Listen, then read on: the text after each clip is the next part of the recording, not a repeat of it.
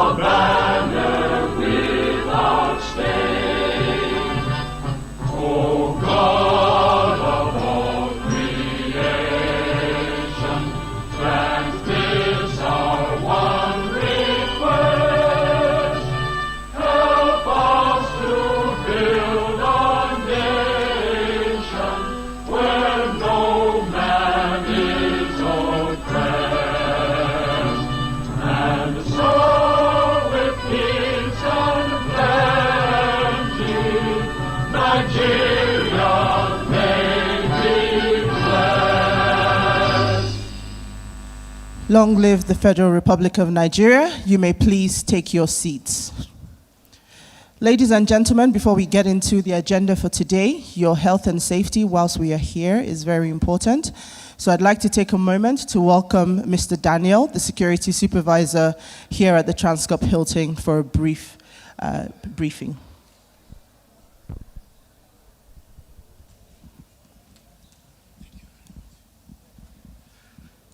Good morning, everyone, and welcome to Transcorp Hilton. My name is Daniel from Safety and Security Unit of the hotel. My assignment here is to briefly tell you what to do should there be emergency. First of all, we have a toilet. If you go out from this door or the other door, just behind the staircase, the door has one door, the toilet has one door, ladies on the right and gents on the left. And we also have an in-house clinic that runs 24 hours. And should there be any case that cannot be handled within the hotel, we also have an ambulance that will take the patient for better care. Also, our belongings should be close to us. For no reason should anyone leave your belonging unattended to. We are not suspecting anyone, but it's our responsibility to be close to our items. And should you suspect anyone, please don't hesitate to report to security. It's very important. When you want to take your meal, for any reason you are leaving your chair, the person you are leaving your item to, you should know the person and know the person very well. Thank you. Quickly, if you need to regulate your AC, your air condition, we have intercoms around the hall. If you can't talk to any of our staff, dial 0. You have an operator that will attend to you. Thank you. Any question for me? Thank you very much and have a wonderful stay at the Hilton. Thank you. Thank you very much, Mr. Daniel. Esteemed guests,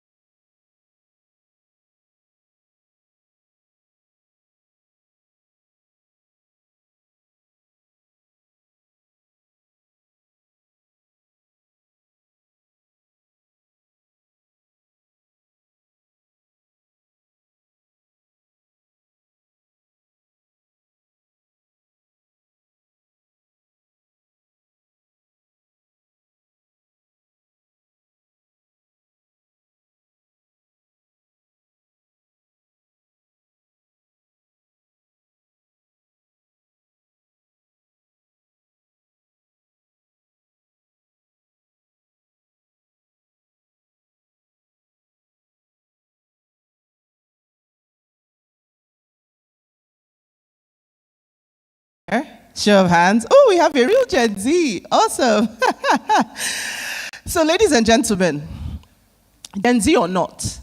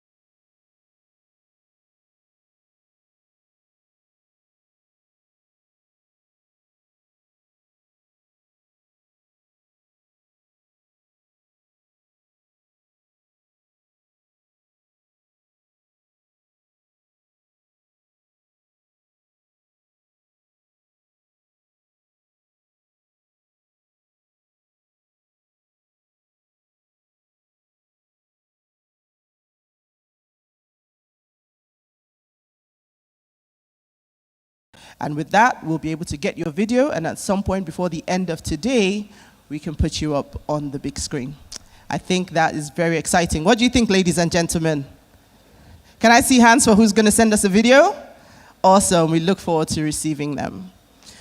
So as we move into the first order agenda item for today, we'll be taking our opening remarks from the head, Corporate and Investment Banking Directorate, Sterling Bank Limited, Mr. Dele Fashimo. A round of applause for him, please, as he comes up stage.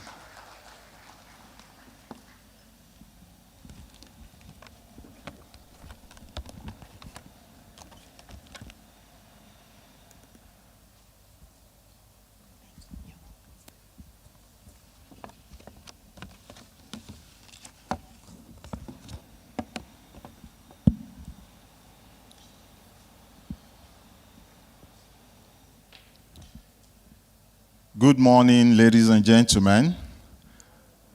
Good morning, everyone. Thank you very much. My job is very simple here this morning. First is to welcome everyone back.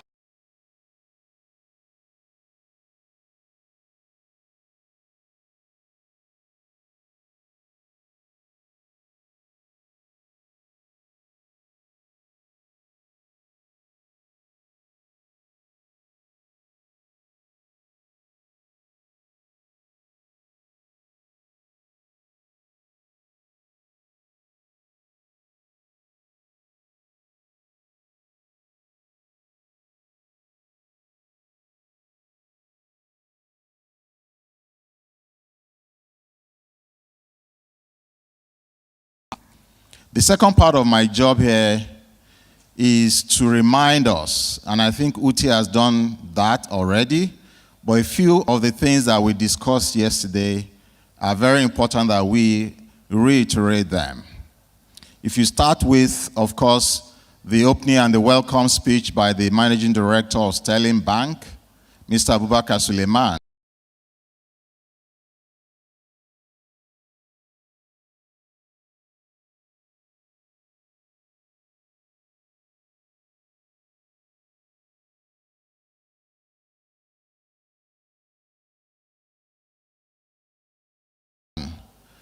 He reminded us taking on very critical action points in the previous conversations.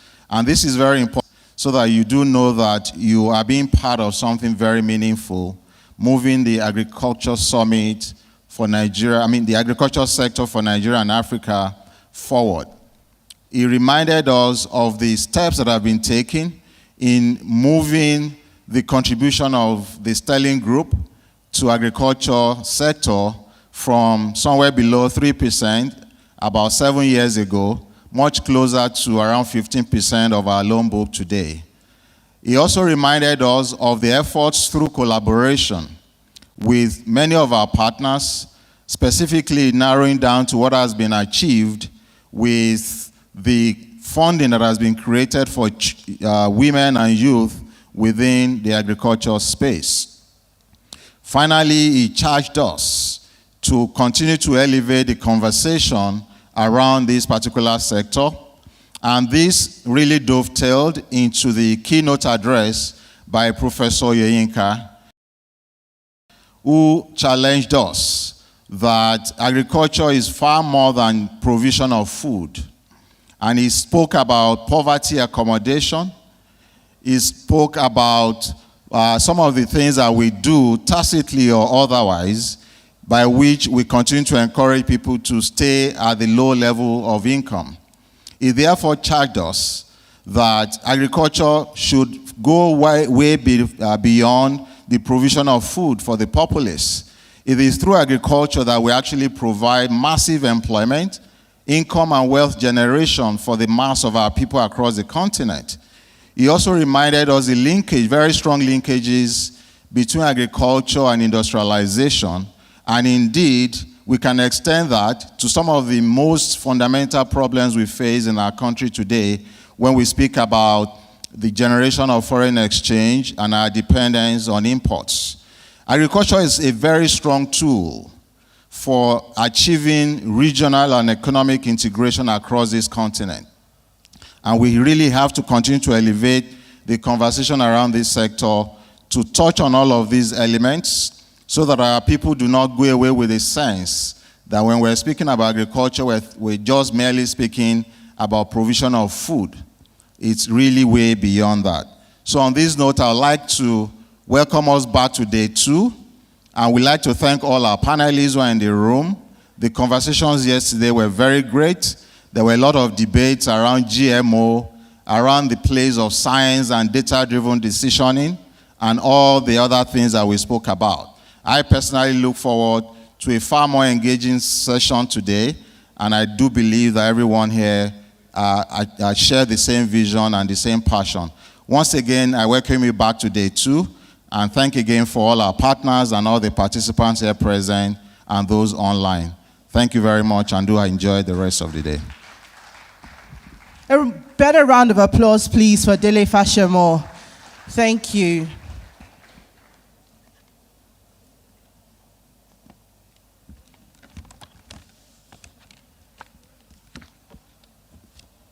Ladies and gentlemen, distinguished guests, I am extremely excited to welcome our next speaker.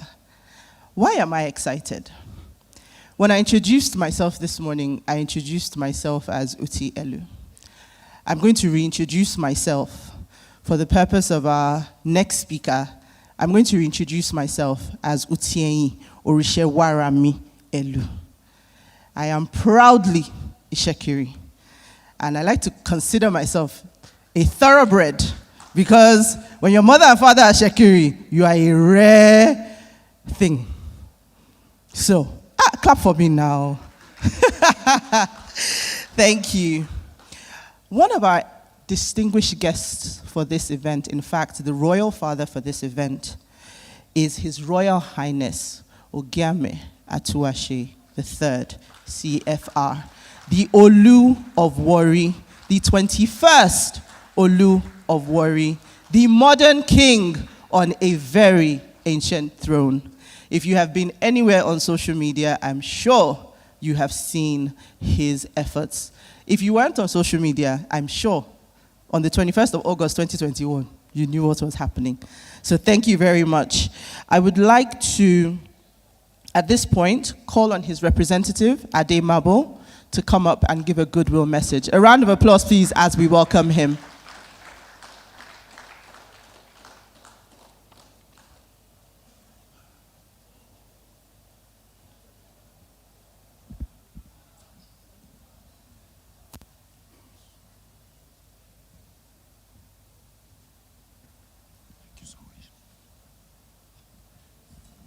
Thank you so much.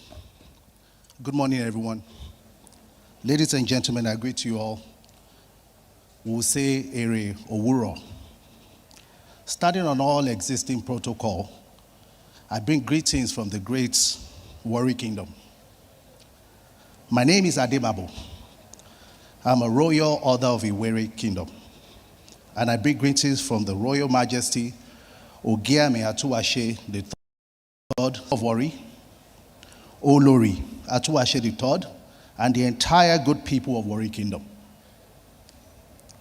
His Majesty sends his regards. He would have loved to be here, but for other pre-scheduled engagements. Our King, Ogiame and Olori, have led multiple discourse and conversations championing how to bring Africa to the forefront of advancement and socio-economically. And the recently hosted Elevate Africa here in Abuja, which is expected to be an annual event, is aimed to being more than just a talk shop, but at promoting African excellence and advancement. As most of you may know, Warri Kingdom is greatly blessed with oil. Warri Kingdom is greatly blessed with oil and gas. We produce close to about 33% of the entire oil and gas in the country of Nigeria. Even though the oil has been good to Nigeria as a nation, it has also blindsided us to other possibilities that can make much impact and enrich the lives of our communities, our youths, and our women. Agriculture, on the other hand, brings more persons to the table as its value chain are enormous. Our kingdom has made the decision to commence the process of rediversification of our entire economy into agriculture, alongside every other industries that we're looking at currently. We will leverage the foundation of oil to help us build our kingdom into more revenue streams, with agriculture leading the new era. We do not wish to diversify at a small scale, but at a rate that would take youths, women, people to becoming masters of their destiny. Put in short, we want to be able to ensure that Warri Kingdom is not just known for oil. Warri Kingdom is known for technology, for agriculture, for as many, much more than what we are today. And our great king, Ogiame Atuwashe III, CFR, has been leading conversations that support this. The emancipation of our women through improved economic growth is considered key at elevating our communities, as they will play a greater role in giving children access to better education. Agriculture is a super highway to getting there, and once again, we're ready to advance the cause. We thank the organizers of this conference for bringing us from various backgrounds. Truly, the continent and Nigeria needs to develop a model for sustainable agriculture and food security. I have no doubt that we are on the road there, despite the challenges at the moment. On behalf of Ogiame Atuwashe III, CFR, I thank you for having us. We look to engage and collaborate to help Nigeria to where it needs to be. Thank you so very much. Enedokwe.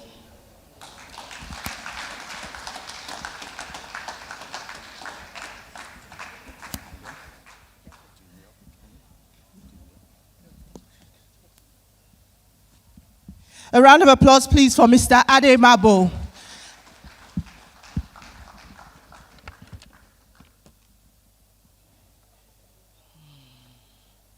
Ladies and gentlemen, when we had the opening remarks yesterday from Mr. Abubakar Suleiman, the MD of Sterling Bank, he called on us to do something very important at ASA 2024. He asked that if you are here at the summit, that you do not miss the opportunity to network and collaborate. So I'd like to see, again, by show of hands, if you didn't come with the person sitting beside you, have you introduced yourself? Have you turned around and smiled and said hello? Let's see it. Okay, so I'm gonna give you a few minutes, or let me say 1 minute, to turn to your left, turn to your right, say hello, introduce yourself, and tell them what you do. Because your next strategic partnership might just be sitting right next to you.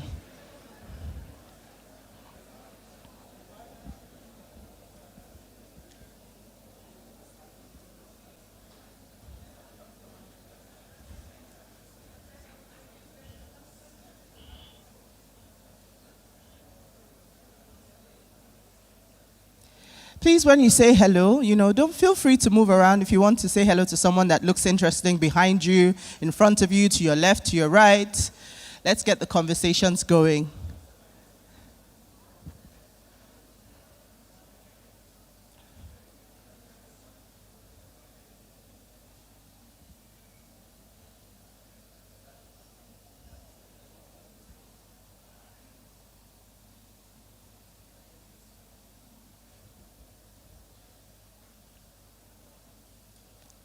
Excellent. It's great to look out and see so many smiling faces and handshakes. Please, let's keep that activity going all through the rest of today. As we said, there are so many stakeholders and players within the agric sector in the room today, so let's take advantage of it. One key message that has gone through both yesterday and even within our opening remarks this morning, Mr. Fashimo also spoke about the importance of the ASA 2024 in its 7th edition not being seen as merely another summit, as merely another opportunity to congregate, but as an opportunity to really drive change in the agric sector.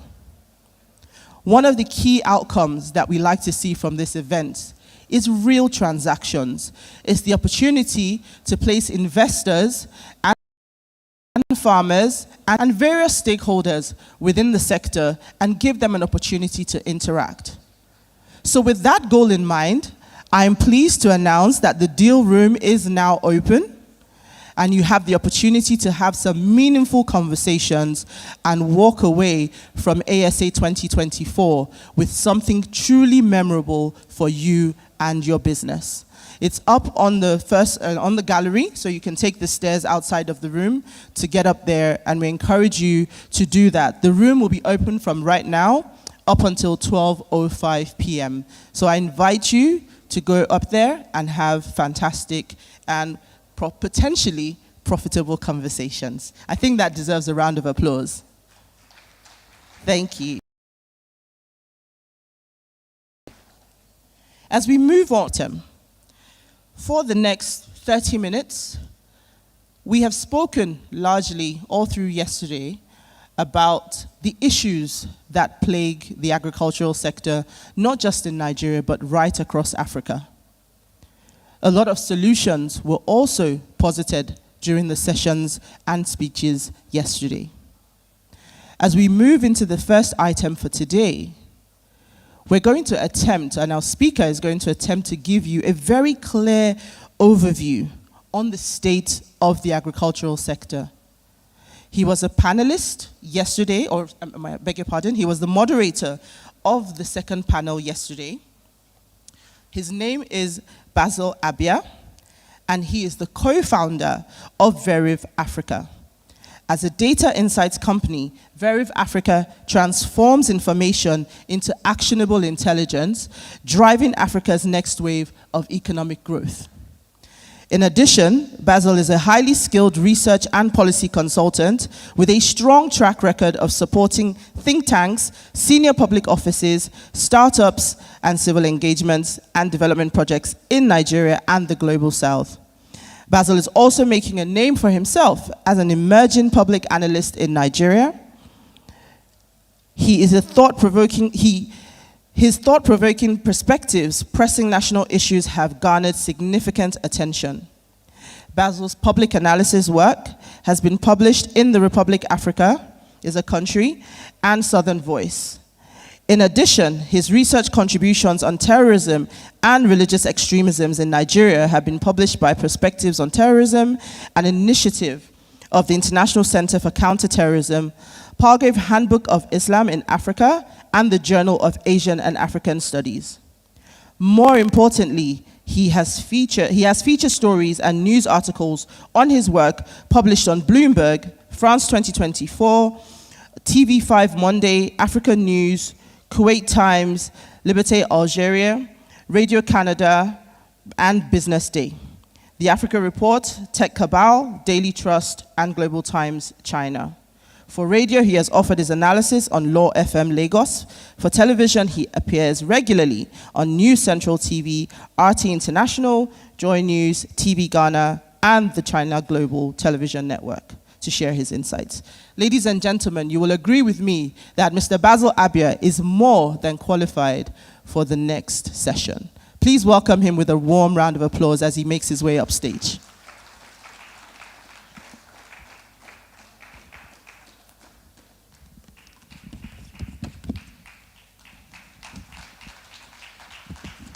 Thank you, ladies and gentlemen.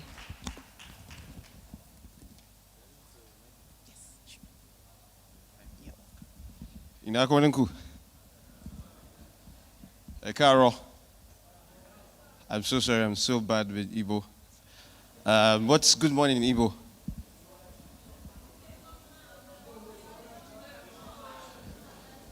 Sorry, I'm going to learn Igbo just because of the fact that I'm challenged now not to be able to greet in that language. But it's a pleasure to be here again. Good morning, everybody. Those, of course, at the elevation space and all of you here. I'm just going to take you through a walkthrough of the state of agriculture in Africa using data. As you know, of course, I am in the data insights and information services space. The point of people who know stuff is not to be able to tell people that they know stuff. The point is to be able to fix the problems. I take that as a small bit of Karl Marx's comment that the point of philosophy has always been to explain our problems as a society. But the point, the major crux of why we do philosophy is, of course, is to be able to solve problems. So my rallying call here is, while I highlight all of the problems bedeviling in the agriculture sector in Africa and some of the promising notes, the point of this presentation is to rally us to action to solve our core problems. And I'll start with, of course, fundamentals. First principles thinking. You have to be able to understand what the base of any sector is. And the base of agriculture in Africa here is that it is a dominant economic force. It's so fundamental that it employs 60% of our workforce. And at least 16.5% of the GDP. That's what food production and agriculture does in terms of our macroeconomy in Africa. So if you aggregate all of the 54 African countries, agriculture is very paramount to job creation, to food security, and of course, a huge part of how our society is framed. Now, a very important fundamental data that we have to be able to highlight is how we use our land. Land use data is very important, but unfortunately, most of our governments, especially our subnationals, do not know how to take full advantage of it. I'll give you a number. Nigeria has 12 million metric tons of water, surface and fresh water, right? Who can tell me how much of irrigation we do? Anybody in the crowd? Anybody in the crowd? This is for Africa, by the way. I'm using Nigeria. I just want to be able to get us thinking. Okay? The essence of this table is to tell you the scale of land. Yes, sir. 2%. He's correct. Please, a round of applause for him here.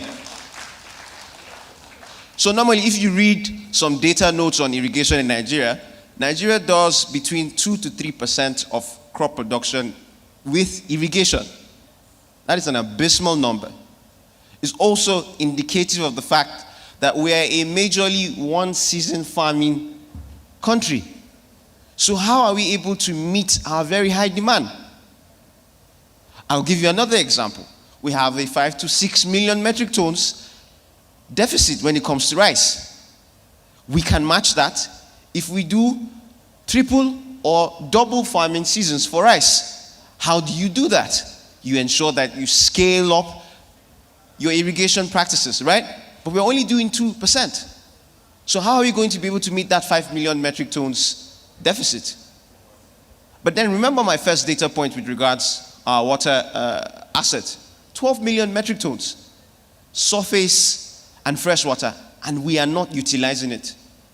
It is a governance problem, it is an infrastructure problem, it is a societal problem. We have solutions to our food insecurity problem at home here, and we need to be able to use it. But let me tell you some good. No, please go back to the table. The table is very important for what I'm about to do. Let me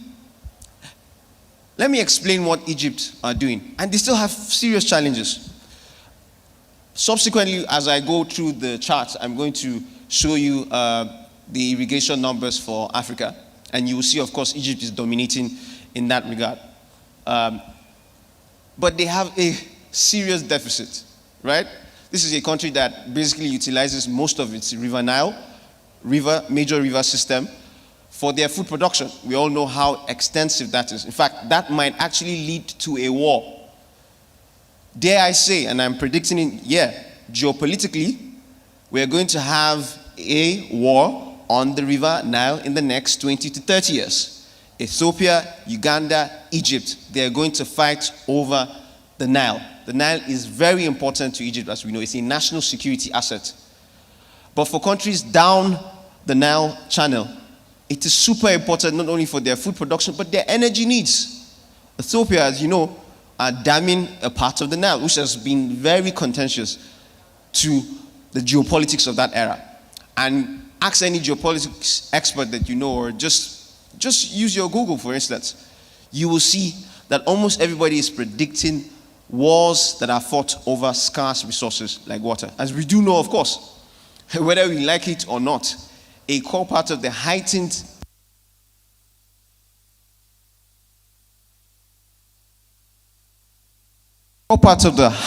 conflict, especially within the Middle Belt, the North Central region, a core part of it has been exacerbated due to shrinking resourcing at the north ranges, the Sahel ranges, the fringes. It's no longer tenable for cultivation, crop cultivation.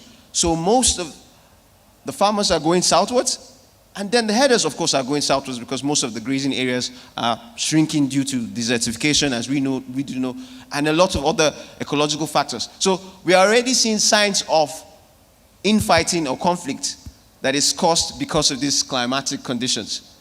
And we think that that's not going to happen between Egypt and Ethiopia.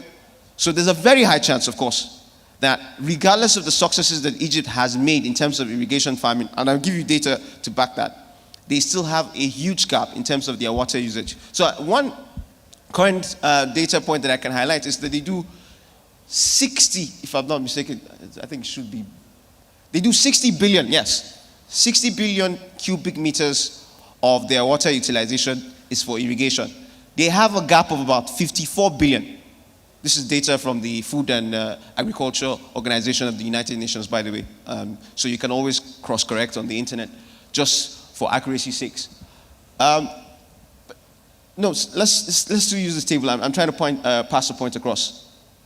Now you can see that land area equipped for irrigation is 17 million hectares. That is the land use that is equipped for irrigation. So it means they have the base infrastructure. What's the base infrastructure for irrigation, for instance? Earth dams, smaller dams, the bigger dams, right?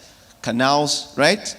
The canals that can basically ensure that they shape the water flow to the areas that need the water the most. And in Egypt, they have that extensive infrastructure, by the way. However, that number, Africa is not utilizing even that number. As small as that number is, we're only doing 13 to 15 million hectares. We're only using 13 to 15 million hectares of that for irrigation. And of course, Egypt is dominating that particular number. They're the number one. Don't worry, when you see the chart, you'll see what I mean. Can we move to the next chart? Now, in Nigeria, agriculture is just as fundamental to our lived experience and our economy as I showed with data that it is important to Africa. It contributes over 20% to the GDP. It has almost always hovered between 18% to 25% to 27%. It employs 35% of the workforce. Yesterday, at our panel session, the Food Scarcity Solutions panel session, I highlighted one very important data point. 90% of the food production activity in Nigeria is carried out by rural smallholder farmers. So whatever policy ideation, whatever interventions we're looking at, deploying private capital, ensuring that we improve women farmers access to microcredit. All of these things cannot happen without engaging with our rural areas. And I'll ask this question again. How many local government officials do we have here? If you're a local government official, you work for Department of Agriculture in any local government, can you raise your hand?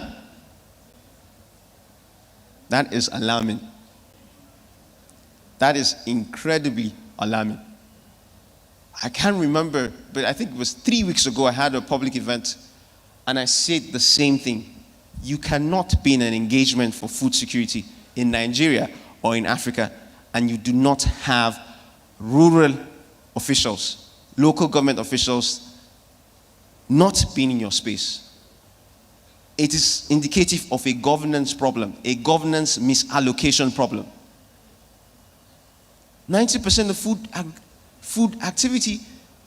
production activity and agricultural activity is carried out by people in the local government areas, in the villages. The policy makers must also include local government officials. Anybody here works for an agricultural extension system? Yeah? Do we have any agricultural extension officer here? Yeah? 1, 2, 3, 4, 5. Not up to 10. I hope I'm showing you some of the problems here in real time. You want to improve agronomic practices to improve productivity and yield? And in a very important summit like this, we don't have up to 10 agricultural extension workers. Voila, today. I lived and worked in Akure, by the way, for 1 year, so I understand. You want to do policy ideation and the major governance infrastructure for that, local government officials, they're not here. No offense intended, but human beings can learn. I understand that sometimes we have this denigrating way that we look at local government officials, such that they are not important. But they really are important, and even though they are holding on to some norms that you don't agree with, the more you give them access to exposure like this, the more they learn, the more they unlearn their practices, the more they improve, the more they can set up their own agricultural extension system by themselves, the more they can do value chain entrenchment programs by themselves, the more they can walk up to Dr. Olusola Obukonye for Sterling Bank and access financing for their own local government projects. These are the problems. So please, while I'm highlighting the data problems with Africa, I'm starting at home with Nigeria, and I'm saying that we have two fundamental issues here. We're not decentralizing our interventions. And we need to decentralize our interventions because this is the data point here. This one here, 88% of the farming population are smallholder rural farmers. 90% of food production are made by these smallholder rural farmers. We need to be able to get them fully involved. If we're not getting them in spaces like this, if we're not doing upskilling for them, then again I go back to my Akure days. Voila, today. Can we move to the next one? We have a problem in Africa, and I know that I've spoken with a Kenyan who is also going to be on the panel, the next panel that's coming up on stage. And I have spoken to a number of non-Nigerian Africans as well. Africa is taking the full burden of the world's food inflation problem. I'll give you a stat that is not here. 14 sub-Saharan African countries have double-digit inflation figures. What do I mean by that? They have food inflation figures of 10% and above. That is a problem. In macroeconomics, anytime your inflation numbers hit 10%, again, voila, today. They want to find a way and arrest that number to single-digit inflation. Now, Nigeria has had food inflation numbers at double-digit numbers since 2015. Since 2015, we have been doing 10% and above. We're no longer even doing 10% and above now. Do you know what we're doing? 37.7%. In June, we hit 40%. Do you know who our best friends are? Venezuela, Zimbabwe, not even Somalia. Somalia has, yes, Somalia not even here. Somalia has far lower food inflation numbers than we have. Do you know what that means? It means farmers here are going to find it super, super expensive to access microcredit or macrocredit. from anywhere. Doesn't matter whether you go to Alternative Bank, or you go to Sterling Bank, or you go to a development bank. As far as it is not a federal government-backed, de-risked facility, you are having to take the burden of accessing double-digit interest rate financing. And therein lies the problem. The macroeconomic structure doesn't enable for further expansion of food production activity. If you wanted to expand your cassava production numbers, and your analyst told you, Oga, you need at least 50 million naira to be able to do that. You're taking 50 million naira and you're paying at the rate at which the cost of credit is right now, you're paying back what? 90 million naira. How on earth is that sustainable? And we need lots of private capital. We need lots of our financial institutions that are not linked to government grants or government concessionary financing to be able to take a full part of the credit infrastructure. Yesterday I shared highlights of data on credit access in Africa when it comes to agriculture. We are far behind compared to the world. Asia are doing $26 trillion. Europe are doing $11 trillion. North America are doing $10 trillion. What are we doing as a continent? 500. They're about $500 billion US. And most of that is what? Development finance. In other regions, private capital is taking 60, 70, 80% of the credit when it comes to giving farmers and food producers, as well as those in aquaculture. And we need more private capital. But private capital cannot just deploy capital because they are private. The incentive structure behind private capital is to make profit. And how can you make profit with a core macroeconomic impediment like our very high inflation rate? And the central bank, like every other central bank, will use MPR tools, money tightening tools, to ensure they fight inflation. And that's why we have our MPR at what? 27%. Even though, of course, I'm of the opinion that, to be honest, because 51% of our inflation makeup in Nigeria, if you look at the stats from the National Bureau of Statistics, 51% of that component is actually from food. So our inflation is actually not money-driven. It is structurally driven. What are the structural impediments? Lack of electricity, exchange rates being super expensive. What other issues? Insecurity, right? So the core structural issues are actually the force behind our very high inflation rates. Don't get me wrong. Our money supply is ridiculously high. We need to curtail that. And if you do, of course, your macroeconomic analysis again, there is a connection between money supply, chasing, and making the dollar more expensive than it should be. Right? I can see the Benue State delegation are here. Full respect to them. But there are lots of people in my industry right now, and I'm sure some of you have read that are already saying that, look, anytime FAC is distributed, there is some increased activity in the exchange market. Why? Somebody somewhere is using FAC money to mop up scarce dollars. So you can see, even from just structural and non-structural analysis, there is a linkage with money supply chasing too few dollars. That is basically doing what we call in macroeconomics exchange rate pass-through for inflation. So what I'm basically saying is that the more expensive exchange rate is, the more there's a connection of that price transmission to the aggregate economy, forcing prices of goods and services to be super expensive.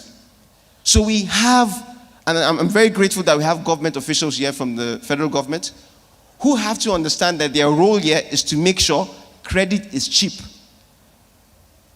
Secondly, we also have to decentralize credit access. Government cannot take the burden of giving grants and loans. Our private financial institutions should be able to do that. And one way for them to be able to do that is if we do our structural economics very well.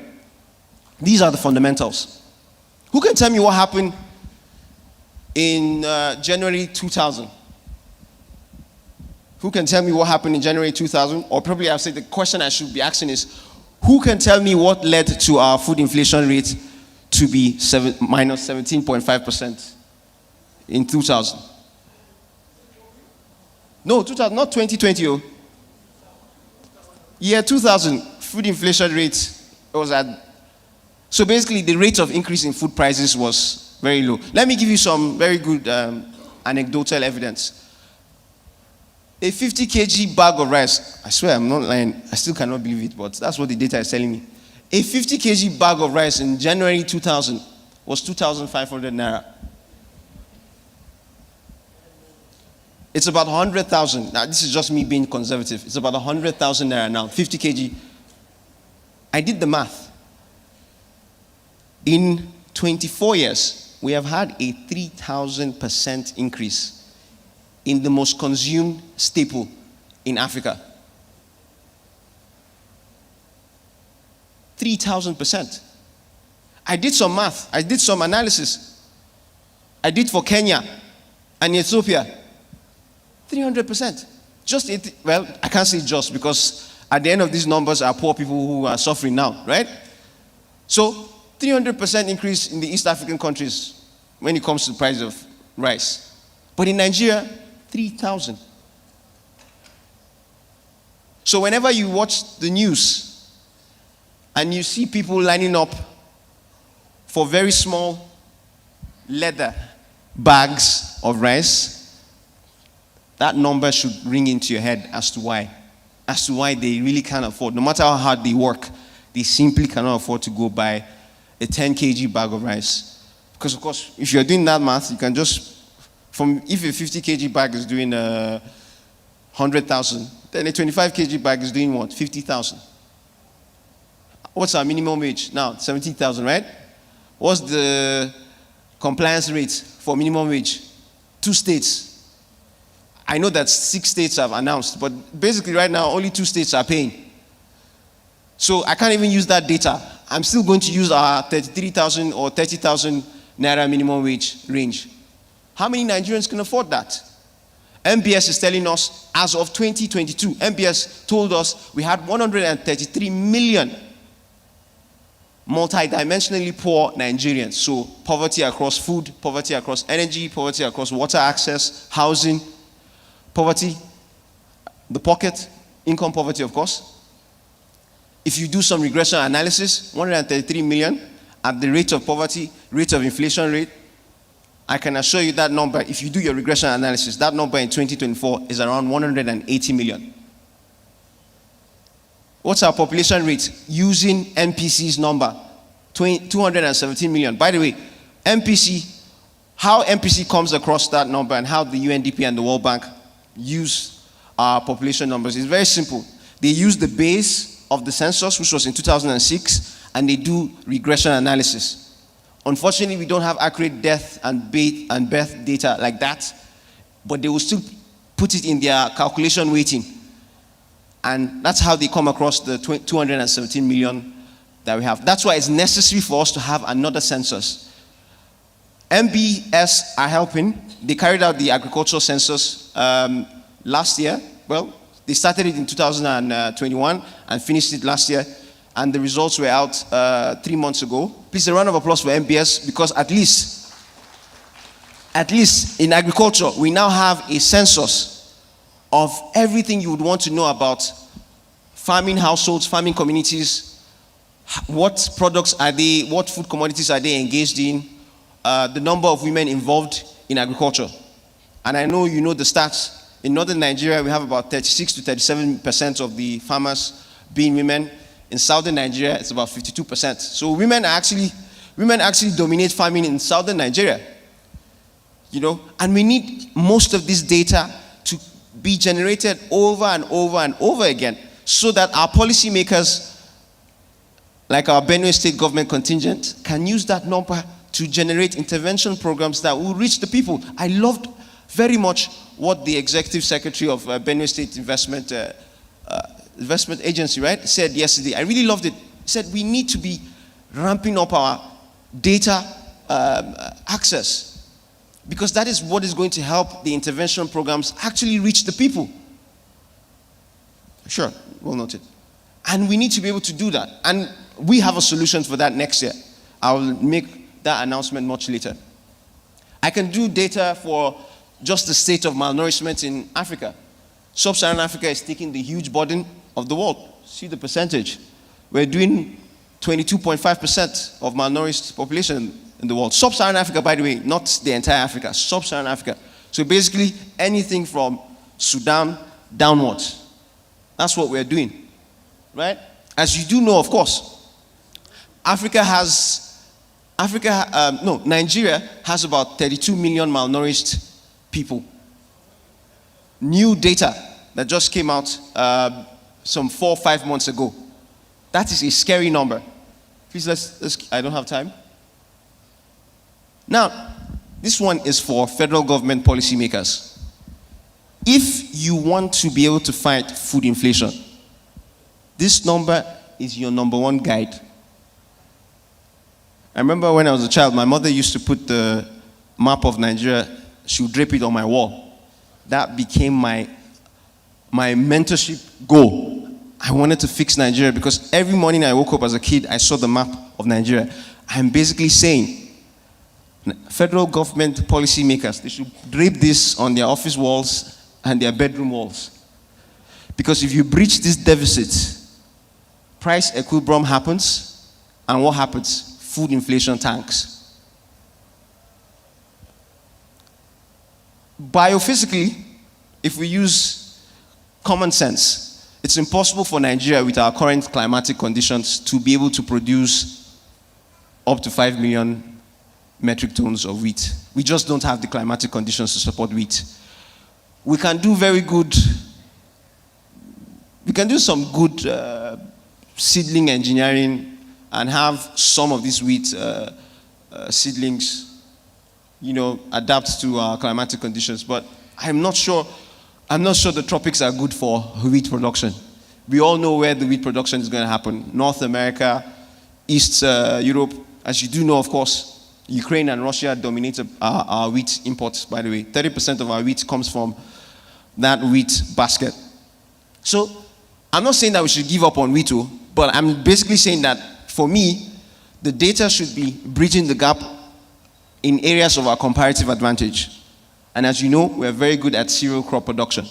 So you can see our corn numbers. You can see our rice numbers. You can see our fish numbers. I'm sorry to say this, but if you're doing 12 million metric tons in water assets as a country, you should be producing far more than this in fish.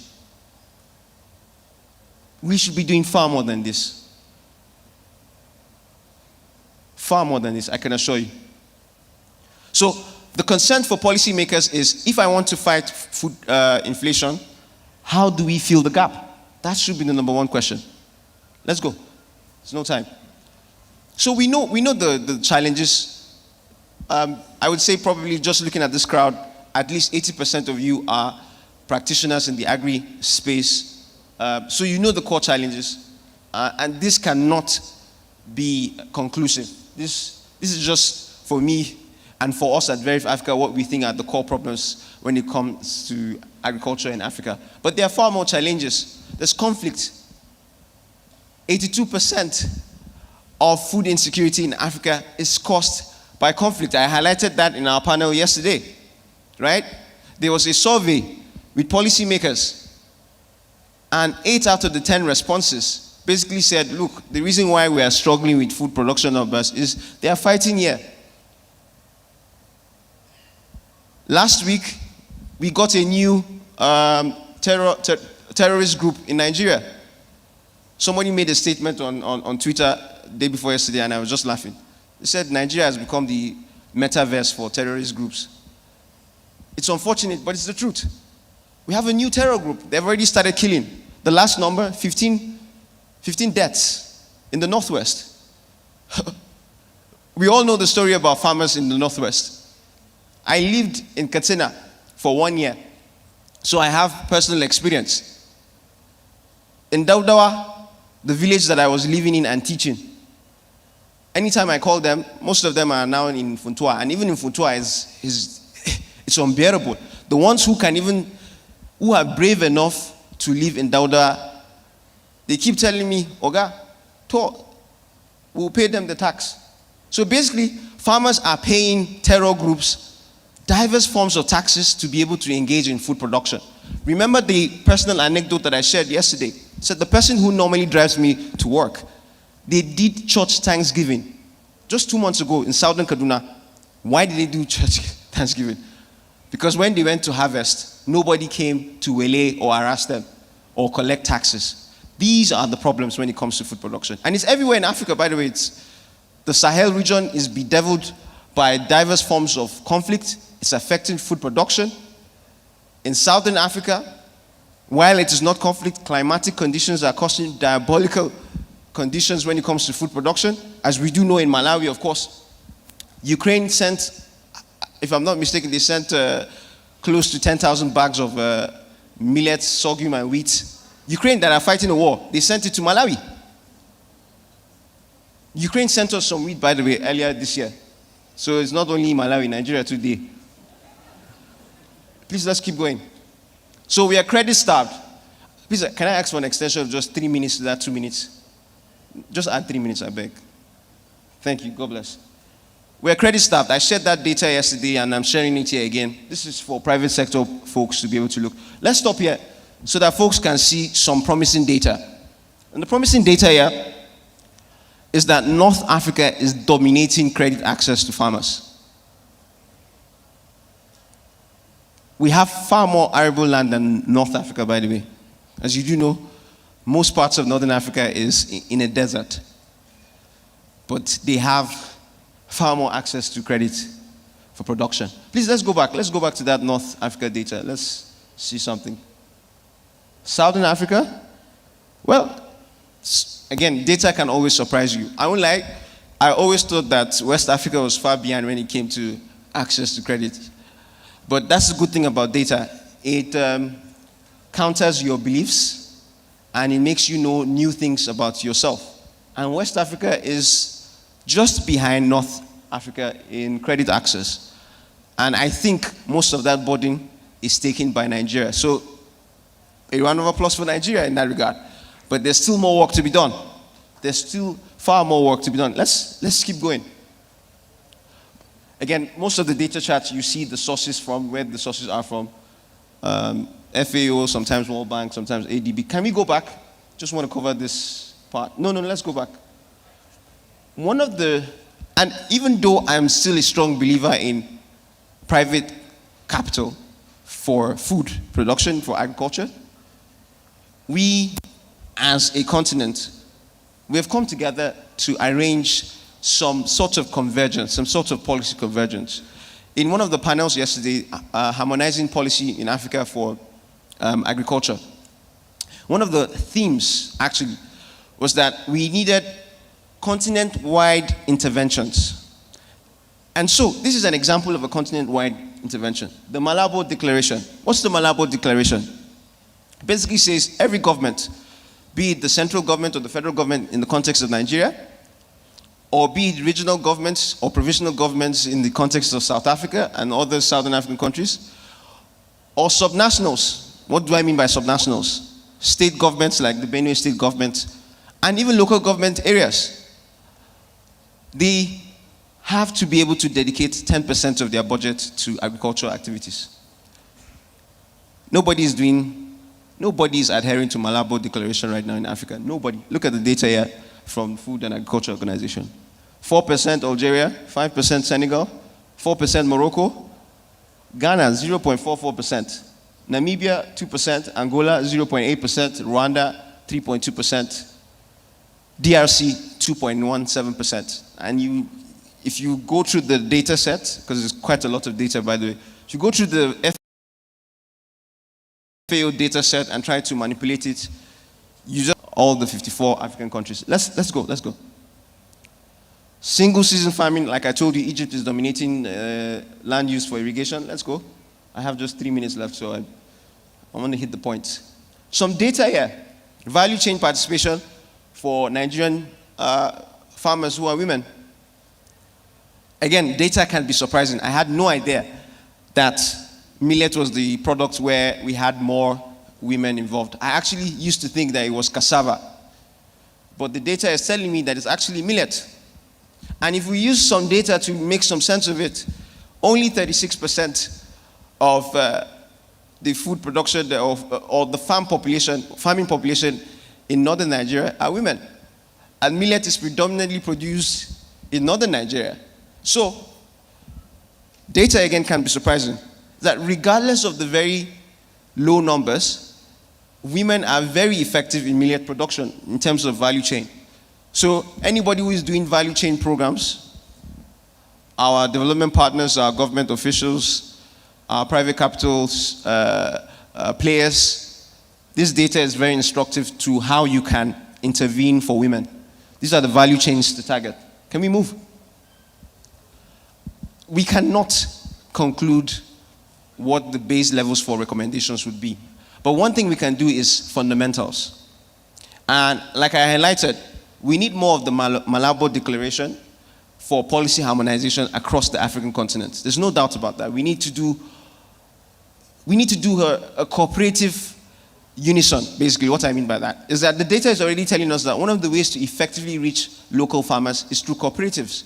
One of the ways to actually bridge the gap between female farmers and male farmers when it comes to access to credit and upskilling and access to agricultural extension workers is through cooperatives.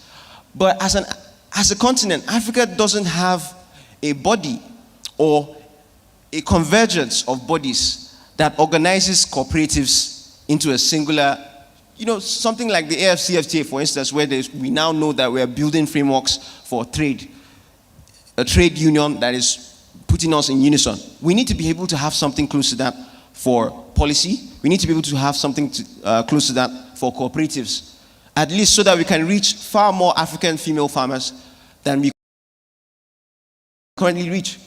So to do policy harmonization in that. And the outcome of this summit is to be able to understand ways to do that.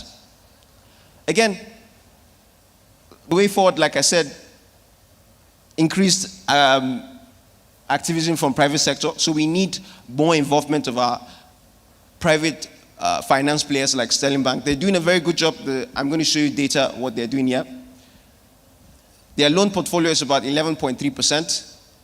Undoubtedly one of the highest. Nigeria, please a round of applause for them. This is data from 2023. Data from 2024 should be out by December or January when the financial year report is out. Let's go back, please. Let's go back to this data. 21% were women-led. While it can improve, again, based on the data, this is actually the highest in the market. So please, a round of applause for Sterling Bank. But we can improve that number. And for me, my target will be 60%. 60% access to your loan portfolio for women. Yes. I'm a pro-feminist, by the way. And then, this is the number with regards to the loans to agriculture sector. Can we move? And my last point. We are a data insights company, a research and advisory company. And next year, we want to embark on probably the project of our lives. We want to be able to complement the work that the MBS, the National Bureau of Statistics, and the Federal Ministry of Agriculture, and now we have the Federal Ministry of Livestock as well. We want to complement their work with data.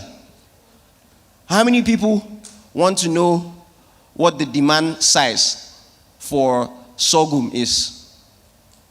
Can I see raise of hands here? Sorghum, right? How many people want to know what the food consumption component for every household in Nigeria is?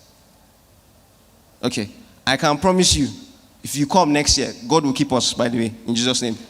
If you come next year, my data presentation will be providing you these numbers. That's the project that we want to embark on next year. So, Benue State Government and any other state government that is here, I know that the Lagos State Commissioner for Agriculture is here as well. If you're in the Ministry of Agriculture, Livestock, if you're a development partner, if you're a private sector player, Sterling Bank as well, I'm strong, I'm in Sterling Bank now. Please, come to us at Veriv Africa. Let's talk about how we can make that project a reality.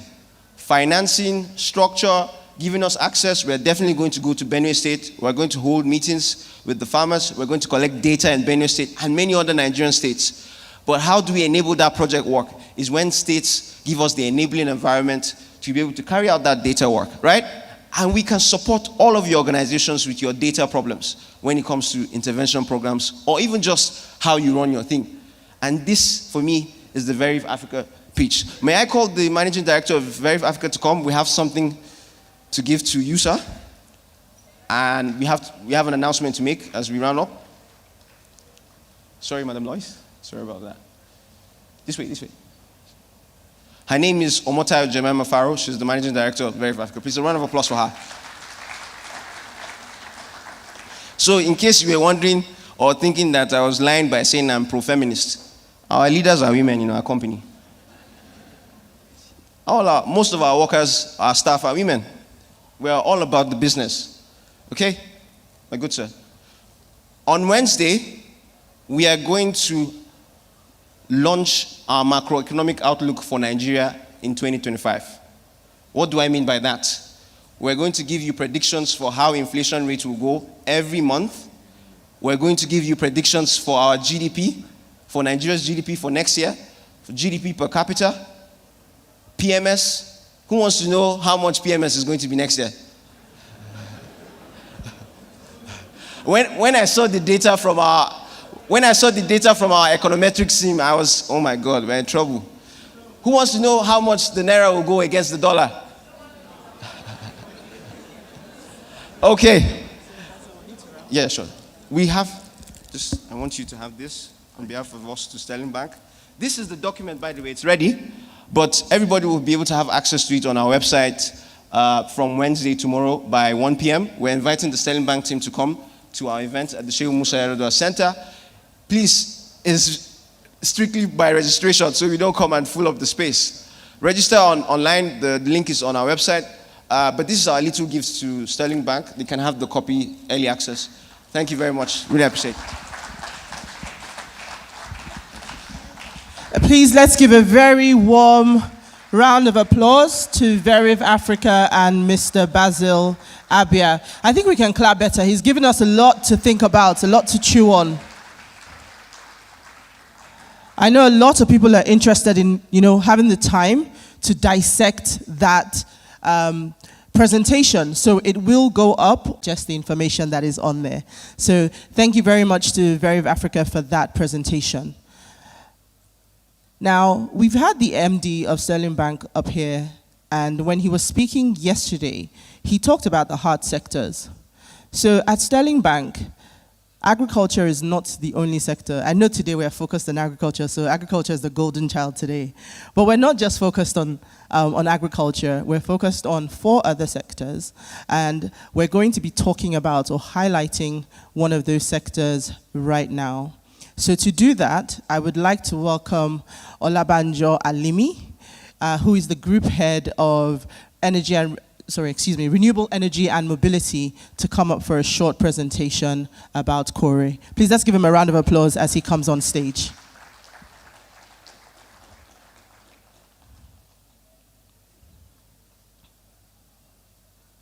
I believe he also has a video, so if we can cue that.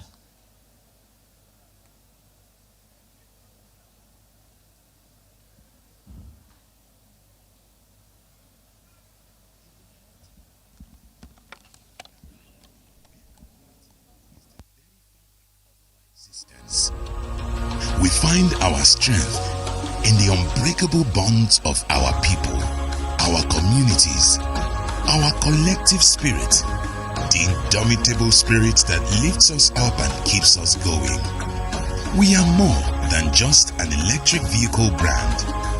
We are a movement of dreamers, enthusiasts, change makers.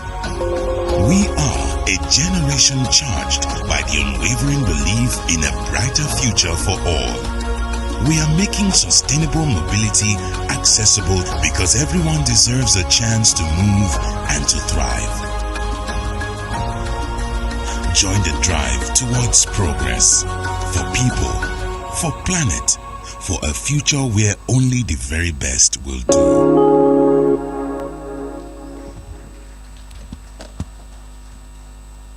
Oh, good morning, ladies and gentlemen.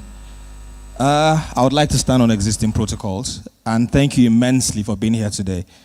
The speaker before me has made my job a bit easy or easier and tougher at the same time. He left us with a lot to think about, but I'm just going to piggyback his presentation and hopefully excite you half as much as he did. Now, as Uti has said, anyone that knows Sterling Bank understands that we're very passionate about the 5 sectors we call the heart of Sterling: healthcare, education, agriculture, renewable energy, and transportation. I want to talk to you today about how far we've come in evolving the technology as far as transportation is concerned. And I also recall the previous speaker mentioning that one of the 4 key issues in the agric sector is financing as well as technology. So perhaps I'll touch on energy and transportation technology as we go. All right? Now, please pay attention to the presentation. Sterling has always believed in charity starts at home. And if you know our HQ in Marina, the heart of Marina in Lagos, it's covered by 17-story building, by the way, beautiful edifice covered by solar panels. The building generates power up to 1 megawatt, just about 1 megawatt power. Huge storage capacity. That's what you have right in the middle of my slide.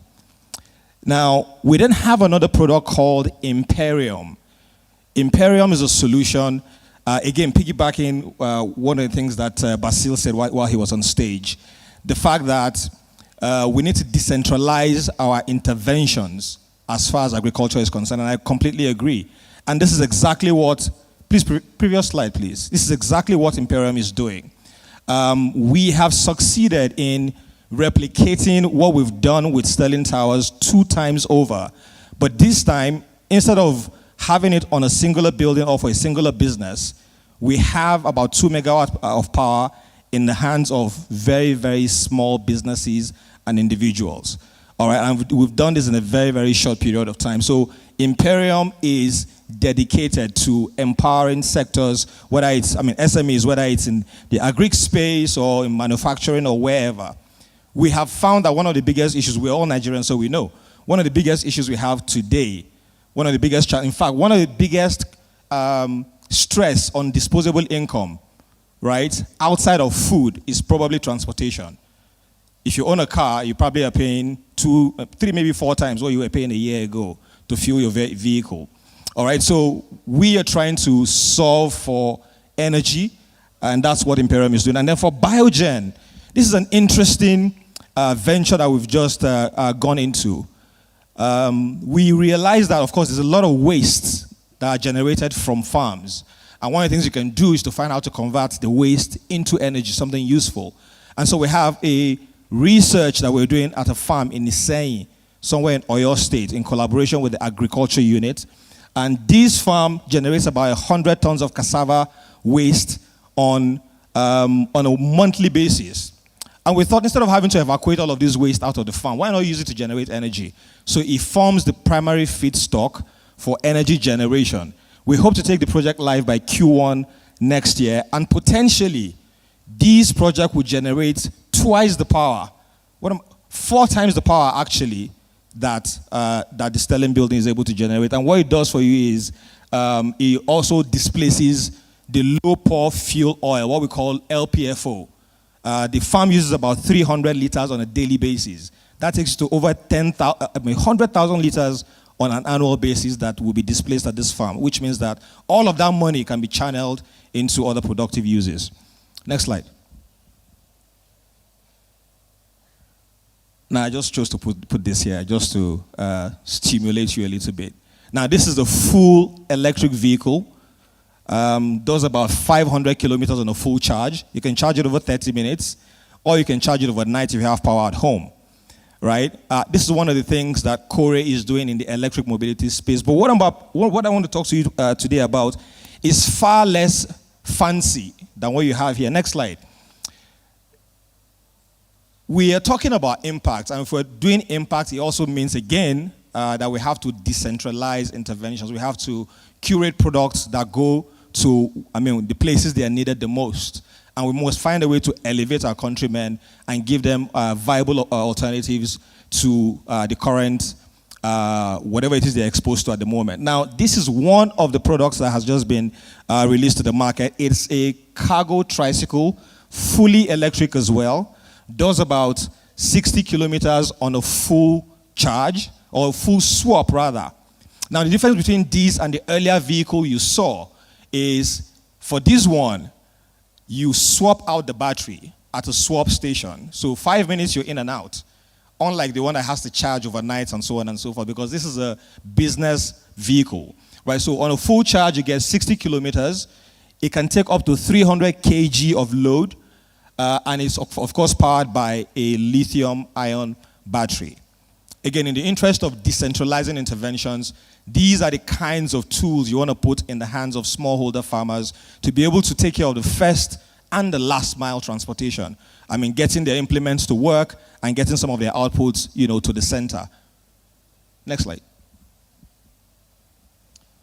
Now, the crux of my presentation is on Kore, and Kore is our electric mobility solution at Sterling Bank. Now, one of our approaches to banking is co-creating solutions with the ecosystem, the entire ecosystem, identifying people who care deeply enough about the problem as much as we do, and asking them what the solutions are. And we go out there into the world and see for ourselves, and then use that to curate financial solutions that will be tailored to that particular problem. And that's why our approach to banking is a little different. So what are the problems we're looking to address? As you know, we're all Nigerians again, right? There's very low operational efficiency as far as transportation is concerned right now. And then there's high transportation cost, whether it's for goods or for people.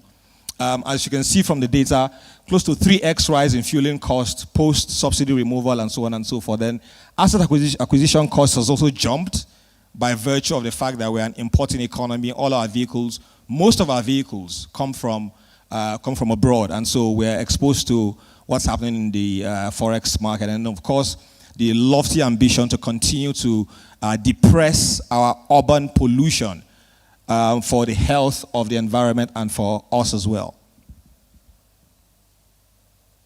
All right, so what we're doing is trying to make a dent in the market. And we started this journey about 2 years ago to the point now where we feel very comfortable to introduce solutions into the market.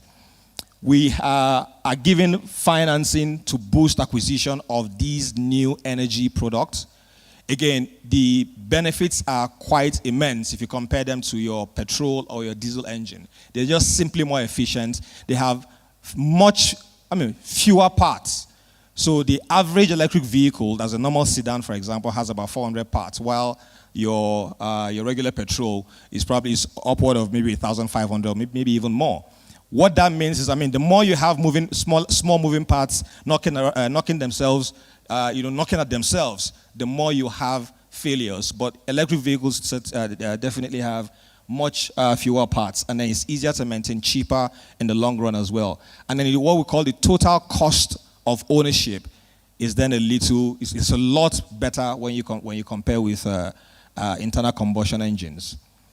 Now we're also rolling out 2, 3, and 4-wheelers to boost efficiency, cost efficiency, as well as operational efficiency. And then you also cannot have a solution that is widely used without having the local expertise and competence to take care of and look after those equipment. And so what we're doing is bringing in OEMs from abroad to train local technicians, to upskill them and allow them to continue to maintain and fix these assets. All right, the market is huge. We all know that because we're all consumers of transportation products or solutions. It's a huge market. I want to dwell on this. Please, next slide. And then what we do, next slide, what we do really is basically to asset finance for whoever is interested, right? There's also business models that allow you to lease these assets so you don't have to pay upfront. As a matter of fact, for majority of the assets that we have, you can pay as little as 10% and then spread the rest over as long as 5 years. And this is all in a bid to make sure that people are able to lay their hands on these vehicles. I don't think anybody else in the market does that. Nobody else does, as little equity as 10%, and allow you up to 5 years to pay for the equipment that you're giving to them. And our progress has been very, very systematic. So certain things are easier to do than others. You could call China, for example, or call Europe, and say to them, I want you to supply me electric vehicles, and you get them in 2 to 3 months. It's very easy to do. Anyone can do that. Anywhere that has money can do that. But our journey has been very, very systematic and curated such that when we started, the first thing we did was to go into Nigeria to look for people who were already doing things that we wanted to learn about. Again, to the approach to banking, right? And we found a few very interesting people whom got some grants, some R&D grants, who did certain things to improve their own businesses, and we could learn from them. We got feedback from them directly. Now, the first vehicle you see there, which is a 9-seater tour bus, was built in Maiduguri by hand. All right, fully electric, does the work. Right, we're very proud to have partnered with this local technician who produced that as a result of the grants that was given. The one in the middle is a converted bus. Converted mini bus. So it used to be petrol powered, but now it is powered by electric. Also fully electric at the moment. All the guts, the petrol engines and everything taken out and replaced by electric motors and batteries and so on. And it functions right now properly. And then the last one is also a converted tricycle, right? The same thing, from petrol, now fully electric. And this is just to show what is possible. And we are very committed to continuing to work with people within all the ecosystems to deepen the knowledge, the technology, to make sure that we continue to deliver value in every subsector. Now, this is the first commercially available charging station, which is in Lagos, somewhere in VI, that was done, also fully financed by the grant that was given by Sterling. I think Sterling deserves a round of applause, guys. Now, this was 100% built locally by local technicians, again, in our belief in the strengths and the competencies and the expertise of our people, putting our money essentially where our mouth is. If we do not make money outside of Nigeria, then I think it only makes sense for us not to encourage what comes out of Nigeria. I think we should encourage local production as much as possible. Now, for here, we've done an average charge time per vehicle of about 2 hours. Now, again, like I said, the pump that you see, those 2 white boxes, all manufactured locally. A few components, it's about 90% local content. A few components came from abroad, the motherboards, the screens, and so on. But everything else, crafted, built, and installed by local technicians. Next slide. Thank you. Now, as a part of our progress, sometime in May this year, we brought in what was the largest fleet of electric vehicles at any one time into the country.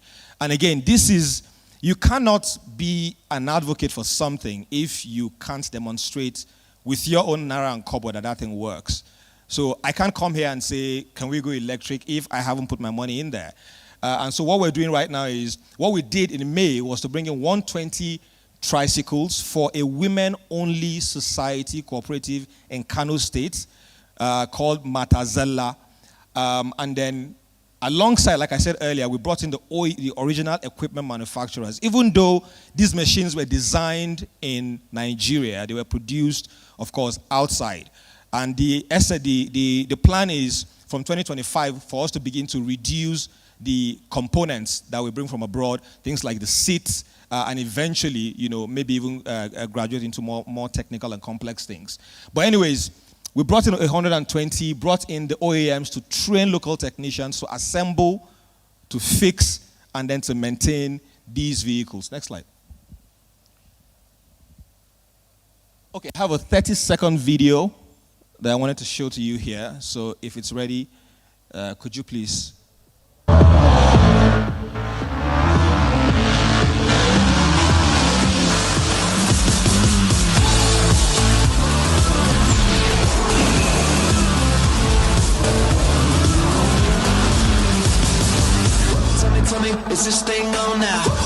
looking long like I'm in Marathon now. Tying up boys, making them a bomb now.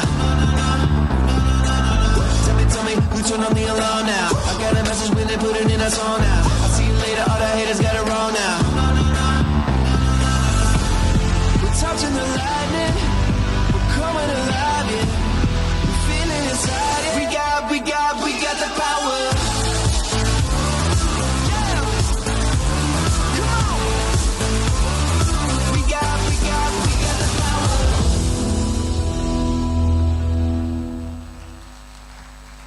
Thank you very much. Next slide. All right, this is was the launch of the initiative in Kano. Next slide, please. Yeah, and what you have there, bottom right of the screen, are the swap cabinets. Again, because when you want to innovate, you want to mimic current behavior as much as possible so people aren't getting worse off. Now, the typical behavior of the rider is in and out of the service station or filling station in 5-10 minutes, right? We've done the same thing here by making sure that the swap stations or the batteries, the fully charged batteries, are accessible in no more than 5 minutes. You ride in there, you take out what's there, and then you replace it with a filled battery, and off you go. And of course, all of the technology is tracked, so we can tell where the assets are per time. We can track the performance. We know what battery is performing and which is underperforming, and so on and so forth. All of this fully deployed to our swap station in Kano at Zoo Road as well as Club Road. Next slide.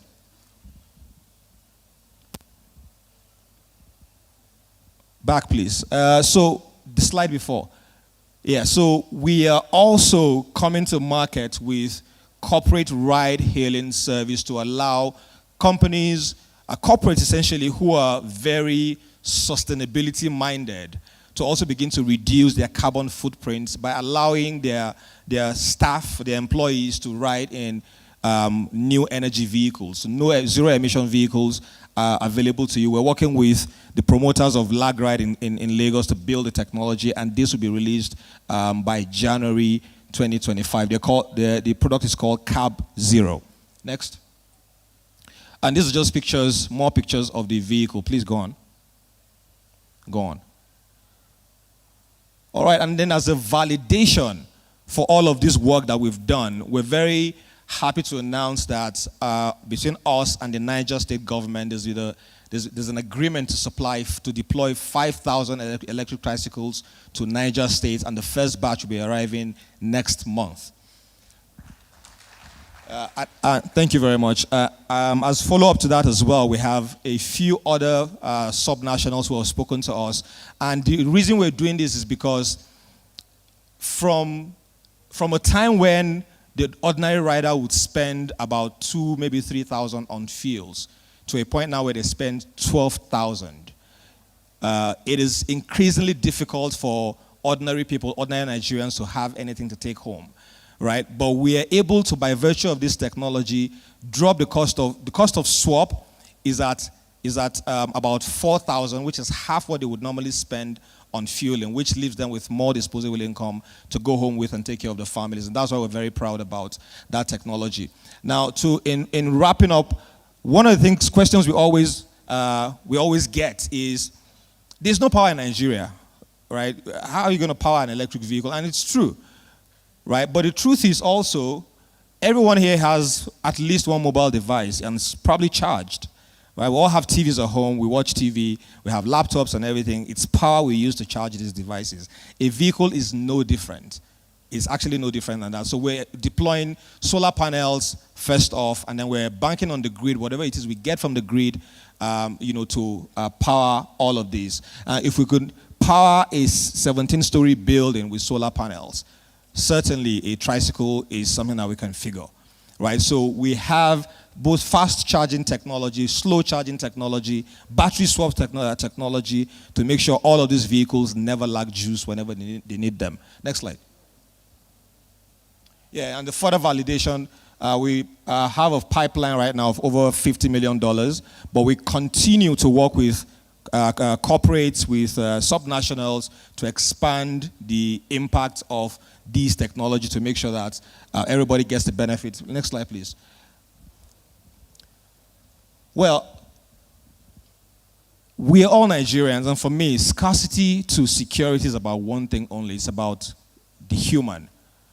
So at the tail end of every statistic, every number that's shown is a human being who potentially may have no food to eat at night, a child who probably go to sleep on empty stomach, a parent whose heart breaks every time he sees their kids trying to eat.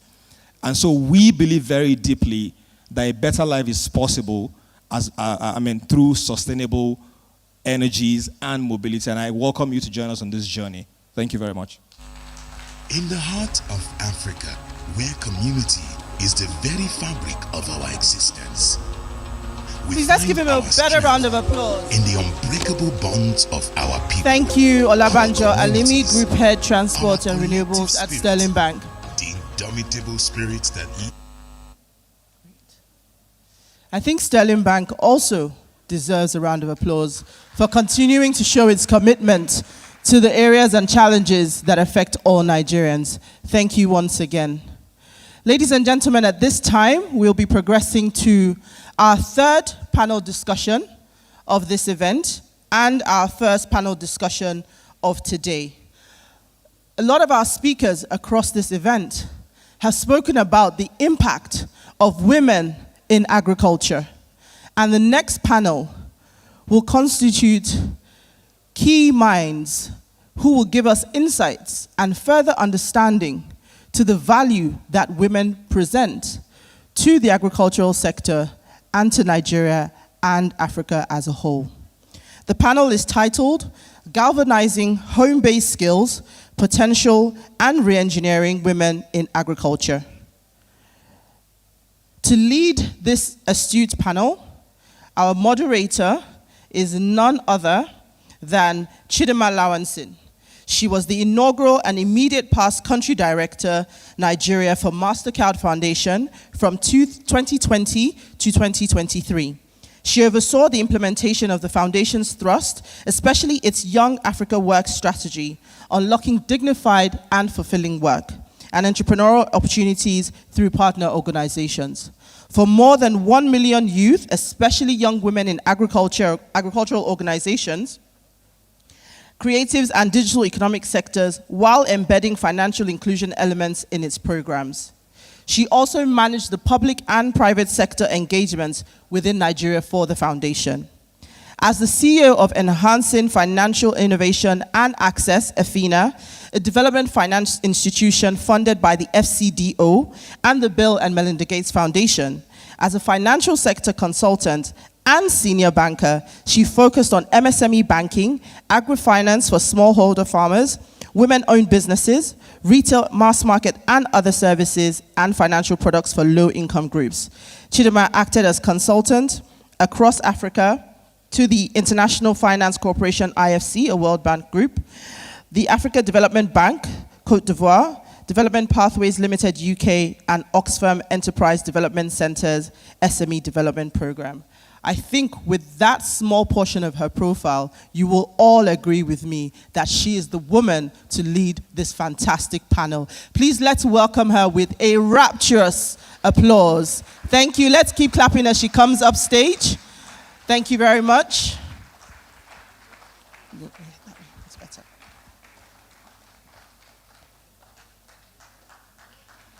Please let's keep the applause going. Let's encourage her. Thank you very much. She's been here since yesterday.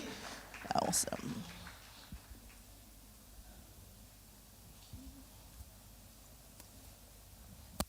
This is your podium mic. Do you prefer to use this? No, this one. The pages are folded.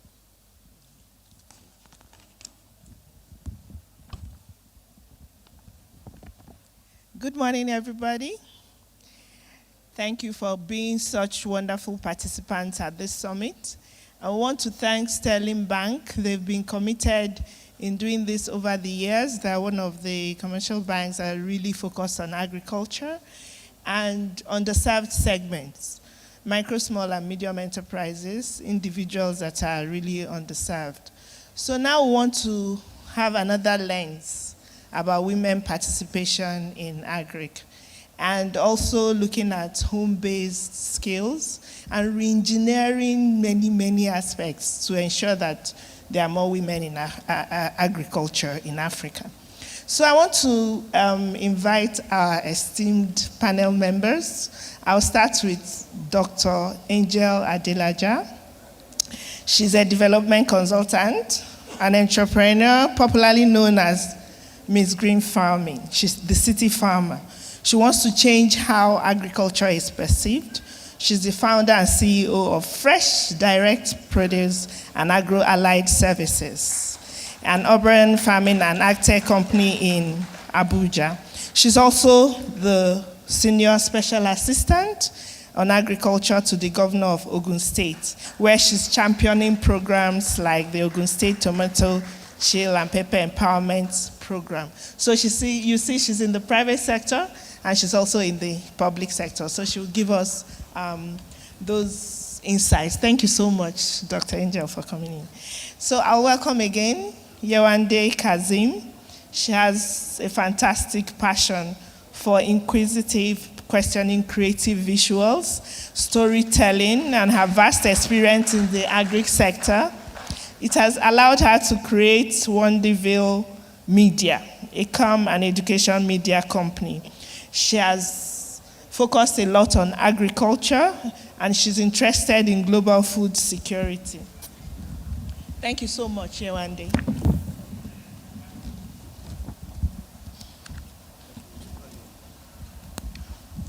I want to also welcome Dr. Sarah Ashanot Osia, a rangeland ecologist and animal nutritionist by training. She's also passionate and she's a proponent of the need for increased, better targeted investment to harness the untapped potential of Africa's vast livestock sector as critical to addressing youth and women employment. She's done over 35 years in research, communication, academia, development. Thank you so much. I also want to welcome Madam Lois Alta. She's a creative business executive, experienced in developing, implementing, and facilitating innovative and strategic initiatives in both startup and growth organizations with specific expertise in disability inclusion and development. Thank you so much, Madam. I think it will block.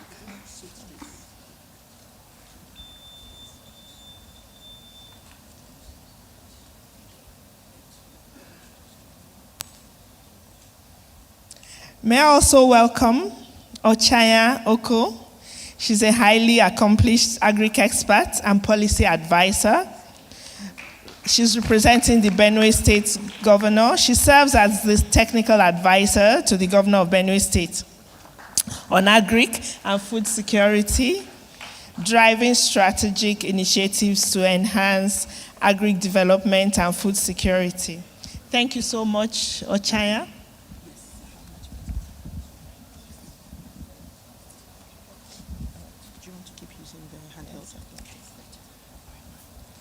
So we've listened a lot this morning on the presentation, and there are so many issues, first of all, as we've listened concerning women in agriculture or the challenges that are within the agricultural space for women.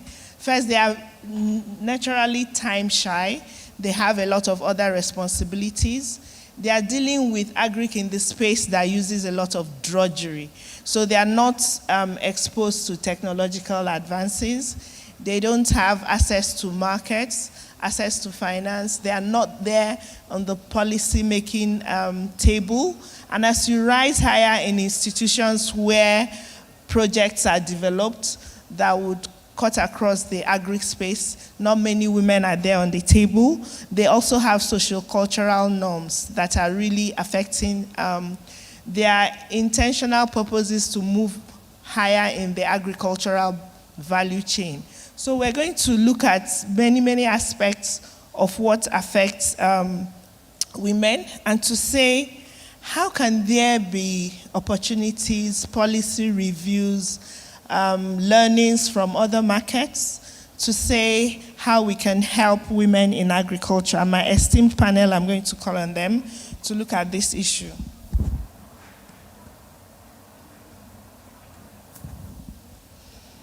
So we can marry some of the questions. We want to say, what are the most effective strategies to address the gender disparity in land ownership? We know that in many African countries, including Nigeria, there is this issue with land ownership with respect to women.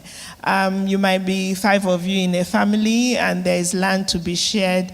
Most likely it will be shared amongst the male members of the family without a thought to the women, because it is thought that they would marry and leave the family so they don't have to have access to land. So land ownership for women in agriculture, and how can there be innovative land reform policies so there will be structure to protect and expand women's land rights, particularly in regions where traditional inheritance systems limit female ownership. So I'll call on Dr. Sarah to say something in this regard. Thank you very much, and I'm really happy to be here. I would like to start by just thanking Sterling Bank for being really outstanding, hold these dialogues over the last 7 years. They started at a time when most of us were not thinking about many of these things. But I think life is changing. And in our times, I think this is where the biggest changes are happening.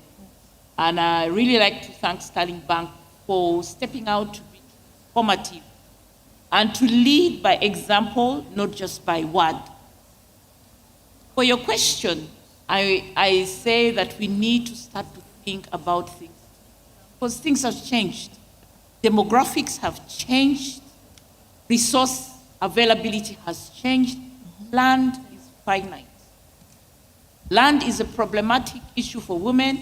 It's extremely important, but we're coming to a stage when everybody has the same problem. Even those who have land, it has been so divided, it has become, problematic for all of us.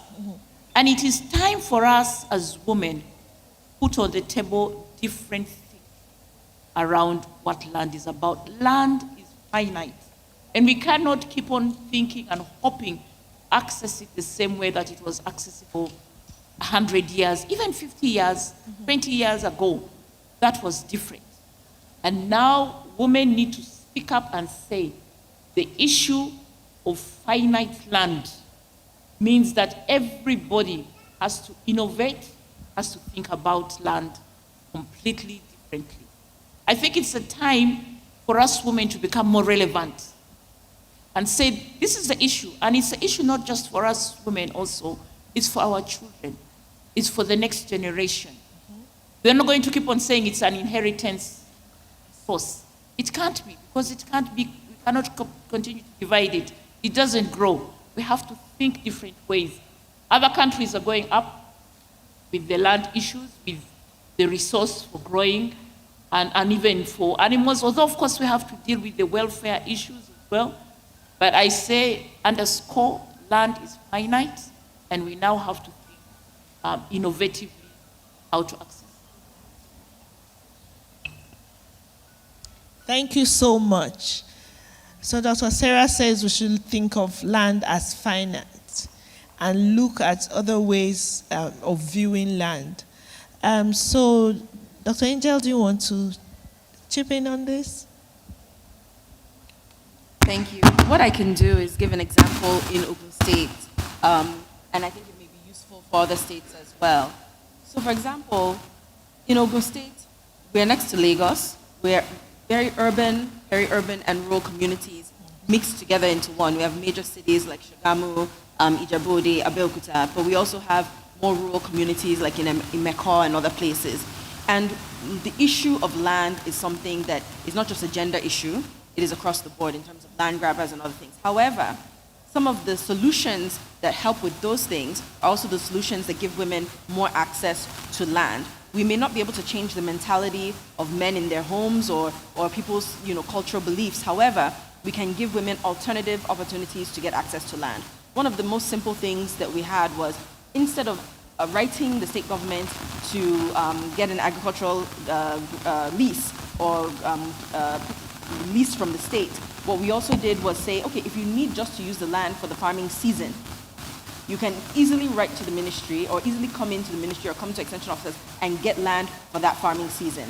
That makes it a lot easier because some of the costs associated with applying for land, paying for the survey, paying for so many other things are removed, and you can use it for that season. It increases the opportunity for women to engage. The other thing that we did is we coupled some of the access to land issues into the programs that we had for beneficiaries in the state. So if we have a program and we say, okay, 60% for women, I'll give you an example in our tomato program, we had women-only clusters where I was able to get the governor to give us specific locations where we could give those women clusters land. They formed themselves into cooperatives, and then they were able to access that land, have access to that land. They had extension officers that were dedicated to them on that project. So that's the state making land available for them, for the project, but also for continued use. I think the third thing is being able to make the access to agricultural land and land in general more available and more easily accessible and more, thank you, and more cost effective, more affordable for women. That helps to lower the barrier of entry into agriculture for those women. So those were some of the things that we were able to do that makes more impact in getting women access to land, even when they may not necessarily be able to access it in their communities from family members, etc. I think the other thing is the issue of security. It's very, very important because even if you make land available to a woman and she pays all the things that she has to pay to get that land, if she has issues in accessing the land and the community is a bit hostile, then you've not added any value to her. So being able to ensure that whatever needs to be done in terms of getting community participating, for the community to understand that this land is going to add value to you. This woman coming here to farm is going to benefit you. Your children, your youth are going to have jobs, and things like that. That makes it more supportive, making sure that the security for women that go into the rural communities to farm is there. I think the other aspect is once you give women a skill and you upskill them, and you teach them and train them and you communicate with them on these things, you'll find the women are very, very resourceful in how they go out and negotiate on land matters. Thank you. Thank you so much. That's so nice to hear what the Ogun State government is doing, even giving access to block farming during the farming season and making it sustainable so that we're just removing the temperature on access to land. Thank you so much. So, Ochaya, do you want to step into this? Okay, so like what she said about when I think what needs to happen, like she has said, is from the programming stage, from the planning stage, you have like specific provisions for women. So one thing I like to say is that do not assume that women are going to be included. So there's a program for a local community. I faced this a number of times. There's a program for a local community and you say, oh, we need 50 farmers. If you're not very specific that we need either 25 of each, that 50, I assure you that 40 of those slots are going to be taken up by men. So the way I think about it is always ask where are the women, always ensure that they are included. So as regards, even in Benue State governments, from the planning stage of programs, we have like something similar with what is happening in Ogun State coming up. So there's specific allocation for women. We want this number of women farmers. We want this number of women. That way you can ensure that those women have access to land and all of the resources that they need to succeed in that farming season. Thank you so much. That's another way to look at it, to be intentional in finding out where those women are who will be involved in the projects, because sometimes the availabilities are there, but then the women will not have access to them. So that intentionality is very good. So we'll move on now. Dr. Sarah? I think that is a very important point because for a lot of things that we need to do in agriculture, you do need to put in infrastructure. So for example, poultry housing, you need to put in irrigation. And that's an investment where you need to be sure that you have access to that land for, a length of time. So I think it's important that really regulation now comes into place. We now need to look at land more as supporting businesses. We need to move away from the idea that it's only traditional land. We need to, I think this was the conversation we had yesterday, that it's business. This is why I'm saying that the time has come when women need to get into fora to have their voices, even as demographics change. As now business now takes over in agriculture sector, we need to be able to say, we need access to that land, even if we cannot get ownership to that land. And we need to be protected on that land. If we put a poultry farm somewhere, it takes time to put in the infrastructure and everything. You don't want to be moving next year. So we need to be now as women on those discussions and to say, we may not own the land, but we need to have access to that land, and we need to have protection so that when we put in our investments, our infrastructure, it's protected. Thank you so much for adding that, Dr. Sarah. So the infrastructure that would build up that base that will make it easier for the women to participate in it. I hope we're having the audience moving along with us. Should we continue or go away? That's just, at least some people smiled. So we'll move to the next thing. How can rural financial institutions be better supported to increase women's access to agricultural financing in Africa? So there are some, we call them SACCOs, savings and credit cooperatives, associations, and sometimes commercial banks, microfinance institutions that work in the rural areas, and it is very difficult. They don't have infrastructure, access to digital technology and other resources. They have to be mobile on many aspects, and the rails that move that mobile are not available. So how can they be better incentivized to move to women, to help women in agriculture who are mainly in those rural areas? So I'll call you one day to pitch in on this. Thank you.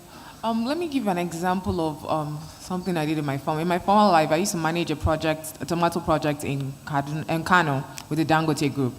And what we learned that, innovative finance for smallholder farmers is very critical. So you find finance packages where you bring in like the input, you're providing finance, but also you're providing like a market. We've had situations like that where we've had people say, oh, farmers are not bankable, they don't return their money. But what we've learned in this situation is, we learned from Kenya where there was a financing package, innovative finance, same package, but they had an insurance angle to it. And what that did was, in this insurance angle was, if a farmer needs to pay for their sick child, they will definitely use their money. They will use the money to pay for their sick child. So how do you mitigate those issues? So if they have problems with paying for their sick child or paying for school fees, they have that insurance package. They have that extra access for them to be able to leverage, so they don't not pay for their packages and stuff like that. So how do we create innovative packages that support just women, but also the entire family, to make sure that if they are in a cooperative, they end up paying and they are also agreeing to their payment terms and see. I think what we need to do is not just providing the package itself, but giving them that leverage and that extra benefits to be able to for it to be successful. I think that's one of the innovative packages that I would add to. I'd like to add something. Thank you so much. Making it innovative and ensuring you embed other aspects of financial inclusion, which also includes insurance, pension, payment, savings, credit. They are all part of it. So, Dr. Angel, you want to pitch in? Yes, I want to add on to that. We're actually doing something like that as well with our tomato program, where we've embedded healthcare into the package. But I think the other aspect is the importance of collaboration. When some organizations want to work with the farmers, there's a higher risk working with farmers than working in other sectors, that you need to get them to feel comfortable with the farmers or with the specific cooperatives. I like working with rural banks, especially because they know the people in those communities. They have more easy access to those women. They're working with market women already and the likes. But one thing in particular is that when they partner with government, for example, for the first batch, we put a lot of farmers through different training programs. And in the first year, government may be a partner to that. But in that year, they're able to build a successful relationship with the banks. The farmers are trained to be bankable. They're trained to do the right thing, so that when the government is no longer holding their hands and we go, if one administration leaves or the project is discontinued, the farmers themselves and the clusters have a good and strong relationship with the banking community. It also helps to give the banks a little bit of reassurance that when government is there, there is a little bit of cushion, so that they're not left holding the bag if farmers don't pay. And what you also find when it comes to women clusters or clusters that have a high number of women is that the women are more responsible in the way that they manage their funds. They're more likely to repay back. And so the banks feel, we have a few clusters that have women as the head of the cluster, and they're doing very well. They're no longer on the government program. They have graduated to being able to build that relationship independently.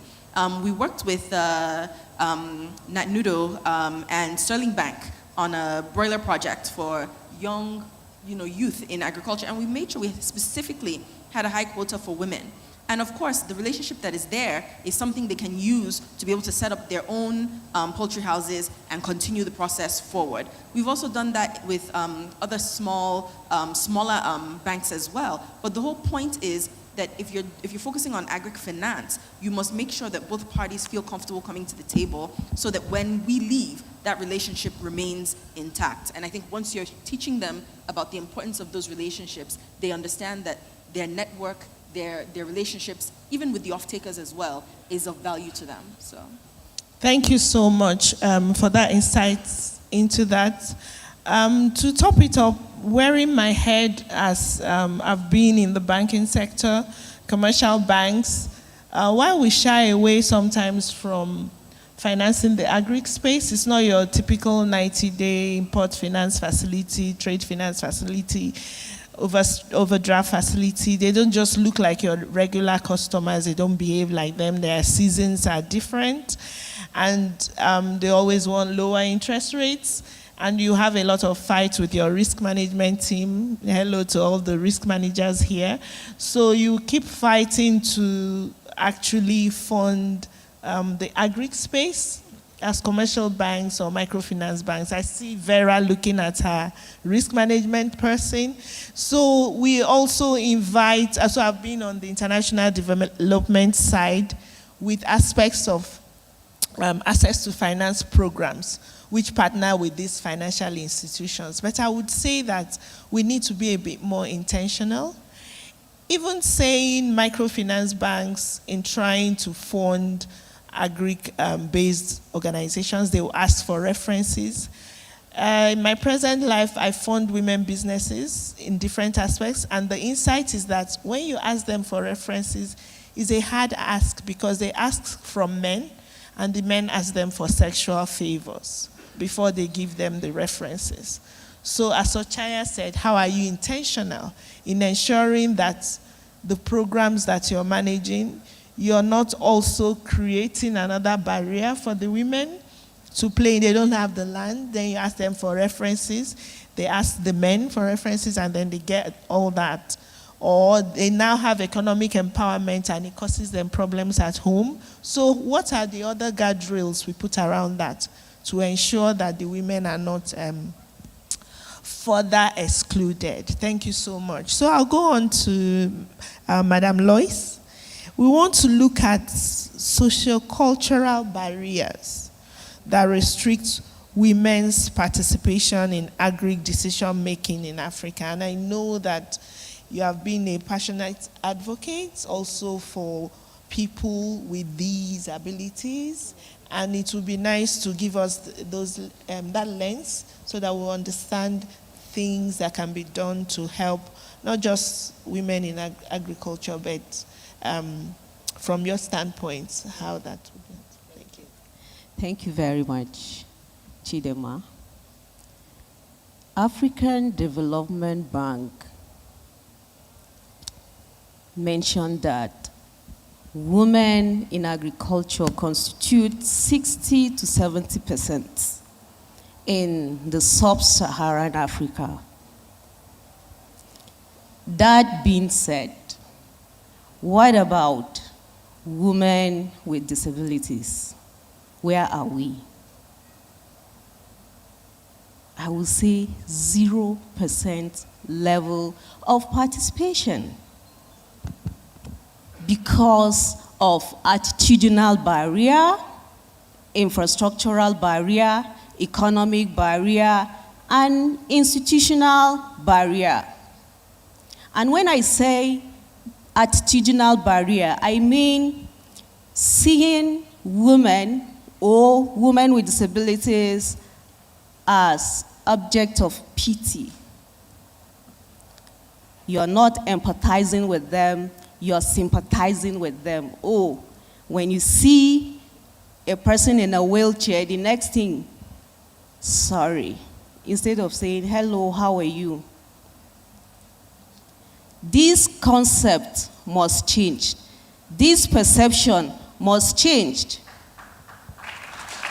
Because women and women with disabilities have the potentials, they have the capacity to be great farmers, and they can contribute to economic power of any country, whether it's Nigeria, Ghana, Kenya, South Africa, wherever. Women can contribute the economic power when they are given the opportunity, the support, and the platforms, just like what Sterling Bank is doing right now. We need to also realize that our institutional platforms, the legal frameworks we have in Nigeria, in Africa, for example, in the disability community, we have Nigerian Disability Act. In the regional level, we have African Protocol on Disability.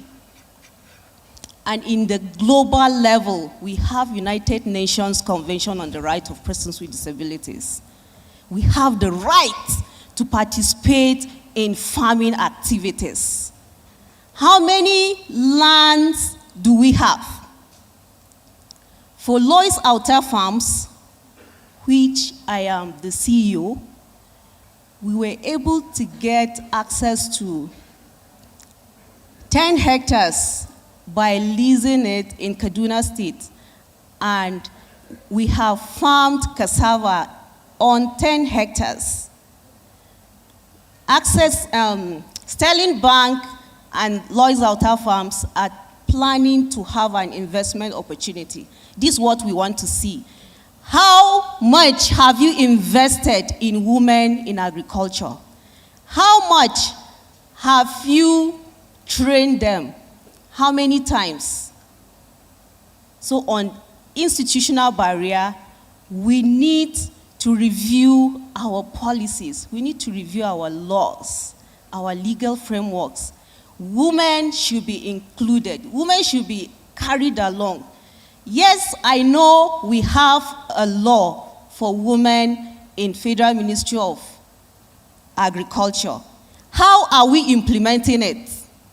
How many percentage are you reserving for seed production, for processing, for packaging, and promotional activities?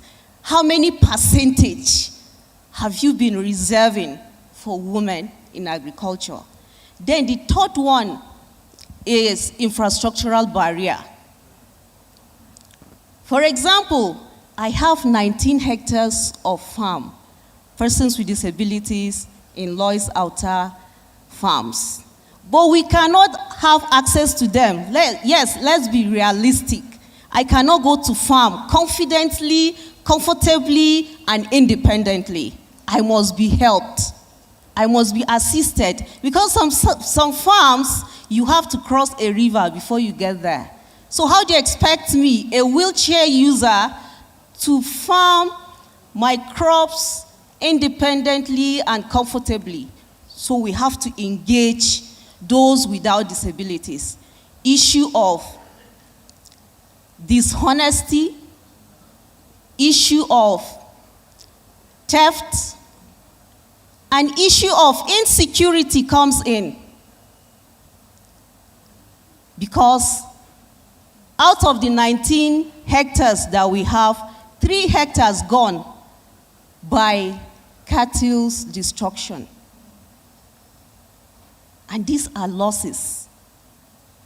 So we need to create platforms, farms that are accessible to farmers with disabilities, including women. That being said, what about the economic barrier? How are we including women in our farming and agricultural activities? I'm very impressed with what Ogun State is doing, Benue State, but I want to ask, how can other states emulate these 2 states? They have essay on agriculture and they are all women. How can we reserve those opportunities for farmers who are women and for farmers who are persons with disabilities, especially women who are triple jeopardized, first as a woman, secondly as a woman with disability, lastly, the society is not friendly to us. Many barriers are stopping us. Thank God there is a ram that brought me up to the podium. If there was no a ram, I would not be allowed to be carried because I'm not a corpse. So we want to see infrastructures being accessible and inclusive. Thank you, Sterling Bank, for this opportunity. Thank you. Okay. Thank you so much. There were so many things to unpack from there. And I just wanted to mention, when you talked about crossing a river to farm on the other side, it reminded me of additional barriers, cultural barriers that we see. There was a project I was involved in that it was in a farming community, and it was focused a lot on the women, but they had to cross a river to reach the project site. And the men in the village said they wouldn't allow the women to cross the river because there was a god in the river that would kill the women. So we had to keep working with community groups to advocate for that. And there are these norms that you think are not okay, but they really affect women negatively. So women were unable to come out because they also believed that the god will kill them in the river. So I would like Dr. Angel to pitch in here. That's a very interesting one. Talk about being a feminist and also not being a feminist. You want to protect the women at the same time. You're taking away their opportunity. So very funny. But the reason I want to add that when we talk about access for women, it is not just about primary production. Women are the majority of the labor force when it comes to primary production, but they're not the main beneficiaries financially when it comes to primary production. The payment for those goods always tends to end up in the hands of a man. However, it doesn't stop women from engaging in primary production, but the entire value chain has and creates opportunities for women. I founded a hydroponic and vertical farming company. And one of the main things that I had in mind with that is giving everybody an opportunity to farm. When you look at alternative means of production, you look at urban agriculture, you look at technology adoption, you find ways to make agriculture more inclusive to women, to persons with these abilities, and also to youth.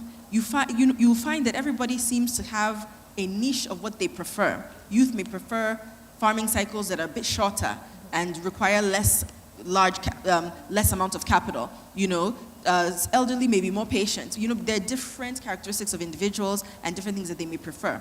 Women are very meticulous in packaging, processing, value addition, marketing. We have to also realize that agriculture does not start and stop with primary production. Let us create opportunities for women and people with different abilities to be able to engage in the entire value chain, in terms of logistics, in terms of financing, in terms of processing. Some of the most well-known processors today, we have Sultry Farms, who is a woman. We have Eagleson Cassava, who is a woman. We have women that are doing so. We have the women on this panel, you understand. So it is important that, number one, you're able to make sure that you have women standing in positions to remember other women. But number two, like she said, you prioritize women and of course women with disabilities. But number three, you find where you can make opportunities available. Hydroponic farming is very, very good because you're not necessarily planting in the soil. I want to separate hydroponic farming from soilless farming. There's a lot of soilless farming that is not hydroponic, and there's hydroponic farming that may or may not be, But the focus is on how do you create technologies that fit the characteristic of that individual. And so once we start focusing on innovation,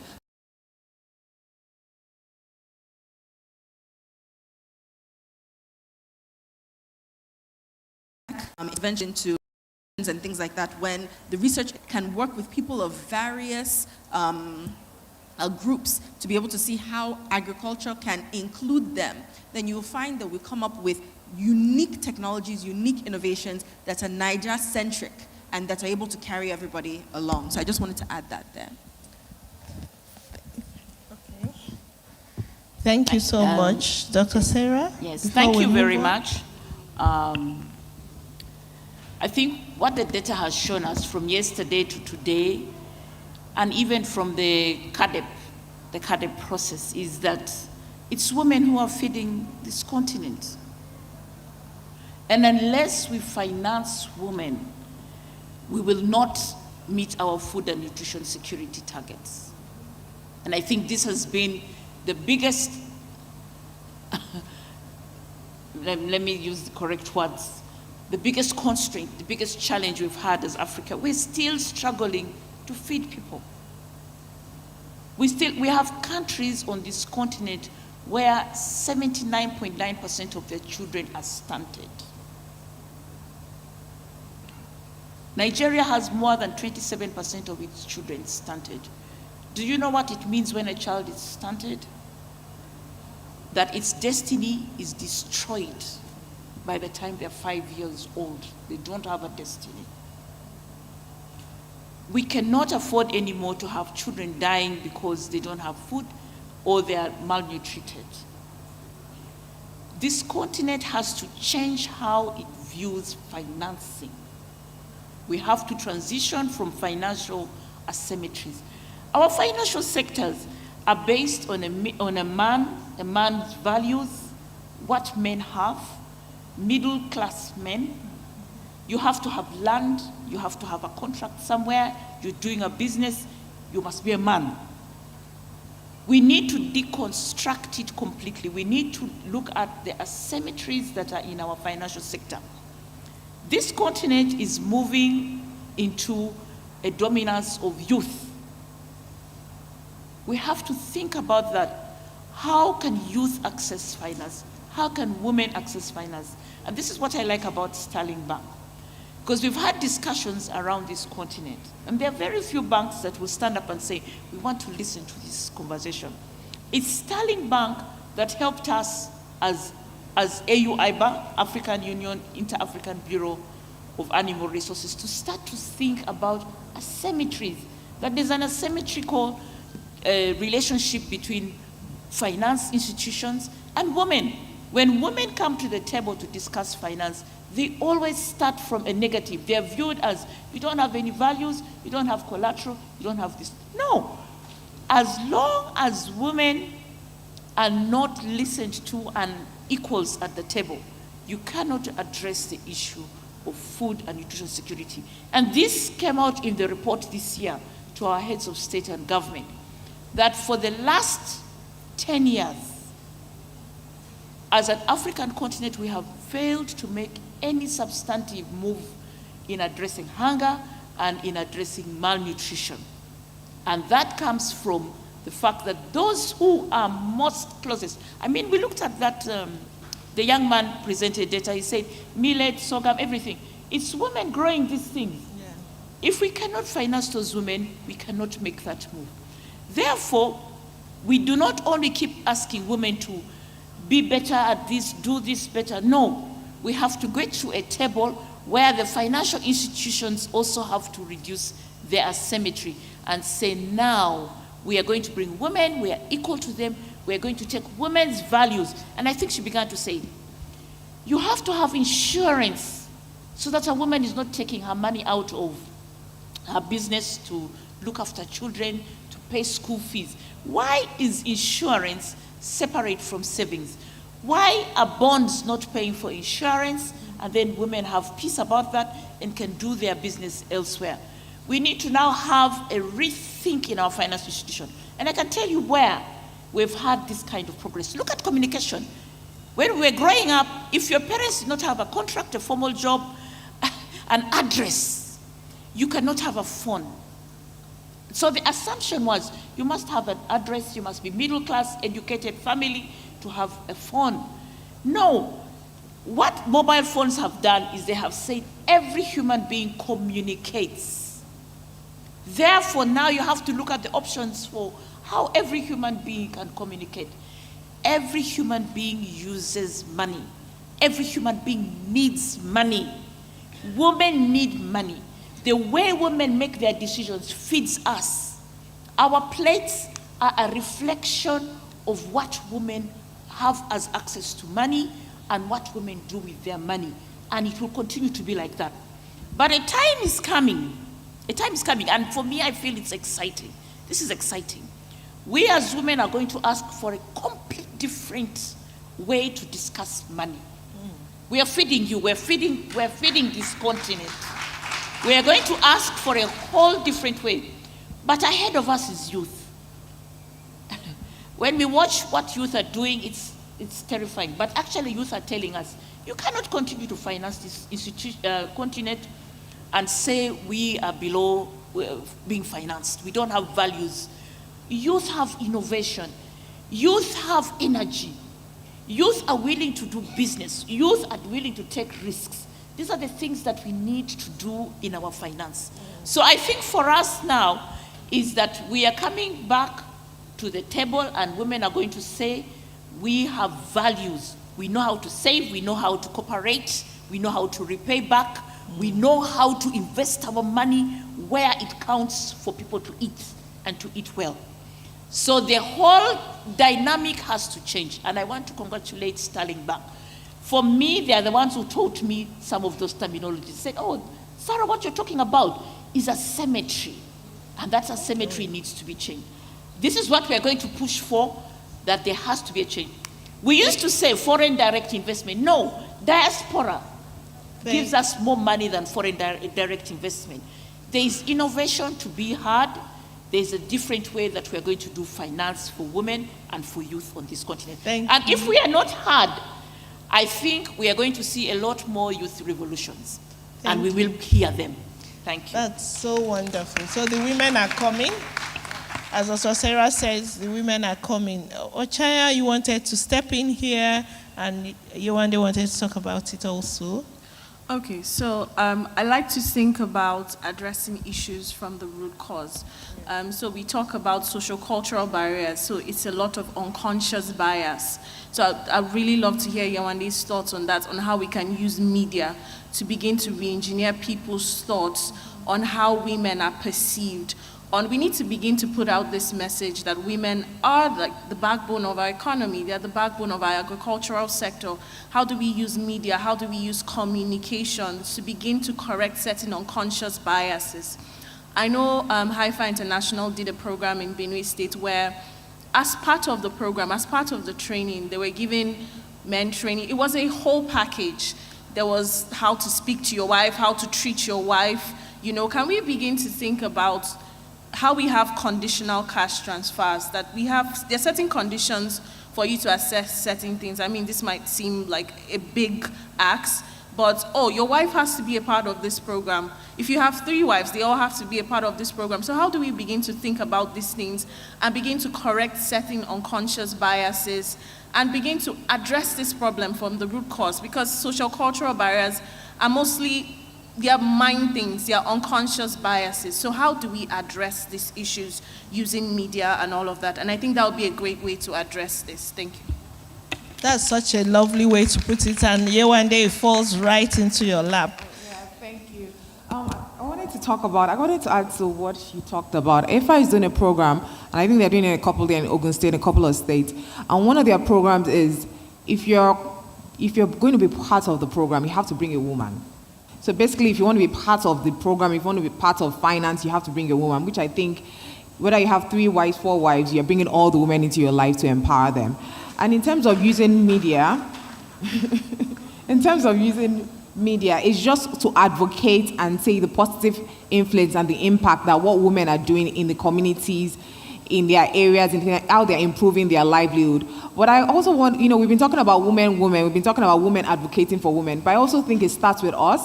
Like, you as a person in your business, what are you doing to empower women? Not just you at home, what are you doing to empower your wife? How are you giving them opportunities? How are you letting them access the opportunity? So we have a lot of men here. You guys are also part of the problem, but you also need to, how are you empowering women? How are you helping them? Hello? Did they call me up? Okay. So how are you empowering women? How are you advocating for the women in your life? So not just women advocating for women. I want to see more men advocating for women. The men on this side of the hall are very well clued in and discussing how they will help women. And we encourage the men upstairs and on this side to also help. And, it's good, as you said, how do women empower other women? In my present life, I consult for international development organizations, and many of their projects are now being intentionally focused on women because they know if you unlock that woman's opportunity, it helps the entire ecosystem. And I wanted to also check out how financial inclusion works. So my organization lends out money to women businesses, and over 600 women, they've been given access to capital, and some of them cry when they receive those loans because they're like, we were underserved, we were really forgotten. And as Dr. Angel says, it's not only in agric primary production, some are in microprocessing. They can take 30,000, they can take 30 million, and they say the problem is many times from the home. They even hide the loans from their spouses because there are certain women that take the loans, the men take it from them, and on one case, the man married another wife with the loan that his wife got. And, you find out that is Nigeria, that's Africa, that's the way it looks. And she still had a loan to repay, and suddenly she had a co-wife from the money that she took to expand her business. So these are cultural barriers that we also, that's why the men are here as our advocates. We can't do it alone because sometimes we empower the woman, it causes a distortion in her marriage because the man feels disempowered in a certain way. So we're now moving to Yewande. What are those initiatives that have proven successful in increasing women's access to agric education and upskilling? Because when women, they are upskilled, they can enter into those other value chains apart from, nothing wrong with primary production, but we need to move up the scale. They can be in drone technologies, they can do data mapping, they can do tractorization, warehouses, food processing. How do you upskill them so they are not just thinking of hoe and machetes and just tilling the same grounds? Thank you so much. Hello? Thank you for that. I like that Doctor talked about, food and nutrition and, a child under 5, and we talked about impact of malnutrition on children. So some of the programs we implement, and I'll just talk about one of the initiatives we worked on, is how we are introducing nutritious food to communities. And what we do is, I think Angel mentioned as well, farming, when it comes to agriculture, is not just farming. There are other aspects of it, there are different segments of the value chain. So what we do is we work with farmers, but we're also working post-farmers. And what we have done is we've gathered women together in cooperatives. And what that means is we have 2 different segments. We have the processors, and we have the food vendors. Mostly, a lot of development programs focus on farming, but they're not thinking about what's the next level. How do you make sure that, there's a market for them when you pull out of the program? So what we've done in this, we were in 8 states, mostly in the north, southwest, in the east. And what we've done is we worked on cassava and maize. And what we are introducing is vitamin A cassava, vitamin A maize. And we are introducing women who would also process it. So we have processors. How do you build them up? We are building their capacity in terms of educating them how to not only just process, but also giving them, facilitating access to finance, but also providing equipment for them. And when we do that, we are able to empower them and engage them and say, okay, you can process this into different forms. But not only that, we are providing equipment for you. We are teaching you how to do that, but we are also engaging you and making sure you have access or facilitating access to finance for you. We're not just ending with that. We are looking at micro SMEs, where we are working with food vendors, and we are trying to introduce nutritious food, but we don't want you to change from what you usually traditionally eat. We're just saying eat the same food they are eating, but it's more nutritious. And what we are doing is we are also educating these women on how to make meals. They are traditional meals, but just with vitamin A cassava or vitamin A maize. And what that does is, not only are we bringing in women that are, they're housewives, they don't have any sort of income, but we're introducing them in another, like it's an enterprise growth, where we're introducing them to a different kind of business. They get to grow their money, they get to learn, and they get to access it. But what's interesting about this part is, it's not just, educating them, putting them out there. How do they get a market for them? How do we engage in terms of market access? And what we've done is we're also going to the community. We want consumers, we want your community to eat nutritious food. So we're in the market talking about educating them, where we are introducing this woman into a program. We are branding them, so we create a brand for them. And for this initiative, it's called Better Cassava, Better Maize. You see them in Kaduna, Niger, we're in Ogun, Oyo, Southeast. And what we've done is we're in the market advertising for that. We're doing market engagement and partnering with restaurants. What we're doing is partnering with restaurants where people can introduce nutritious food, but they also get samples they can take home. And what that does is that even when food is still expensive, especially at these times, you make sure that your family is eating nutritious food. You're introducing nutritious food, you're mitigating malnutrition. But now these women have been empowered. They have businesses of their own. They can provide for their family. They have improved their livelihoods. And by that, you're also building microeconomy, where you're not just only focusing on farmers, but you're linking them to the farmers. But you're ensuring that when they get their business, they have a consumer market. They have a market. We have people buying for it. There's a demand for it, and it's one of the initiatives I love so much, because not only do you have women that don't have businesses, you have people that have, like, from 30 businesses, we've grown to like over 335 businesses, where women are empowered, they have their businesses, they're improving their livelihoods, and more people are eating nutritious food. So it's one of the amazing ones that I like, and they're in 8 states in Nigeria. That's so good. You can clap if you want to clap. Don't half clap. Thank you so much for that. And I know, Angel, you want to... Yes. I wanted to add to what she was saying. I mentioned earlier that when we're engaging with women, the program that you design must include women before you even implement the project. So we have a similar program. I mentioned the Tomapet program before. But when we started that program in partnership with the GIZ NICOP program, we wanted to scale it from 200 women to 3,000 women. To 2,000 women, and we're able to reach over 3,500 women in that program in the span of a year. And why were we able to do that? Specifically because we made sure that it was for women and youth, but we made sure that we had a minimum of 60% women when it came to the trainers that were going to train other farmers. So these were farm coordinators. They came from specific communities, and we picked those who were very eager and ready to engage and go back into their communities. In addition to the extension officers, who were majority women. The other aspects that we focused on is, as you're doing the training programs, a lot of women said, oh, I can't come today because I have to take care of my baby. We said, bring your baby. Bring your baby. Nothing should stop you from coming for the training sessions. In addition, the women-only clusters were specifically created because we didn't want a situation where women move to the back or feel like they have to make room for men. You know, men are very audacious. They're very bold. The audacity that men have, sometimes you wonder. But for women, they tend not to key into that. And so when you have women-only clusters, you see that the women allow themselves to be as bold and audacious as they want to be. They don't inhibit themselves in a mixed setting. And the other aspect was, in the training that you had, you have role play. So we had something which was for market engagement, which was contract farming training.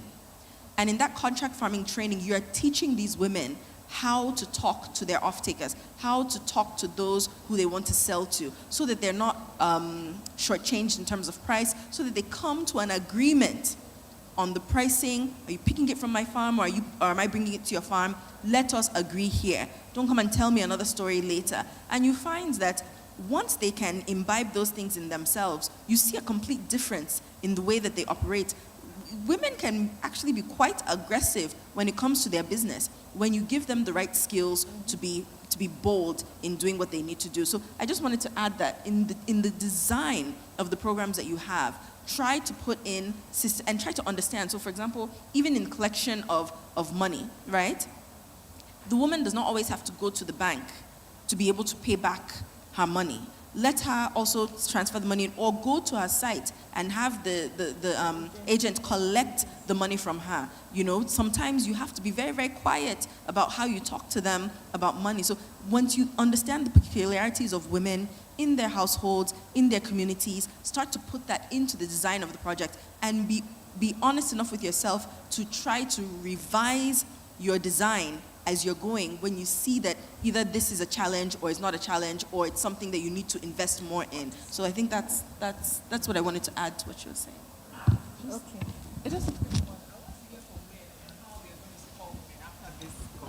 No, don't worry.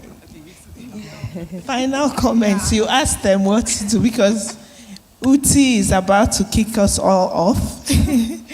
She's being polite. So I'll take the last one and take your thoughts before she goes to the audience who are itching to ask us many questions, hopefully. So just a brief one.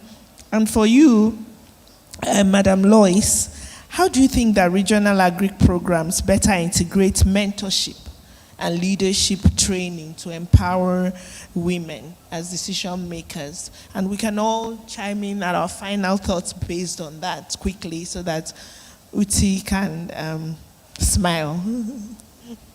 Okay, for me, we can integrate mentorship through capacity building.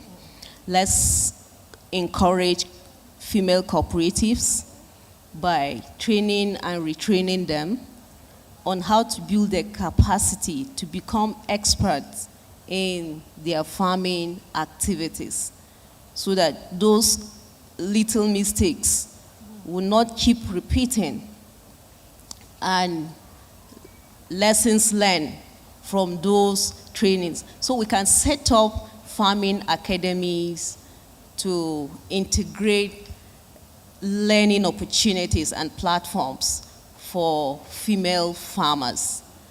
Another one is to invest in female farmers. Let's create platforms where, not just by loan, grant, or other way, but investment that is a win-win for the investors and also the farmers. But before I drop this mic, I want you to realize that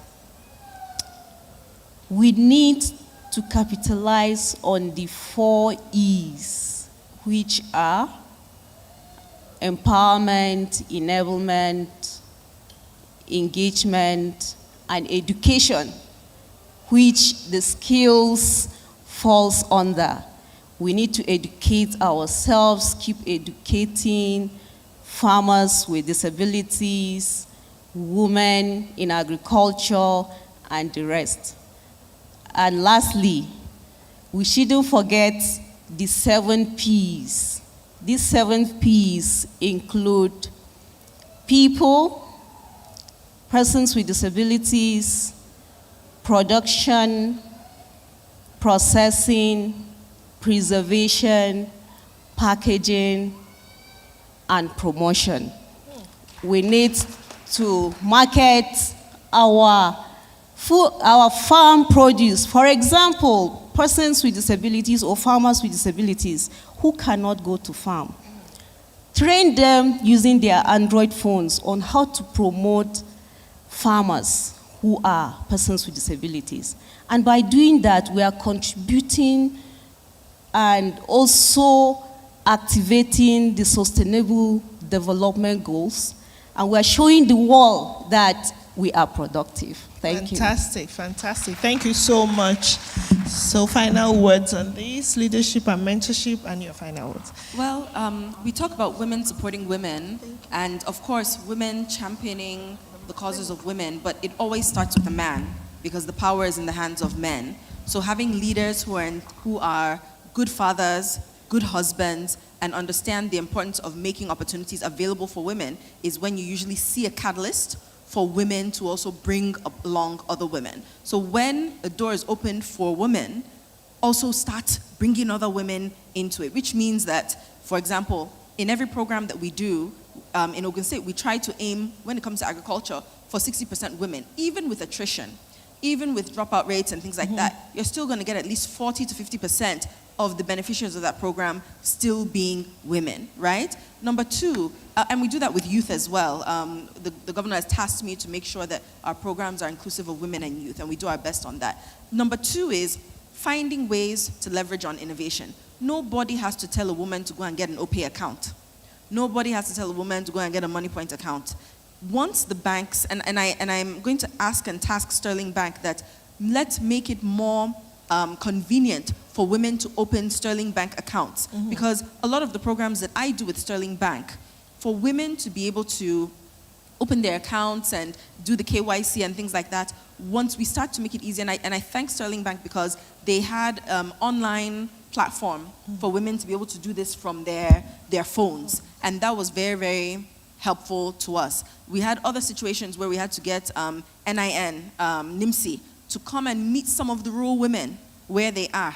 Because when we wanted to bring the women into town to come and do their NIN registration, their significant others did not want them to go. So I think also being able to craft things and make it accessible for women, going into the rural communities with those women, or making sure that you leverage on technology for those women to be able to quietly open their accounts without any issue. Then the other aspect that I'm focusing on is once you now have a focus on women, please women can make mistakes, men can make mistakes. If you see some challenges in any program that you're doing for women, don't automatically write it off. Start to look at what went wrong or what went right. And when you went deeper and you look at the story a little deeper, you will find that maybe you didn't think about something or you didn't take something into consideration. Just because something may not have worked the first time does not mean you write off those programs for women. Continue to do those programs for women. Continue to pilot it, because if it were men and you had those challenges, you would not say you're no longer it's no longer viable. You look for the solution to make it viable. So when it comes to women, let us start.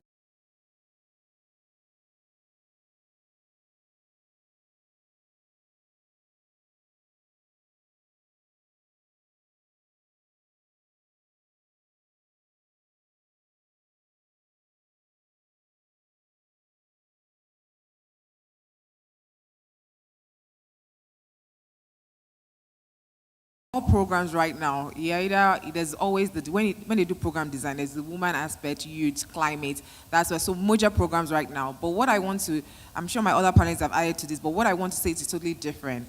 In terms of women, it starts from us.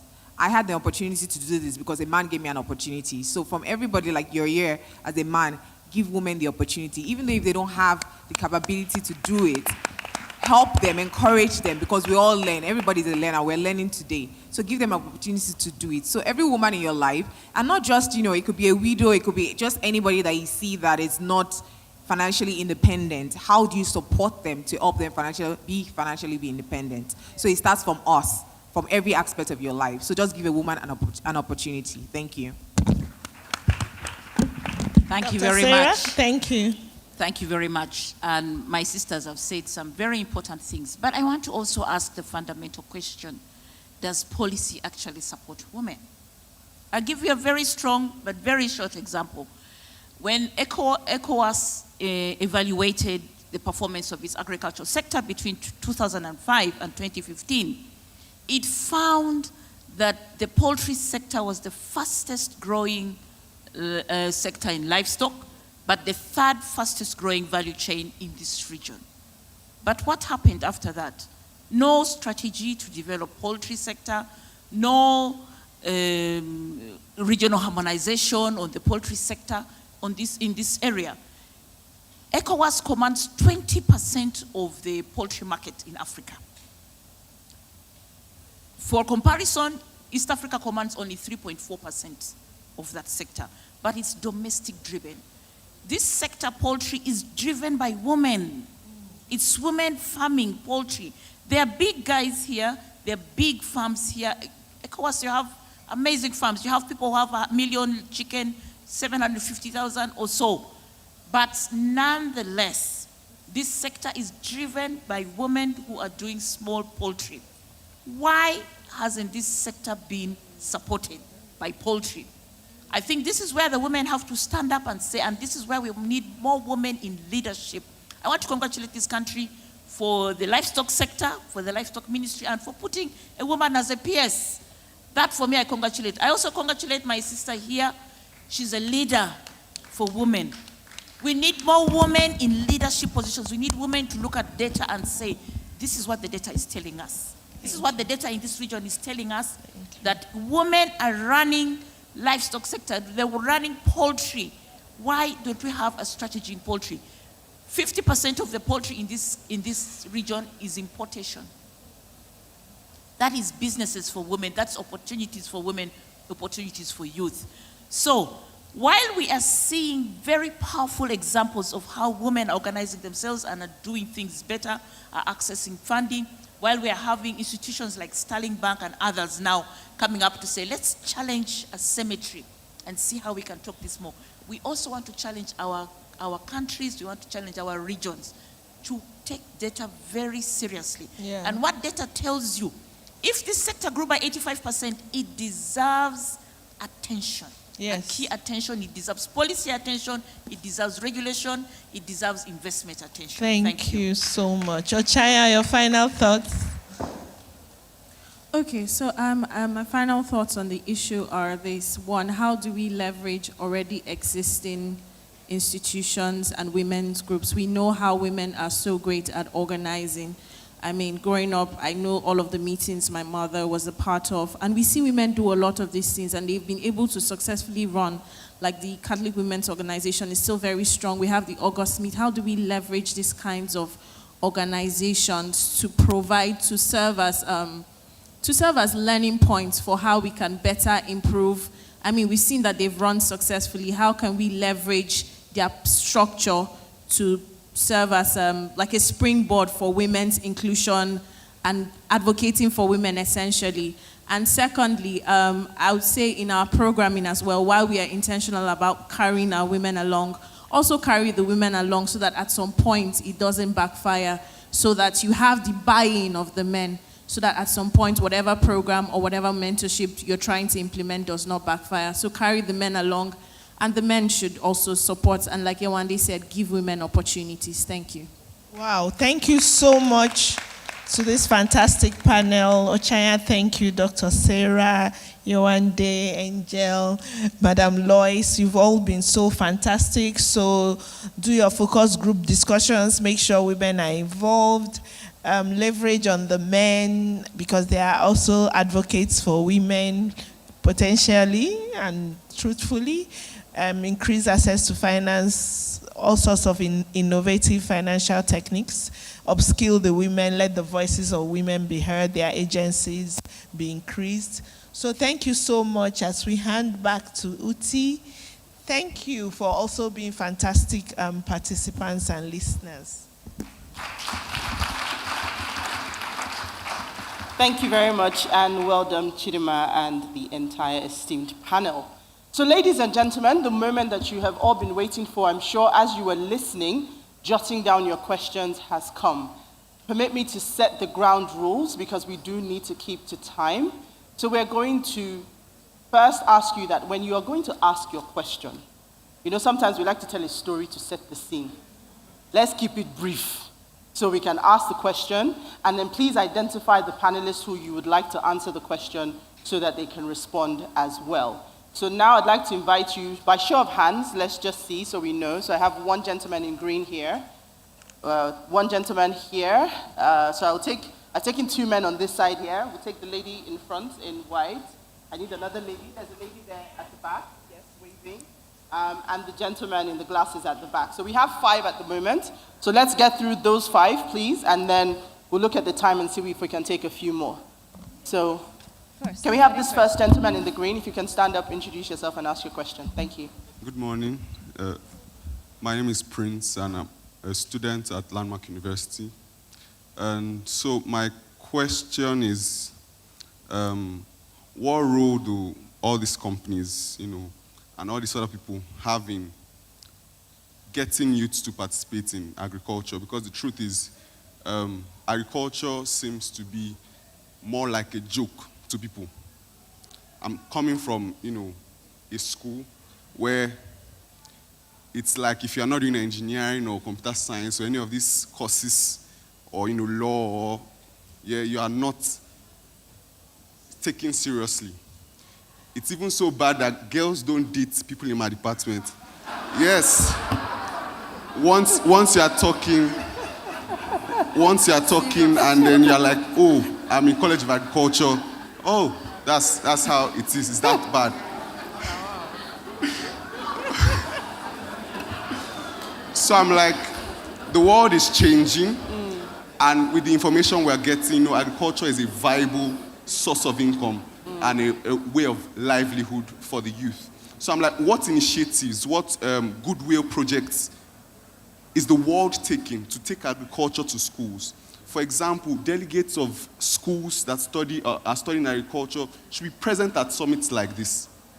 Because women, and I'm sorry this is actually supposed to be for women, but women and youths are like this when it comes to being marginalized in agriculture. And so we should be taken seriously. If there's any kind of platform that goes to schools, even goes to schools before things like JAM, and tells them about the good things that are happening in agriculture. We can see all the young people all over the world doing marvelous things. So I'm asking if there's any initiative. If there are, I would love to be a part for free of charge. Thank you, and God bless you.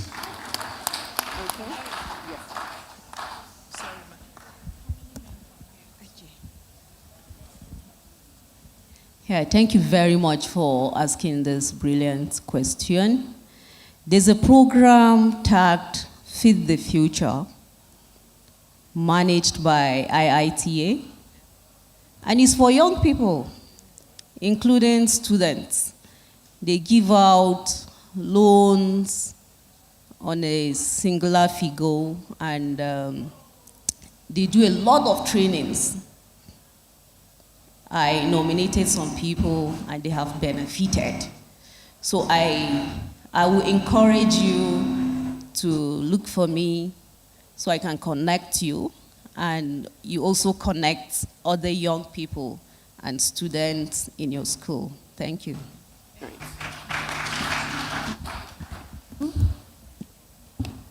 I was quite taken aback when you said that they don't look at Agric students, because everything boils down to money. People have a perception that when you're an engineer, you're a lawyer, you're a doctor, you're making money. People forget, and I think COVID reminded us, that everybody must eat. When other systems are shutting down, people must still eat. So when you're focusing on agriculture as a business and you're making money, they will look at you. But the second thing is that when it comes to programs, when it comes to advocacy, I think it's very, very important for us to organize ourselves to advocate. They have the International Association of Agricultural Students, and at least the ones that I've worked with in the Southwest, they are very, very productive. They're very, very, they take the initiative. I've been to a few of their events, and they themselves, there's another one called YCYW, there's another one called NYC, Nigerian Youth Council, and so many others. They come to my office and we make sure we slot them into programs. So that's at the state level. So we see many of them are in our OG STEP, Ogun State Economic Transformation Program for Agriculture, where they're getting grants.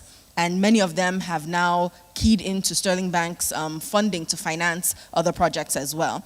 We also have individual farms and companies that have youth empowerment programs within it. We have Samson Obole, who is doing soilless farming for young people. And Ogun State finances and nominates young people to go and take part in the program. And other states send students from there and youth from their own states to Ogun State to come and be part of those programs as well.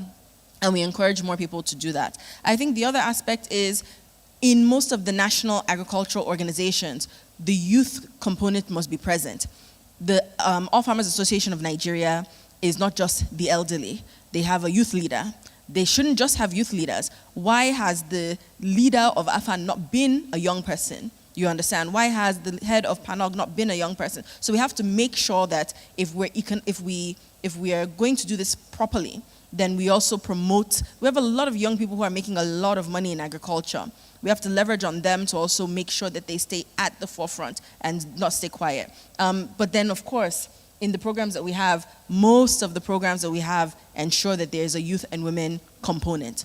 So it's important for youth to actually share that information amongst themselves. As for, I'm no longer a youth now. I think it's been a year or two, but as a woman, if I have information, it's easy for women to share that information with other women. Once any information enters the hand of a woman, she shares it amongst each other. So I think that also for youth, it's very, very important that that information is disseminated, especially when youth are leading the forefront in innovation, technology, and social media. So I think that that's another key area where youth should be able to advocate for these vast programs. I'm not sure if you knew about the IITA program, and that's not the only program that they have. They have a plethora of programs available. Federal government has programs. I sit on the board of the Nigerian Youth Investment Fund. I sat on the board under Sunday Dare and also the immediate past minister and I guess the current minister. But those are opportunities that youth have. We have a component under that fund for agriculture. Leverage on the funds available. Make sure you encourage each other. Then coordinate yourselves. I think you see farmers, they coordinate themselves, and when they're in clusters, they can advocate for themselves more. So I think as a young person, you have even more opportunity because you're young, you're energized, you're able to use technology, you're able to understand, you have an education where you're able to understand some of these things that some others may not be able to. So I think that we need to also take the initiative to key into these things. And of course, I'm available after this session if you need to discuss to know how to key in. Thank you. Thank you, Angel.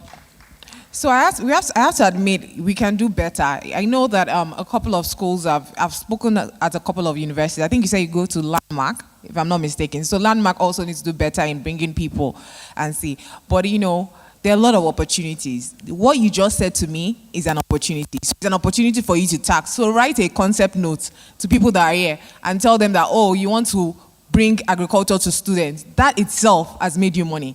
So there are a lot of opportunities to see. You're encouraging youth, you're advocating for youth, you can bring it around universities. That itself is a business. So see the opportunities. Don't worry about the girls, don't worry about what people say. People don't believe in anybody. But when you make money, they will come, don't worry.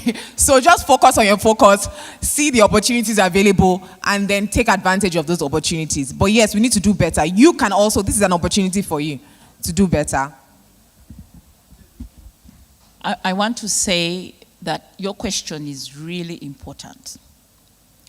Your question is a reflection of the fact that we do not have enough policies, we do not have enough deliberate action by our countries actually to integrate youth and also support youth to actually be part of our agri-food systems. Our food systems We've moved from a food system approach to agri-food, which means the whole value chain. And I think that must be driven by youth. Youth are the innovators, youth are the ones ready to use AI, youth are the ones who are on the cutting edge. In fact, data shows that 11 to 15% of our GDP in Africa must come from youth. This is not visible. This is what you're saying. It's not visible. It's not visible, the space for youth to participate. There are a lot of good examples on how youth can participate, but it is time for now youth to be visible. And that means that every single policy we write, we must look at it from the lens of where are the youth in this? How can the youth be integrated into this? And this is where youth need to speak. This is where we need to hear the youth voice. We've seen some of the movements, but you know, youth in their movements, there's a lot of energy, there's a lot of fire, and a lot of things like this. But we need to hear these things, and they need to be said, and they need to be put out. 2, youth need to participate. You need to get out of, okay, our elders are making these decisions. No. You need to participate in fora. You need to say, when there's a review of a policy, they're saying there's a review of the dairy policy, and you have no interest in it. You need to be able to say, we want this ABCD, we want to see deliberate action, we want to see deliberate investment in youth being able to participate in these different sectors. What you're saying is that there's no youth participation. We want to hear it, we want to see it, we want to see deliberate policies to create employment, to include youth, and that has to come from the youth voice. Great. Thank you so much. I think so that we can keep getting as many questions, we can sort of summarize our answers as well. Our panelists are so knowledgeable, and we do have a lot of questions. So let's take the next question over here, please. Thank you very much. My name is Lawal Kabir Adekunle from Ibadan in Oyo State, southwest Nigeria. Firstly, I'm very gratified that I participate in this summit, a very beautiful one, and kudos to the Sterling Bank. I want to quote from the statement of Dr. Sarah and narrow it to my dear sister, Mrs. Angel Kuye. Dr. Sarah said boldly and with joy that women feel this nation. Partially agreed, because I've been to the north. Women involvement in farming in north is more prominent, and their husband, let me use that word, support them to practice it and to see it as an independent exercise. But reverse is the case in my own region, southwest Nigeria. And I quite agree that Mrs. Angel Kuya will agree with me that farmers, women in farming in our region are used as auxiliary farming for their husband. What I mean by that is that the husband will dominate the farming system. They will only allow the woman to plant what they will eat at home, vegetables and what have you. But I want to put it to you, Ma, particularly that you are from government circle, that is there any way there will be a positional statement or positional policy that will assist the women in farming? Because going by the ratio, women dominate. At least in my own family, it is ratio 1:3. By so doing, instead of allowing the women to be idle or to just be an auxiliary, how can government assist, maybe in terms of orientation and reorientation and engagement and involvement, that will assist the family to see the woman that they can be a very useful material to the society? And I want to tell you, most of our women in the Southwest, without any apology, instead of involving in farming, they rather go to the political circle and become political materials. Yes, it is very clear. You see them there. So can we get a response? Who is your question directed at? I'm directing to Mrs. Angel Kuye. She's from the Southwest.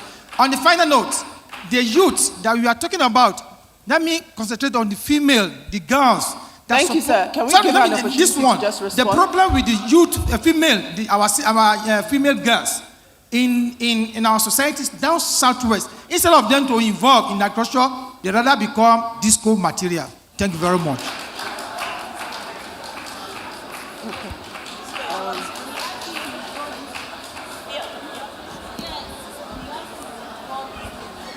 So, for your own view, I'll have to tell you that I disagree to an extent. I agree that when it comes to agriculture, women are used as auxiliary, meaning that women are in the field, they are planting. If you drive on rural roads, you see them carrying equipment and carrying things on their shoulder, on their heads, on their backs. They are the ones who are putting in the work, they and their children. But when it comes to who is managing it, yes, it is their husbands. Number two, I will tell you that at least for Ogun State or your state, let me talk for Ogun State too, but in the Southwest, when it comes to poultry production, fish production, processing, you see that women take more prominent roles. Why? Because of the social stigma of women going into the farms and getting their hands dirty. Not social stigma from them, but social stigma from men. You understand? So if the woman tells her husband she wants to open a shop to sell agricultural provisions or goods or things like that, fine. But if she says she wants to go to the farm, do you know how many times people ask me that, you're a farmer? You too, are you a farmer? The viewpoint has been farmer is king. What about farmer is queen? You understand? When it comes to cocoa, I inherited kola nut plantation from my grandmother. From my grandmother, not my grandfather. You understand? There are women who are into plantations, cocoa, cassava, and so many other things. The issue of more, especially vegetable production, even in Ogun State, women dominate when it comes to vegetable production.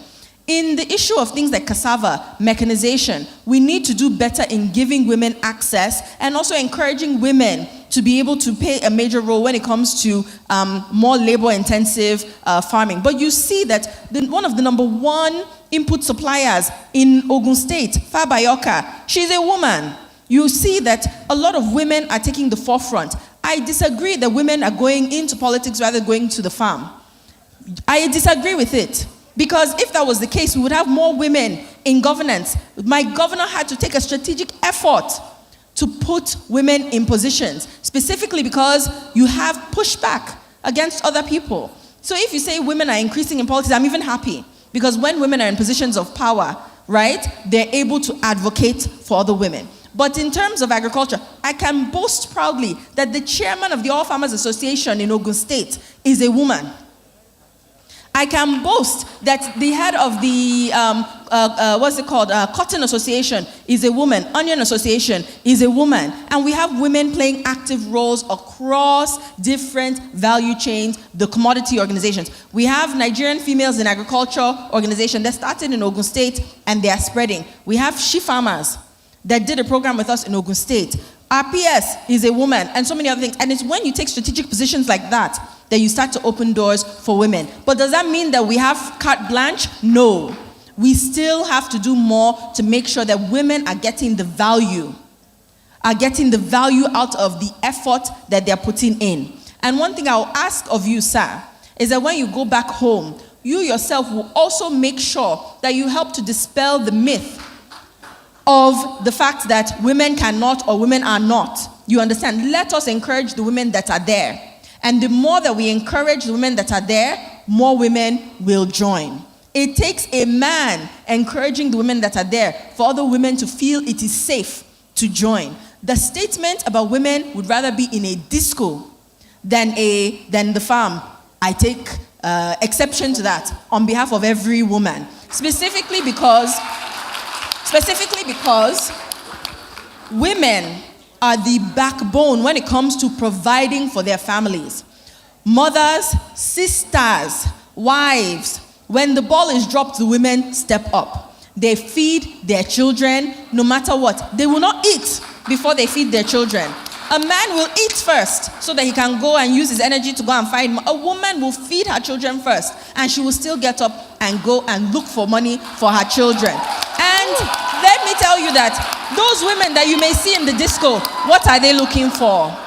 Are they not looking for men that will give them money? So let's give women opportunities.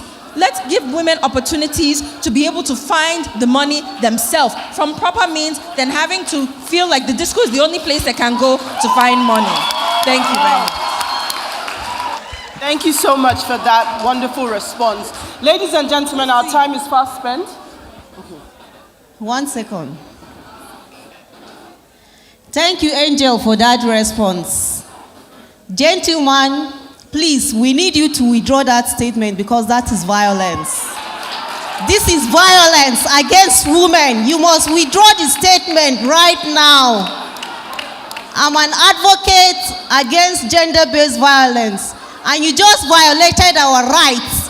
Women are not for disco. Get up right now and please come forward. Come and withdraw the statement. We disagree. This is all-female panel, and you just insulted us indirectly. You must withdraw it. Yes, you must withdraw that statement. You must withdraw that statement. No, you must withdraw that statement. Get up. Come and withdraw that statement, please. I disagree. Get up. Come and withdraw that statement. Thank you very much.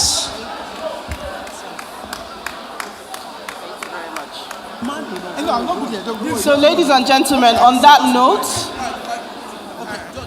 thank you. If we can settle down, thank you. Well, thank you very much. I congratulate the women for this particular period. And I salute your courage for taking the bull by the horns. You see, it's like there is misconception. Sorry, please hold on. I quite agree. I'm not saying they are disco material. Get me right. I'm not saying that.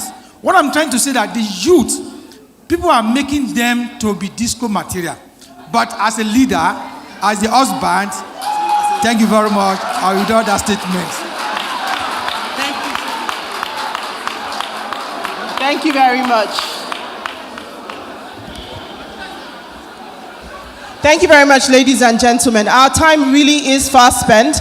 I do know that we have a lot of questions, and the panelists will still be here after the session. Please, I encourage you to walk up to them and ask your questions so that you can get the answers that you so clearly seek. Right now, I'd like to invite the Chief Product Officer of Sterling Bank, Mustafa Otaru, to thank our guests and present their gifts. A round of applause for him as he comes up stage, please. Thank you very much, panelists. If you could please stand.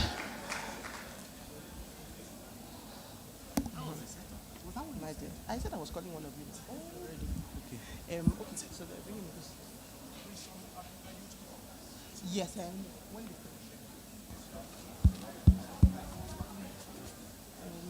you need to come. One person can come upstairs.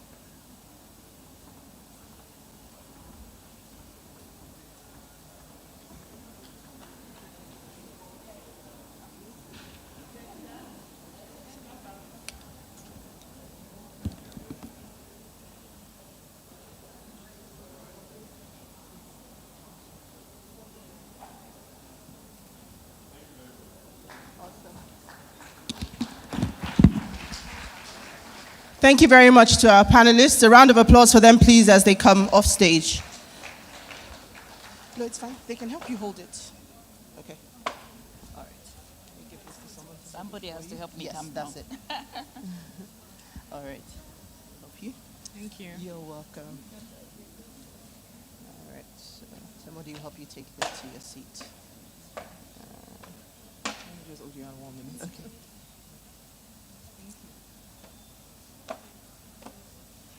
Okay.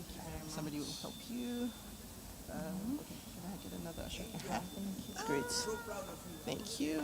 Let me hold this one for you while we get off the stage. Thank you. Careful. All right.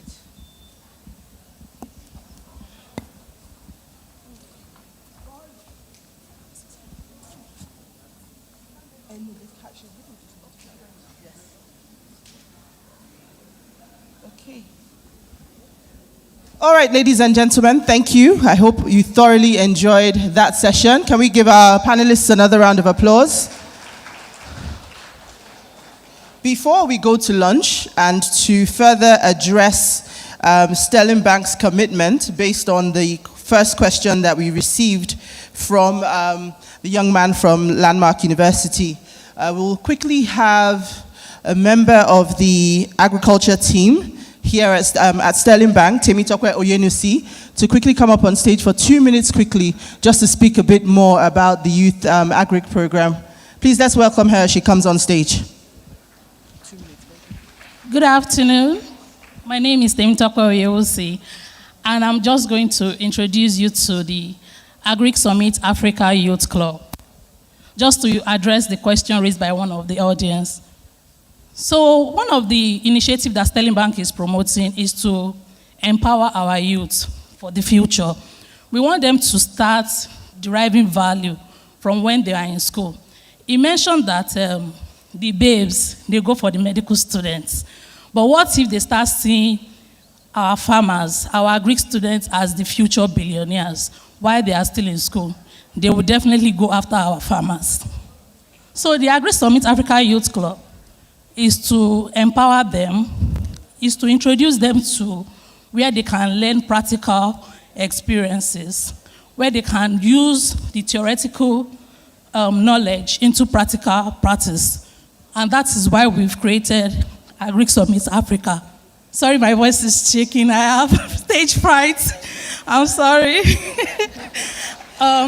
So Agric Summit Africa, in conclusion, is just for you to tell all our universities partners to please encourage their students to join this club, to learn, and also to derive value, to also be able to start their own establishments, to be able to start their own farm and their own agric enterprises and derive value and become the next agric future leaders.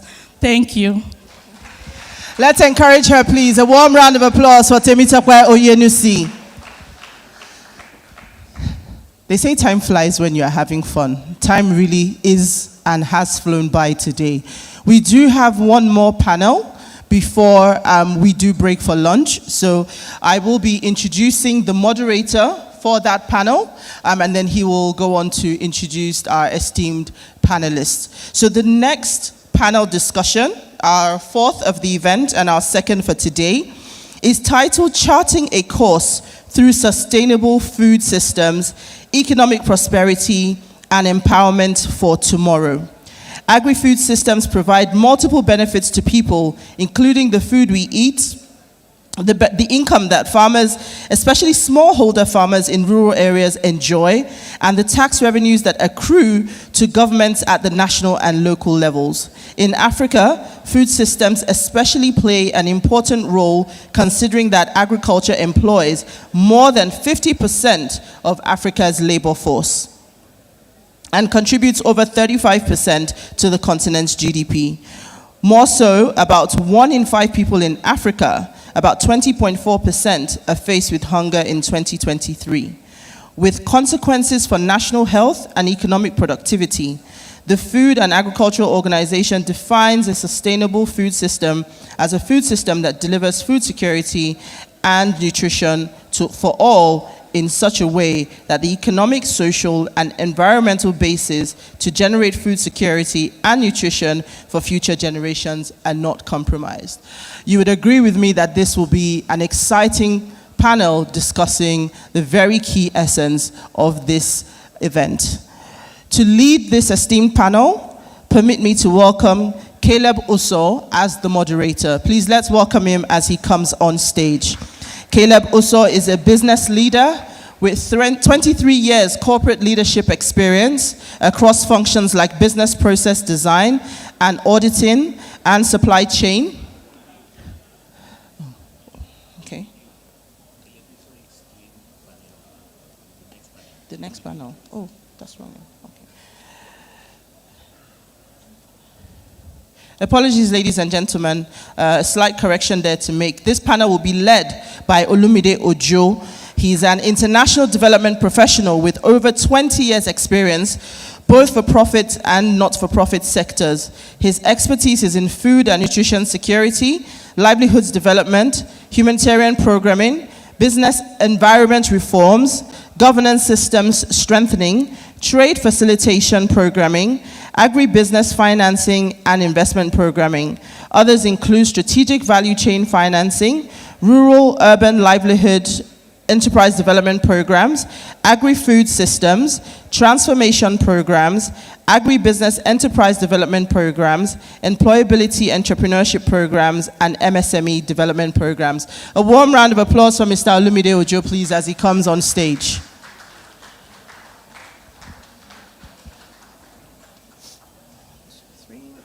Sit on that side.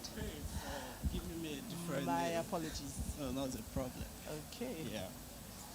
Do you want me to start? Yes. Okay.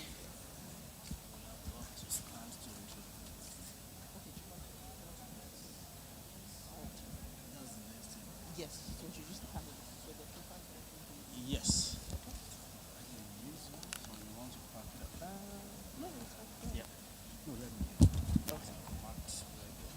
All right. Sorry, ladies and gentlemen. This is going to be another very interesting session, I can bet you. Let me warn you before we start that my panel is an all-men panel for a reason, because we are all E's for she's.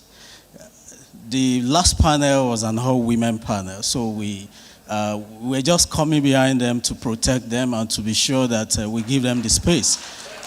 And trust our women.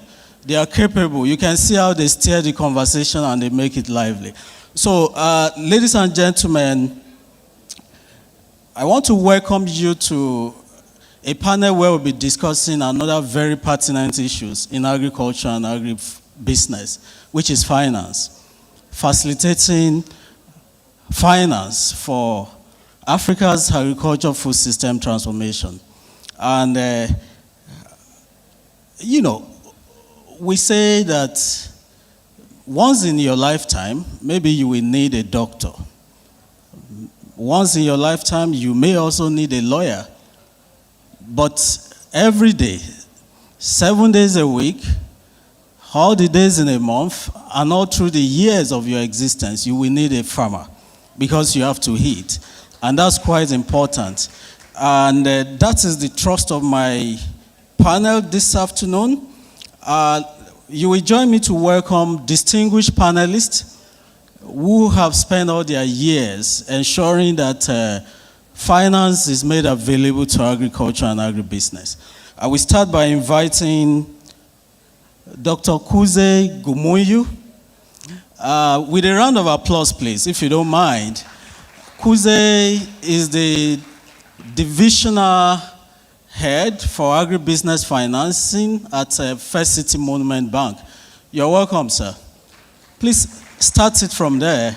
You can stay there. You can stay at the very edge. Thanks. Because of our time, I wouldn't be reading his bios, and maybe you can guess how rich that bio will be. So I will save it for another opportunity not to unveil all the bios. Then I would like you to join me to welcome to the podium Adeoluwa Adeshola, Please, a round of applause for Adeolua as he comes over. Adeolua is the Chief Executive Officer for Azikin Noma Nigeria Limited, which is a leading agricultural company specializing in grains production. I won't say more than that. He's an agric economist. He's an economist, by the way, and he's a member of several professional institutions in Nigeria. I don't want to take our time, that's why I'm cutting that short. Next in line is to join me in welcoming Dr. Eze Nwakama, distinguished. Please, help me welcome him here. This is another individual who has dotted the agri-finance space in Nigeria with so many impacts. And we're going to be learning from his wealth of experience this afternoon as well. You're welcome, sir. Next is to welcome Dr. Shola Obikoye. Everyone knows him, right? If you don't know Dr. Shola Obikoye in Nigeria agricultural finance market, you don't know anybody. So you are welcome to this panel. And you can see, when you look at the composition of my panel, we have 3 senior distinguished bankers. And we have someone whose experience and expertise span through financing agriculture and practicing agriculture. So when you look at this panel, the aggregate experience in number of years on this podium will be close to 120 years. Are you not impressed with this? So, and I'm joining the panel as the lead panelist. 215. You can see how we have been shortchanged by our women. All right. Thank you for doing that. So we go into it right away. I believe that there is always a convergence of opinions when it comes to the strategic importance of the agricultural sector in Nigeria's economy and even in Africa's economy.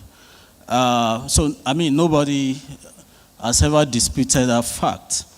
However, when it comes to financing agriculture, it's always a challenge, and you wonder why. So this afternoon, I would like to open our conversation by starting from my brother, Adeolua, to share your experience with us. What do you think is the major reason why agribusinesses are very difficult to finance? And what has been your own experience? Assessing finance for agribusiness, lending to smallholder farmers, and achieving all the projected objective of such endeavors. Yeah, thank you so much. Good afternoon, ladies and gentlemen. So thank you so much, Mr. Lumide, for that wonderful question. So I think from my own experience, right, agric financing in Nigeria is not without its risk, right? And however, it also has his wins. But over the years, we can't put all the blame on the government or on the financial sector alone.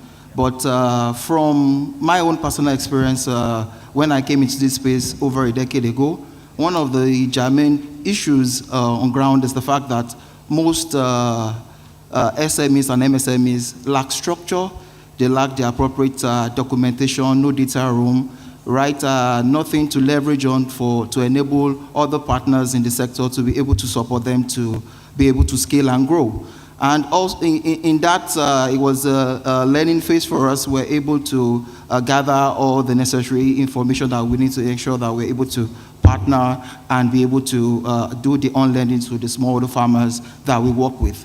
Also, there's a lot of research that needs to be done. In no direct attack to the young guys, I think that most of them lack the fact that they don't want to research, they don't want to put your skin in the game, you don't want to put your back into the work, right? Because agriculture is not child's play. It's something that you have to be intentional about, and you have to have passion. You have to have passion about it, have passion about what you do, because it's not something that you just take over off the surface and expect a miracle to happen at the end of 3 months. So it's what you put in there that you're going to see at the end of the day. So for us, structure, like I said, is very important, right? And also in financing smallholder farmers, you have to be able to do enough reconnaissance research, know the areas you want to work in, know what their norms and values are, and be able to create an enabling environment and structure a win-win partnership where everybody is able to bring something to the table and take value from the table. So I think that's what I would be able to answer to that. Thank you. Thanks so much, and thanks for making it briefly as possible. You mentioned a couple of issues ranging from not having enough or proper documentation to access finance, to not having required structure to make businesses finance ready or finance attractive. You mentioned about not doing enough research or knowing why you're going into what you want to go to, and possibly experience as well in terms of track record. So I would take that to go to Kuze. You've been financing agriculture, and Adeolu has just mentioned some of the things why financing agriculture may be difficult for people like you. So from your experience, what do you think can be done by agribusinesses in Nigeria? We will still go outside of Nigeria briefly anyway. But in Nigeria, what do you think can be done by agribusinesses to make them more attractive to you and your likes for financing? Thank you. First and foremost, I would like to thank Sterling Bank for inviting me to this very important summit. It's not normal and not easy for someone to invite a competitor to your occasion. And I remember yesterday I was coming in and I met one of the directors. And we were speaking, and I said, I do not consider Sterling Bank as competition. And he was saying, are we that bad? I said, no. We are family. We consider Sterling Bank as part of the family because of the values that are there, of the passion towards making sure finance is available to agriculture, impacting on women, impacting on the youth. How do businesses in Nigeria make themselves bankable? That's the question that I had. There are a number of issues, and if I'm going to speak, I think I will end up around 7 p.m. today. But I'll try to be... Please keep it short. I'll try to be brief. Banks, me, Shola, and we have targets to achieve. We are given targets to make sure we give out loans. But those loans have to be paid back plus interest. We are not charity organizations. So the businesses have to be viable. They have to be able to pay back the interest plus the capital which we give out. And you know, capital is funny. It flies away when it sees risks. That's true. But it is also attracted where there is profitability. So the businesses themselves have to be profitable, and for them to be profitable, the management of those businesses has to be up to scratch. They have to have solid markets. They have to be able to source whatever they need to be able to produce. And one of the major issues is also character. If you are a business person, you have to have the character, and you have to be very honest with the banks. Otherwise, they will not be able to finance you. And if you look at agriculture, it's competing against other sectors for the limited resources of finance. And if agriculture is less attractive, let's say for another business that's trading, the banks will park their capital where it's less risky. So businesses, agricultural businesses, have to make themselves competitive as compared to other businesses for them to be attractive for us to finance. I think I'll end there and allow others to come in. Thank you. I like where you stop it. I like it that businesses have to be profitable. And honestly, if we are to unlock and influence improved flow of finance to the agriculture sector, then we must do what is needful for those playing in the sector to understand this reality. I also know that there is a very large and bold tag of risk hanging on the neck of agribusinesses. So whenever we talk agribusiness, it is like talking about lepers. Like, oh no, don't go touch agribusiness. Like you said, there are competing sectors where risk is less profile or less feasible or less visible or less perceived. And that takes me to the next question, and I'll be asking Eze this question. The reason is because Eze was one of our very respected leaders when it comes to derisking. He has worked with NISA, led several initiatives in NISA. He has been with Union Bank before. He's back to Union Bank. I promised you earlier that I won't read their profile to save time. So I'm letting it out of the bag now. So he's the head agribusiness finance at Union Bank PLC.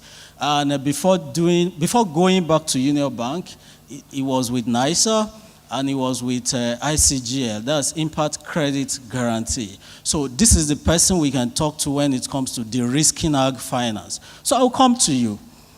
How do we de-risk lending to agribusiness, to agriculture, so that we can further energize this all-important sector?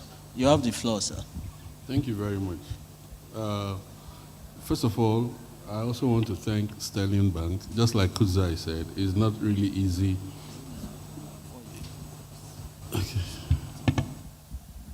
Okay. Am I audible now? Yeah, so I said I want to thank Sterling Bank for inviting Union Bank. Initially, when I got the invite, a few of my colleagues said, what's happening? But the space, the sky is wide enough for all of us to operate. But the target and the beneficiary is actually you, the practitioners. That's why we're here.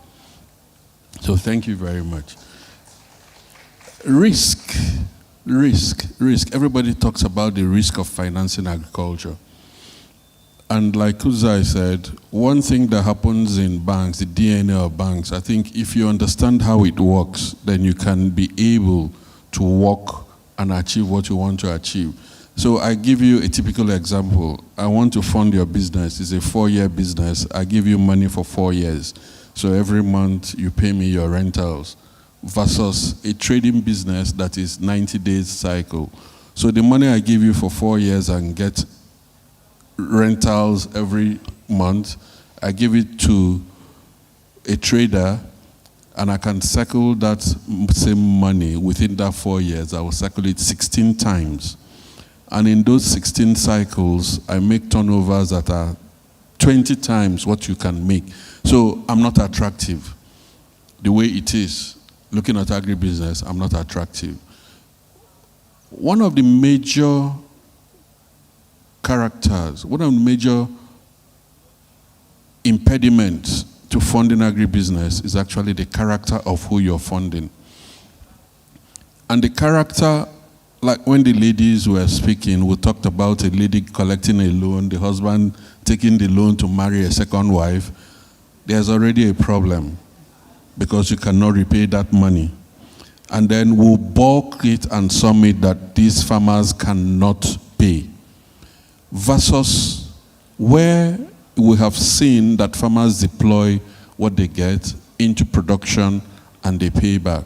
So My experience, if I go back to my years in NISAL and my years at Impact Credit, where we designed programs, I'm not talking about the political side, I'm talking about the practical side. We came to an understanding that it's a lot easier to deal with farmers who have lands in contiguous areas where you can form them into cooperatives, where each individual holds the other accountable. That's key. So it's easier for me to fund a group of farmers that have 1 hectare, just for the sake of argument, 50 of them, 50 hectares in an area, and I can deploy mechanization for optimal production. Everybody knows that he has 1 hectare, and we can use that. That's one of the de-risking measures that we use in funding primary production. The other thing we'll look at is, at the point of engagement, is there a leader within this community? And is the leader able to identify these participants as members of this community? A farmer is a farmer. A farmer will not become a medical doctor tomorrow, or a farmer will not become a transporter tomorrow. But a farmer is a farmer, so that even if there's crop failure this year, the farmer is still going back to farm the next year. But we need to be sure that we identify who these farmers are with respect to their land holdings. So if we look back at some of the initiatives that had happened before and there were failures, you ask me, were those failures not associated with cooperatives? So the thing I will tell you is this. At the point of doing primary production, there's what you call economies of production, where you say for 1 hectare of land, we're going to need 5 bags of fertilizer, XYZ. But we did not do the level of ground truthing that allowed us to confirm that you actually had 1 hectare of land. And we assigned funding for 1 hectare of land. That's already a failure. That already causes a failure. So those are part of the risks associated with funding agriculture at the primary level. If we step it up to the next level, which is processing and all that, we have seen instances where processors use working capital money and deploy it into fixed assets because they want to grow capacity. And then you arrive at a certain capacity, you don't have the money to drive production. It becomes a major issue. There are so many risks associated. I'm not defining risk in agriculture, but how do we take care of this? One of the major reasons, like I said, character is a major issue. Everybody wants a legacy, no matter how small the legacy is. And in wanting a legacy, I think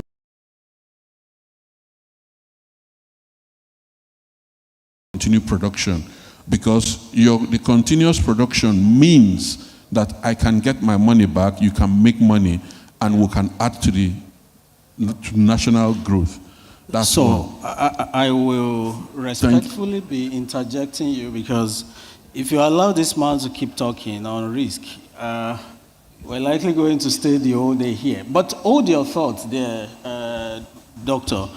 I will come back to you to ask about the Derisking framework from the perspective of government-led frameworks, the Derisking system, and private sector-led Derisking system. And let's compare and see which one should work better. So I'll come to Dr. Obikoye and ask you that despite the fact that agriculture is quote and unquote unattractive to lending, Sterling Bank, just as most of the speakers in this summit have said, Sterling Bank actually has agriculture at the center of your portfolio program.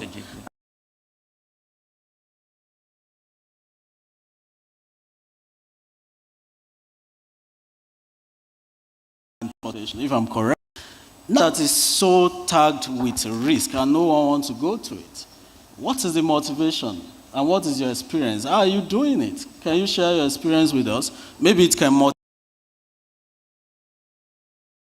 you to be able to do it, sir. Thank you. Well, I I will start it from a story in 2011.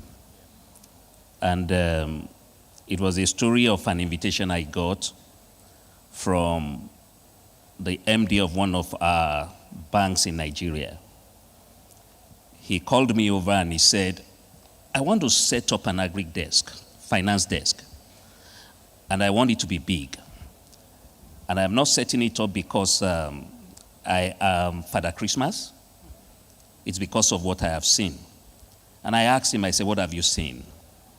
He said that Nigeria's GDP, I think at that time he touted it as standing at around $500 billion. That's the national GDP. At that time, I think Nigeria was contributing about 30%.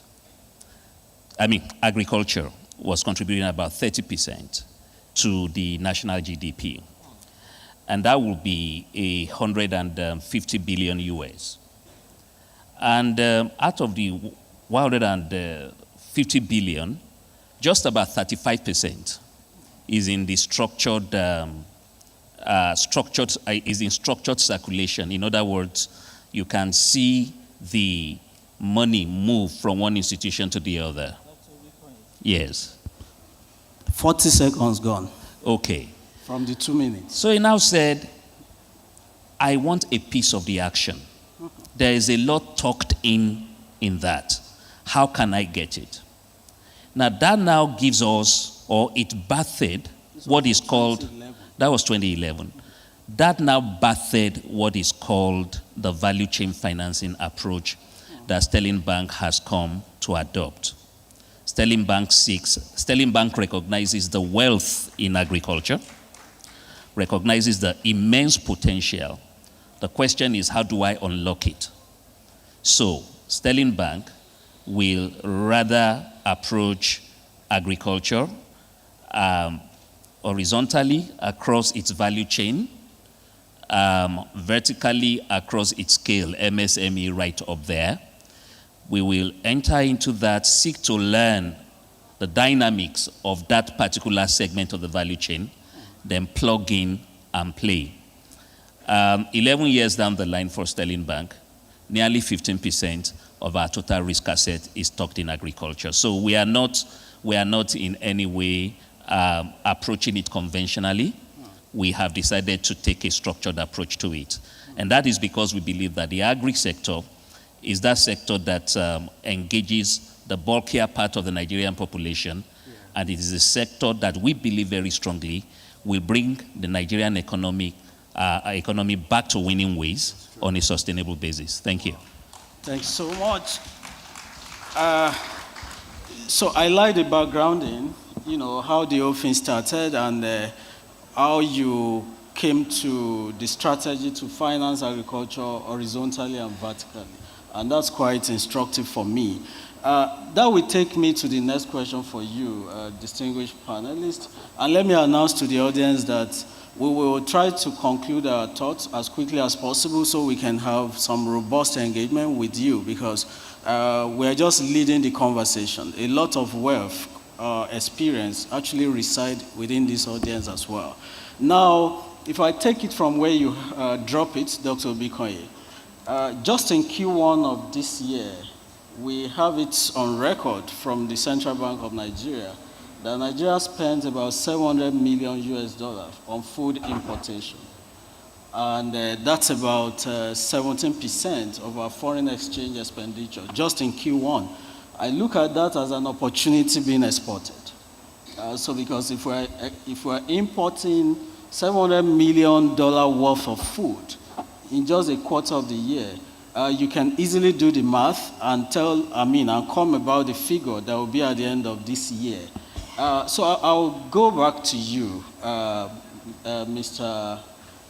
Ade Mola. There's a lot of opportunity in the agriculture sector. So how do we tap into this opportunity to further contribute to our local economy, to further grow the economy? How do we get funding, to pursue initiatives that will make us to be self-sufficient and food secured, so that we won't be spending so much money importing food into Nigeria.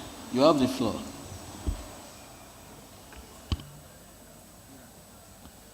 Yeah, thank you so much for the wonderful question again. So, first of all, from our own experience, the number one challenge that needs to be solved is... Sorry, let me add that. Okay.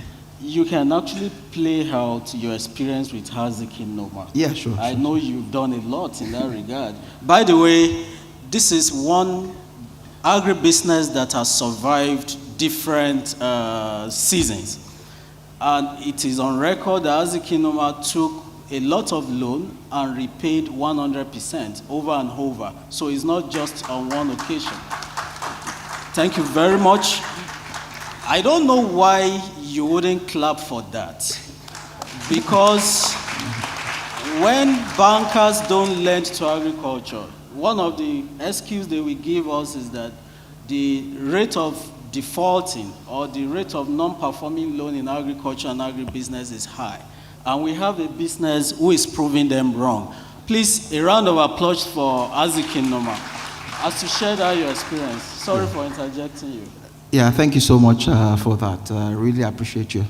So, first of all, one of the major challenges that needs to be tackled to enable that we scale up and we are able to achieve self-sufficiency in food production is security.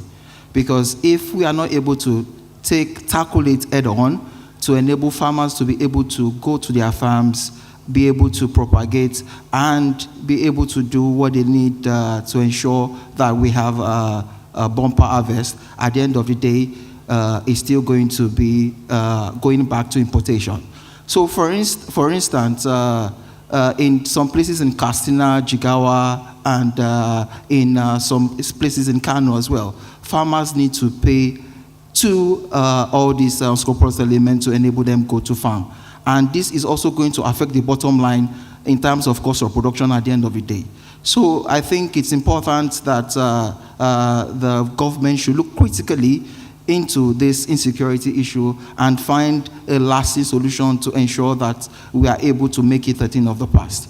Also, going away from insecurity, right, it is also important to know that without the right finance, we are not going to get anywhere. As we speak, more than 60% of the arable land in Nigeria is uncultivated. And one of the major challenges I've been able to identify in the agribusiness value chain in Nigeria is that I coin it under 3 R's. And it is the right money at the right condition at the right time. Right? So if these three R's must go hand in hand, because if you have the right money at the right condition at the wrong timing, you're setting up yourself for failure. And even if you have the right money at the wrong condition at the right time, that means also it's going to be garbage in, garbage out. So these are some of the major problems. So in terms of ensuring that we are able to achieve food security, we need all the actors in the space to be able to work together to build a tailor-made financial solution that can help the bank achieve their own goal, and also ensuring that Nigeria is sufficient in food production. And going away from that as well, we need to also see to it that we go into a lot of R&D. In no offense to our schools and research institutes, I think there's a lot they need to do in ensuring that we are able to come up with modern day technology in terms of seed production. The seed viability in Nigeria is still very poor compared to other parts of the world. Even though for us at Agric Noma, we've been able to work with some of our international partners to be able to move our smallholder farmers from 1.8 tons per hectare to about 4 tons per hectare. But there's still a lot of gap that we need to be able to close. And for us, we cannot be able to do it alone. So we still need a lot of the actors to be able to come together to ensure, and especially in research and in seed production, a lot needs to be done to ensure that we are able not only investing in or pumping money into the development of the sector without ensuring that we are able to get viable seed that can give us about 8 to 10 metric tons when agriculture is profitable to everybody across board. Repayment of loan and investing will not be a challenge. So I think with these 3 points, if we are able to look into it, we are closer to closing the gap, and we are closer to ensuring that we are able to bring food inflation down to barest minimum. Wow, thanks. Thanks so much. In summary, what you said, if I can appropriately summarize you, is that for us to be able to take advantage and unlock the potentials we have in Nigeria's agriculture sector, reducing our food importation bill, becoming self-sufficiency in food production, 3 things needs to happen. You mentioned insecurity, and that will open my thoughts to the next line of questions, which will come around risk. Second thing that I see from your conversation is that we need to have the right product that is suitable for agriculture. Right product that will embed your 3 R's. When you have an economics, you should be sure of economic theory. The 3 R's about having the right money at the right conditions and at the right time. So that's products, development or adaptation, if I get you. And I will ask question to Dr. Obikonye about ag finance products that you have. And the last one you mentioned is on R&D, research and development, which I will also push around. But let me go to Dr. Kuze. The way you are looking at me, as if I'm in Zimbabwe, I'm back in Nigeria. So one of the things that Azikinoma mentioned is to have the right product suitable for ag finance. And I know of the blended finance initiatives that is supported by MasterCard Foundation. By the way, we should appreciate MasterCard Foundation this afternoon. Yes, not because I'm looking at Chidima, who was no longer with MasterCard, but whose footprint we can still see on the sand of time, and the current leadership of MasterCard Foundation. Thank you so much for your partnership to ensuring that we have funding available to agriculture in Nigeria. So, Kuze, blended finance. Everyone thinks that, oh yes, blended finance could be one of the pathways to unlocking finance to agriculture. What do you think? Is it the right approach? How sustainable is it at the end of the day? Thank you. So when we say blended finance, it's coming because the normal financing has failed to achieve what we want to achieve. And as I said before, this is because agriculture is competing against other sectors which are considered less risky. Blended finance, particularly the MasterCard Foundation that we got as a bank, came in to finance businesses and people who ordinarily would not have been able to get financing. And these are smallholder farmers, women, youth, and other SMEs that lack collateral or that might lack the organizational capabilities for them to be able to approach a bank and get loan. And as a bank, we also put our own financing to blend with the MasterCard Fund so that we can get one, finance that can be available to people who are disadvantaged. 2, finance that is properly or that is appropriately priced. Currently, if you look at the money markets, because the central bank is wanting to fight inflation, there is a high interest rate regime. And because of that, if a farmer who wants, let's say, to plant today, they will have to buy fertilizer chemicals today. They will be putting chemicals, fertilizers, hiring people to weed and all sorts of things. And probably for them, they will get their money 6 months, 8 months down the line. If you are going to give a loan at, let's say, 40%, like the interest regimes today, imagine the interest that the farmer would pay until they've sold their produce. That is going to be huge. Unlike, let's say, a trader who goes, buys, and immediately they start selling. So the interest burden on that is lower. So blended finance comes in to plug that gap where farmers, because of the type of business they have, the collateral issues they have, and the affordability they have in terms of interest rates, comes into plug and make sure they get finance. And for me, as you have said, agriculture is there to provide food security. And food security is national security.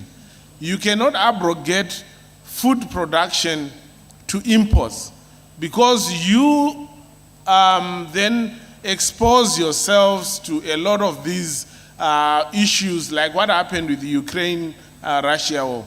So we need to make sure there's local production, and that's what we are doing with blended finance. And I believe it's the way to go, given that the government itself is also trying to fight inflation, and we want financing to go to food production so that we can have national food security. Thank you. Wow, thanks so much. My audience is waiting for lunch.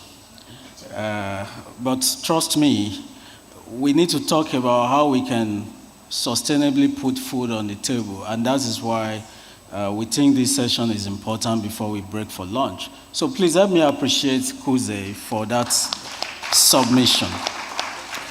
He mentioned 3 things about blended finance. It helps to promote inclusive ag financing, especially for the underserved, women, youth, and the micro and macro entrepreneurs or enterprises who ordinarily won't be able to meet the conditions for lending. He also mentioned about pricing, appropriate pricing or costs in the market. So blended finance gives us the opportunity to crash the rate because you're providing commercial funding and development funding together, and then the marriage brings down the rate. And lastly, he mentioned about collateral issues, and that takes me to Dr. Eze again in terms of risk. We can't talk about lending or borrowing without talking collateral. And I'm particularly interested in, stimulating his thought around what he thinks from the perspective of government-led derisking framework and the private sector-led derisking framework, because you have played in both sectors. What do you think? Which one works better? Which one should we pursue or promote? And what can we do to make it more, to increase the coverage of this derisking framework? Have the floor now. Thank you. So in this space, I think it's important to note that derisking is a way to go. We can't do without derisking. And that risk-sharing facility gives some level of comfort. The private sector-led level of derisking, so I'll give an instance, what the World Bank did with Development Bank of Nigeria in setting up the entity called Impact Credit Guarantee that tries to de-risk lending to SMEs. This time, it wasn't specific about agriculture, but it talks about SMEs. These are entities that will work with as banks to try to solve the collateral issue and the associated risk issues. But like I said earlier on, everything still hinges on the character of the individual or the entity that you're dealing with. That's one. Secondly, you have the government-led initiative pioneered by the Central Bank of Nigeria through NISAL. Now, this initiative, properly directed and as properly used as a tool for de-risking, has the capacity to actually de-risk agriculture to a large extent. When I say to a large extent, I'm talking about leveraging the capital that is used for de-risking and then directing it appropriately. It becomes a kind of succor that helps the smallholder farmers to access finance. So like I chose my words, carefully. I said appropriately deployed. That is key in achieving the level of success. But there's also another factor that I want to bring in here. I had worked with CNFA, that's the part you didn't talk about, and while another entity was developing a fund, so I gave you an instance where the international development agencies can also step up their activities. So at times you hear there's XYZ $1 million or pounds for a particular project. And then most of the things that these entities do talk about technical assistance, training farmers. For the banker, you have trained the farmer, it does not add anything to me. That's the truth. So there has to be a next level of that engagement. And that next level is also a skin in the game. A skin in the game in the sense that you have decided to play in Nigeria, understand the peculiarities of Nigeria, and then design products that are fit for consumption in Nigeria. That is only where you can have sustainability, where when the project ends, there's a continuity. So I play the devil's advocate and I say, you have XYZ millions. What is wrong with taking out some part of that fund and working with a reputable fund manager of your choice and setting up some level of de-risking element? And when you train the farmers and you present the farmers to the bank, you say, for these farmers that I have trained, the guarantee I'm giving you is that I'm going to bear 50%, 60% of your risk. Now there is a responsibility on you, on the farmers you have curated and handed over to the farmer, to the bank. And there's also a responsibility on me as a bank, because I've opened my balance sheet. I need to deploy, boots on ground to make sure. And that's where the other entities that service the sector. So you have those that do field services, those that do ground truthing, those that do e-extension services, come in as partners, and we achieve results. So if you ask me, the field is still virgin. There are a lot of ideas. There's a lot of mileage that can be achieved, and properly documenting and doing what is required will help us. But the systems we have currently, if on a scale of 1 to 100, to put a rating, I'll say we're doing 30% capacity, and there's huge room for improvement. But there has to be that buy-in of everybody involved. Thank you. There is a large room for improvement. That's where you dropped it. Thanks so much for that. So we still have a lot of opportunity to ideate and innovatively create the de-risking instrument. And you have put a very big challenge on the table of development partners and international development actors. Thanks so much. I wouldn't say it's unfortunate that I won't be able to take this this panel further in questioning, but I would say it is fortunate now because I have to come to the audience to check for your questions. We have very limited time actually because it's not also fair for us to drain the audience unnecessarily. Uti, you want to coordinate the questioning section? If possible, we get 3 questions, and then my audience can do justice to that. Thank you. Absolutely. Thank you very much to Mr. Ojo and our esteemed panel. I see 2 hands up already here in the middle, 1 in front and 1 at the back, and this gentleman here in front. So those are the 3 questions that we'll take. I'm so sorry. Let's see if we can get through it quickly, and then we can see if we can take a few more. So our panelists will also help us to keep the answers brief. Sorry? No, all men. We'll take one moment, so we'll take an extra one. Okay, so can we start so that we can quickly get going?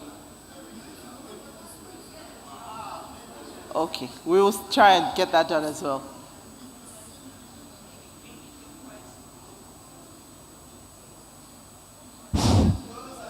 Thank you very much for the appreciating with the presenters. We say, my name is Mohammed Tukur Adam, one of the seed producers. We hear some things, since yesterday we hear everything about the production, whatever. So we say that if the man that you see him without head, there is man, no man. So any production he need the intensive, the correct seeds. But up to now, we never hear anything from you two. But I go back to my questions today, Naisal and Sterling Bank. There is any package they are doing with the, they are arranging with the seed producers? So all right. That's one of my questions. Thanks. I think that question is quite straightforward. I mean, great. And I'm happy NISA is not on this podium, but NISA is in the audience. Michael, I hope I can see you somewhere here or somewhere here, if you're ready. So that's first question. Sterling, you want to respond? Seed company, why are you not financing the seed sector? The answer to that is we are financing seed companies. We are financing them. I do not, for confidentiality reasons, I don't want to mention names on this stage, but I can assure you that we are financing. One of the things I think we will do differently is to engage you at the level of your association, SIDAN. If we're able to do that, perhaps at the level of the gentleman that has just asked the question, we will be seen, but not just be seen, we will engage appropriately. But seed is one of our major components. Is one of the major components of our portfolio. It's as straight as that. Thank you. Great. Thanks so much for that. Let me just add to that. Okay. I've been brought here, so I will also play. Yes. So for seed companies, I can comfortably tell you that we have a lot of seed companies on our portfolio that we also finance. So I don't know where you have been looking at. Probably when you look at the right places, you will get the answers you need, because you're a critical success factor to any production. Once the seed is not right, we can't get the production that will repay the loan. Thank you. All right. Thanks for that perspective. So the good news is Sterling Bank is financing all the value chain. You know, Union Bank is doing same. I believe FCMB is doing same. Those are the banks I have on this platform. Yes, the next question.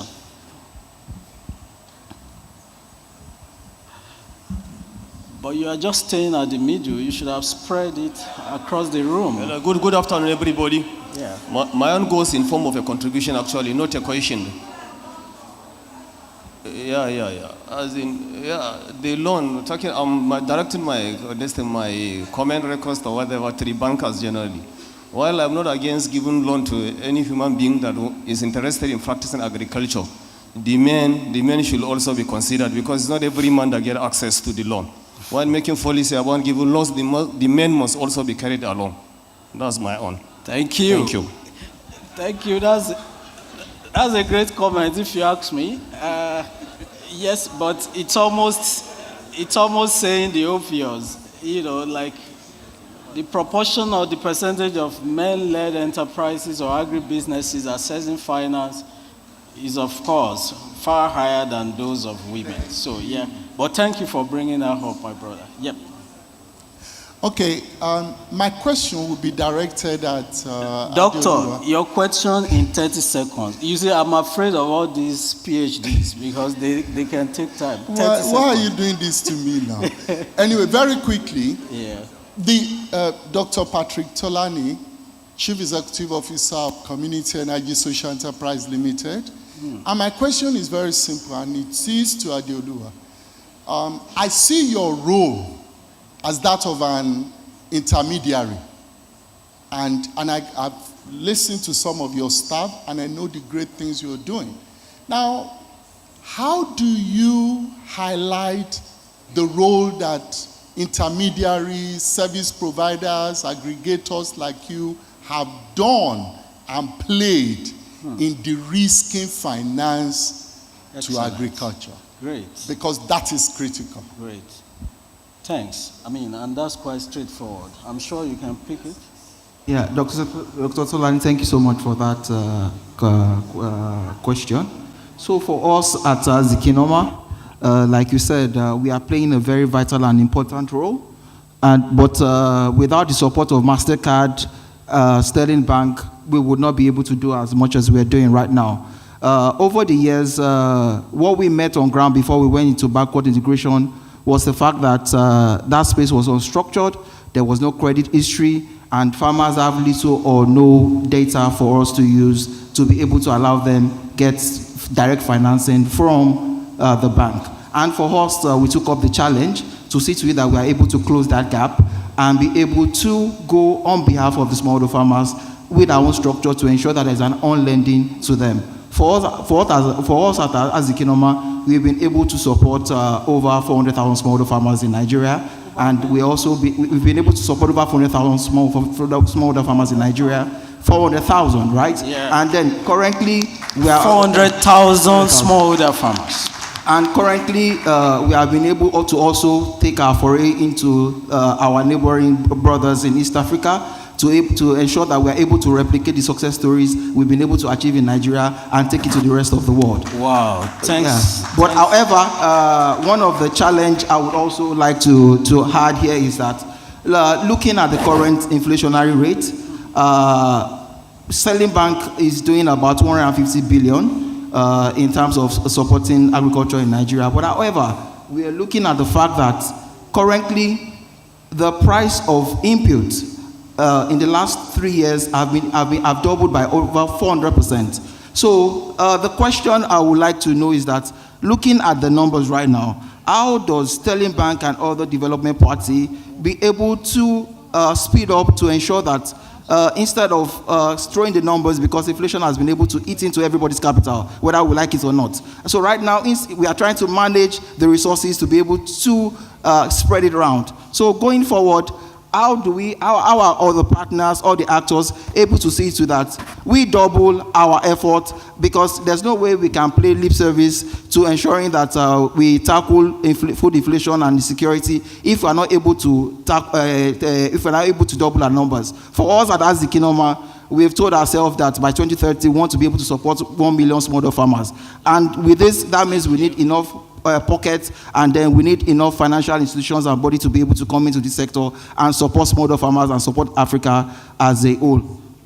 So, Doctor, I don't know if I'm able to answer your question. Yeah, you tried. You tried. Doctor, I'm sure you were blown away by his response, because supporting on lending to 400,000 farmers is not a mean feat.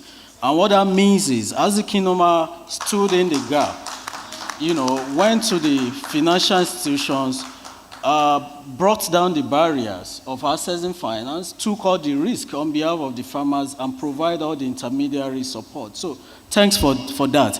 The question you drop on the table about how do we manage the issue of inflationary effect or impact on lending, I will put it in the parking lot because it's a big one. And then we can go back to the audience to ask, to check or get 2 more questions. If we have time, then we'll come back and answer this question. Uti, who are the gallery people? audience? Yeah, good afternoon. Where is it? Up here. But there's in the gallery up top on the left. Yeah. My name is Kunle Toye. I'm in the agribusiness sector. But I'm asking this question on behalf of Nigerian agricultural students to the representatives of the banks here. I would like to know what the banking sector is doing in terms of getting the, how would I put it, the graduates, Nigerian graduates, agricultural graduates, into the banking, into your agricultural desks, so that you have been talking about risk, agricultural risk, in giving out loans. At least these people, when they come out of schools, they will be able to profile advice or knowledge about what these loans or what the risks are to the loans, and also to the research and development institutions too. So the banks, I believe, should be able to get themselves involved in the entire value chain of their. Great. That question is clear. Thanks. And I like the angle from where you are coming from. Dr. Obikoye, you will take that question. So it's going to be very simple. March 2011, a circular came out from the Central Bank of Nigeria mandating all the deposit money banks to set up agricultural finance departments in their banks. Part of the circular indicated the qualifications that must, for manning of those, the various parts, the functions of the organogram, chief of which was that anybody that will come in and work there must be a first degree holder in agriculture or a second one, or in an affiliated field.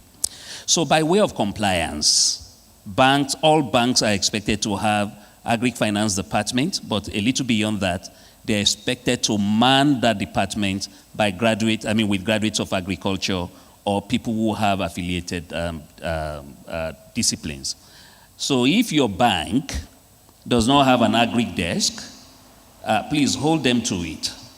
It is a matter of compliance, actually, for all banks to actually have it and be manned by the appropriate representatives. I think that answers that. Thank you.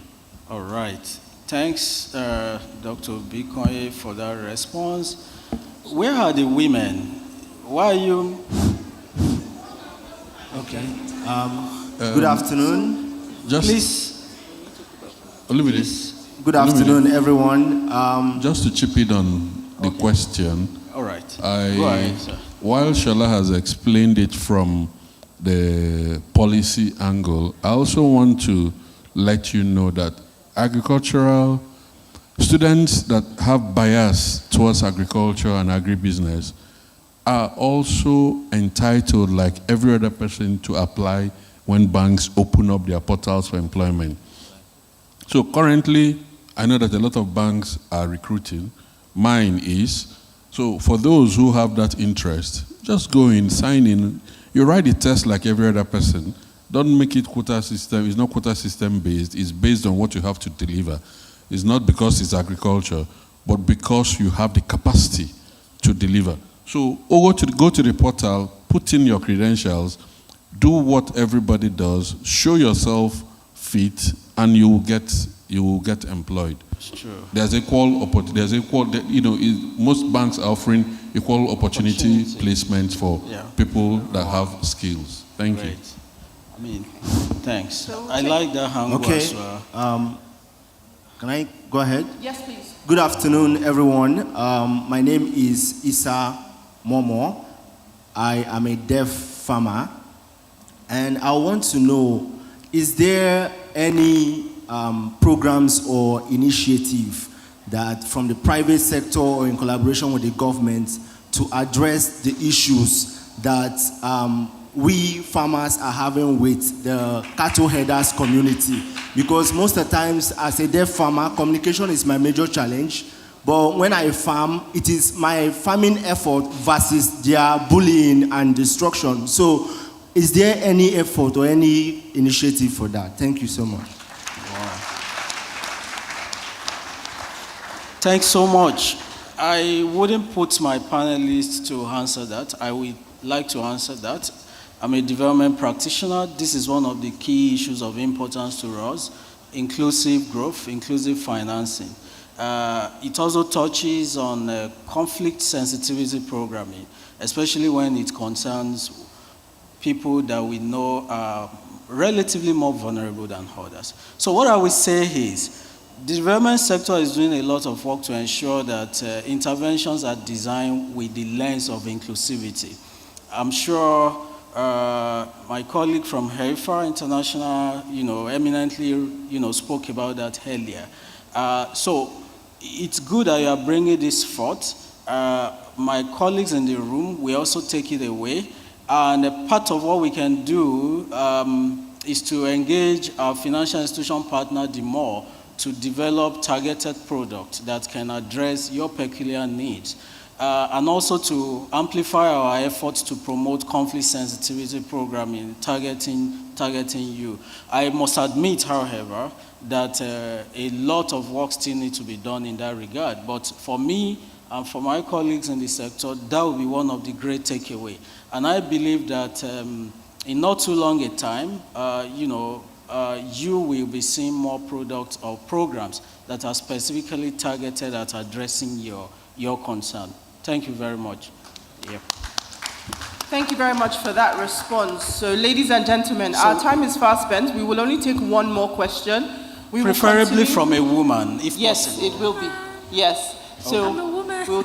Yes, ma'am, please go ahead. Thank you. My name is Dr. Angel Adilaja Kuye, and my question is really about the process of approvals for agriculture. You know that agriculture is time-based, and they cannot always wait for the process.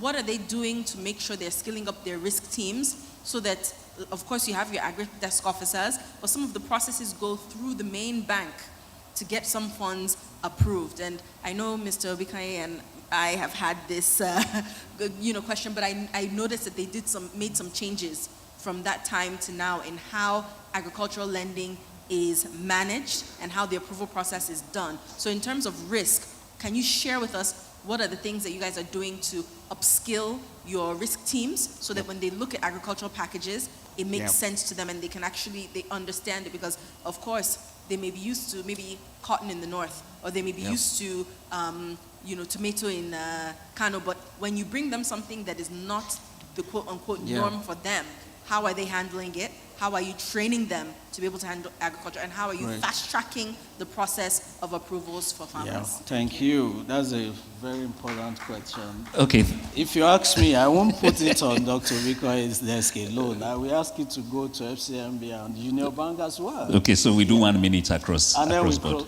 and that will be fine. Yeah. So thank you very much, Angel. Fortunately, I have my chief risk officer attending this event. I think I saw him some time ago, as well as the group head credit risk management. But I think the quickest way to this is to develop bespoke financial products, so that when you have a pre-approved product paper, the process will be fast-tracked. And that is the essence of product papers or product programs, just to have a fast-tracked application.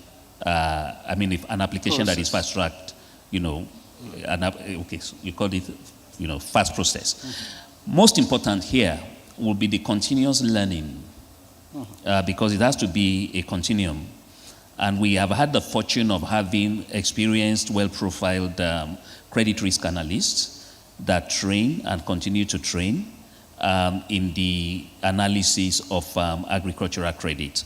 We also have a dedicated credit risk team that is made up of people who have this pedigree in agriculture. So from that, our experience, which I know you have slightly spoken to, things have changed very, very notably. And I can tell you this: if you come today to Sterling Bank, 10 working days or 2 calendar weeks is all it will take to get a decision.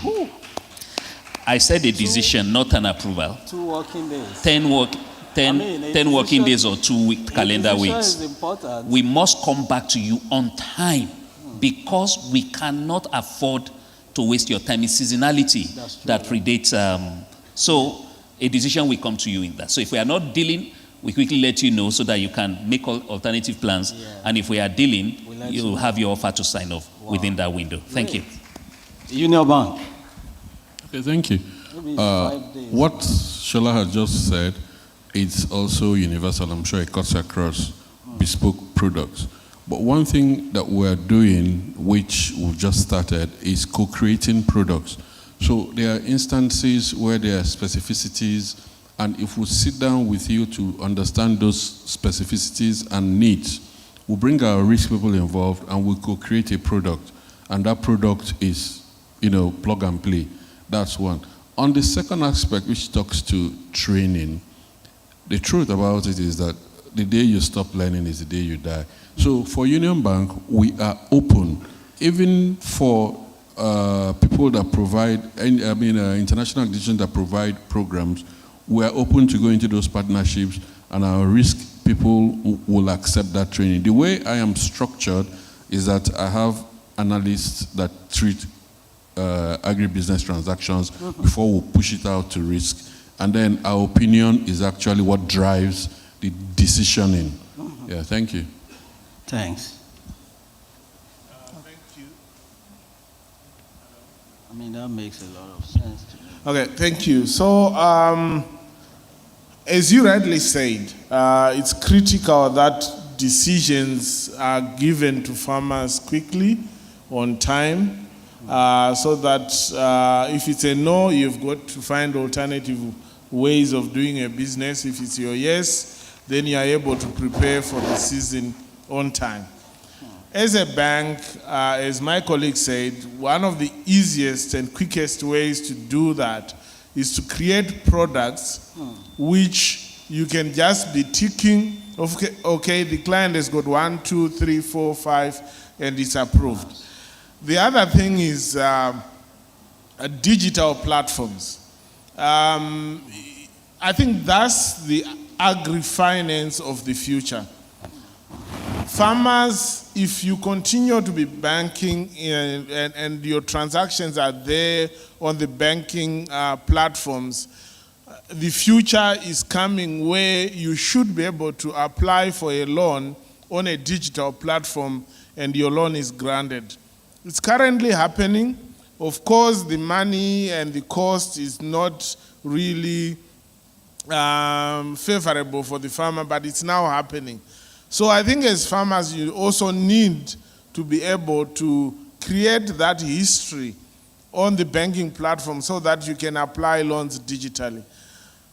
On a detailed credit, as a bank, what we also do is we give our farmers or our agribusinesses a list of requirements such that there is no back and forth in terms of what is required, and it takes a long time to process a credit. You have all what we need, and when you provide us, it's easier to go through risk and make sure your credit is approved on time. Thank you. Thanks so much. Okay, so let me just add from a customer point of view. And that's the closing thought. Yeah, from a customer point of view, when it comes to timing in terms of agri lending, it's on both sides.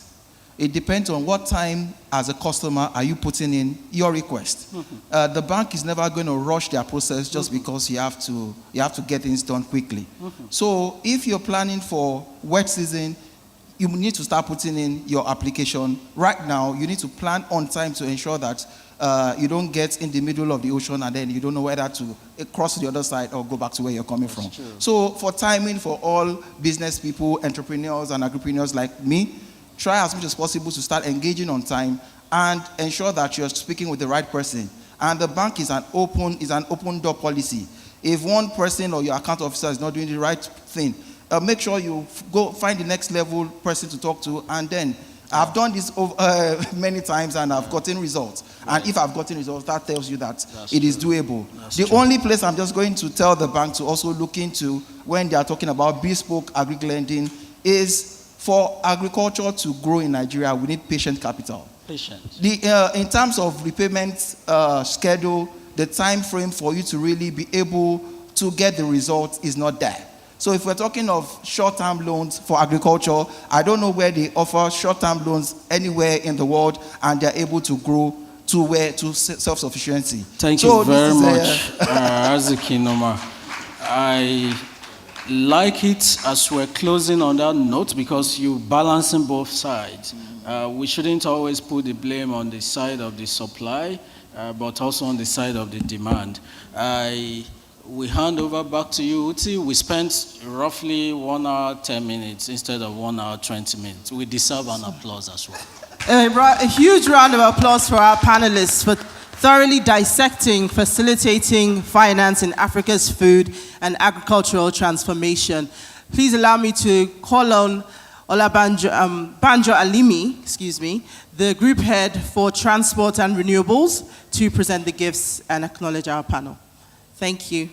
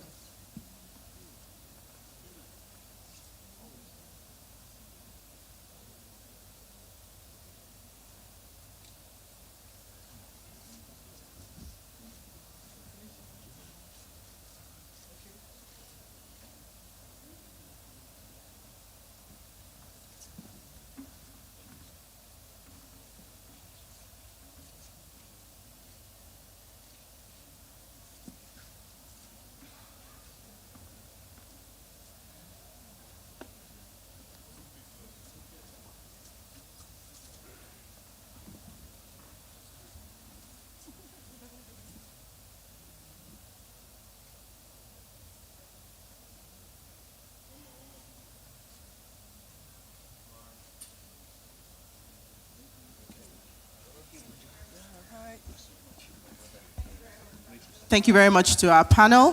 Please let's give them a round of applause as they leave the stage.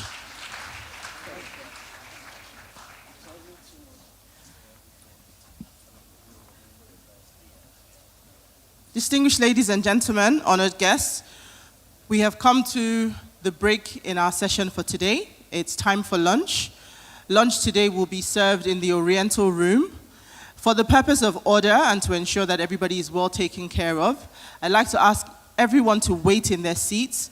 The ushers will be handing out the necessary information and tickets that you need for lunch, and they'll be informing you where you need to go. So please, so that we can have an ordered experience today, can we please wait in our seats for an usher to attend to you? We do have limited time, so we would ask that everybody is back in the room by 3:20. Thank you, ladies and gentlemen.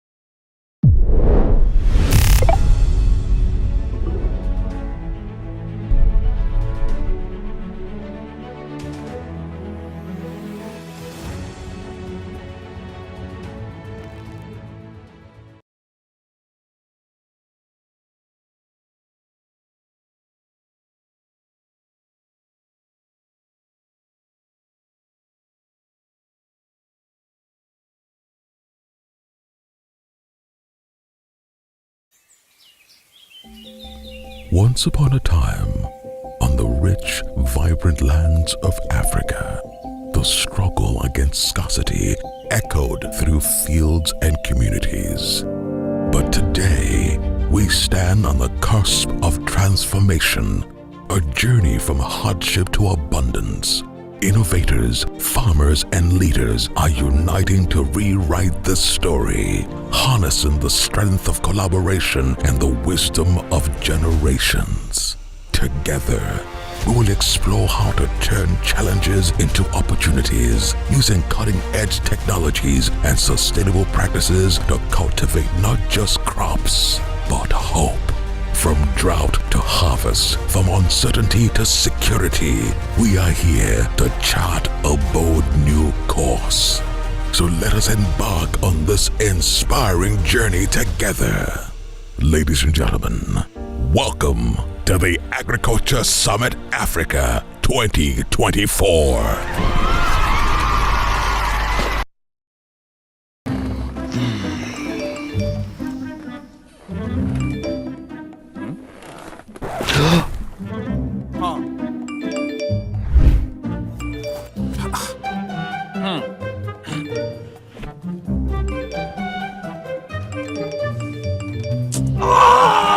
Get debited for a living? Switch to Alt Bank today and let's empower your financial goals. Also enjoy up to 500,000 Naira interest-free financing, earn referral bonuses, receive free debit cards, and much more.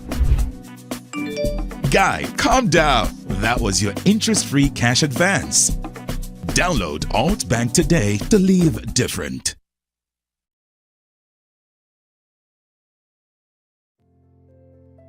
Africa's agricultural landscape is transforming, and at Agric Noma, we are proud to lead this change. Our vision is to unlock the potentials of agriculture by equipping smallholder farmers across Nigeria and Africa with the tools they need to thrive. We offer input financing, training, extension services, and access to market and technology. With our targets set to support over 1 million smallholder farmers, we are a step closer as our reach spans over 400,000 farmers and counting across Nigeria in states like Kaduna, Kano, Nasarawa, Taraba, Plateau, and Bauchi, and in Kenya covering over 656,000 hectares. Together, we cultivate vital grains like maize, soybeans, paddy rice, millet, sorghum, and cowpea, strengthening food security and sustainable livelihoods across Africa. Agric Noma, the wealth of agriculture.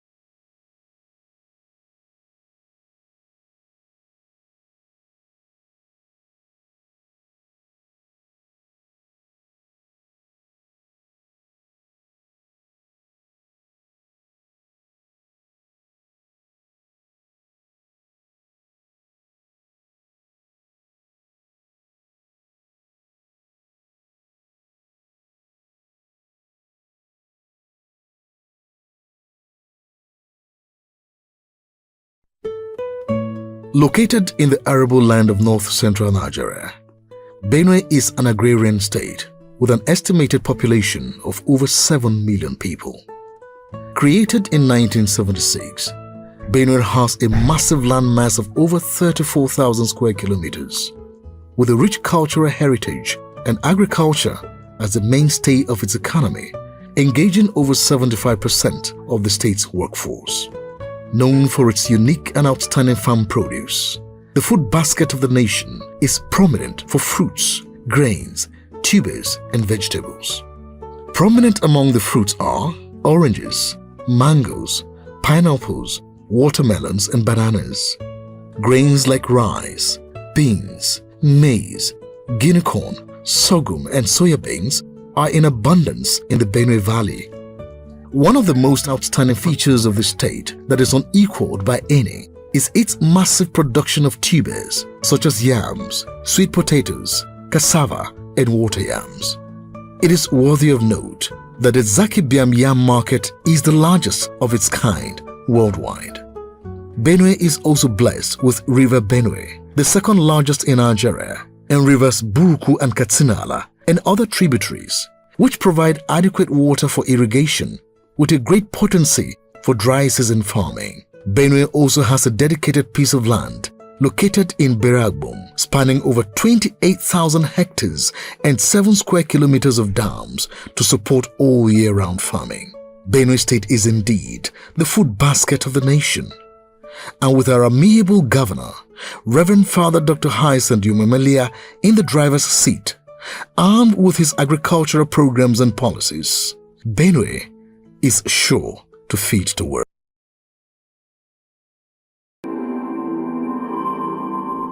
In my house, I have a 4 kVA solar inverter which powers 2 smart TVs, 20 LED bulbs, 1 double-door fridge, 5 standing fans, 4 laptops, and 1 printer. My experience has been fantastic.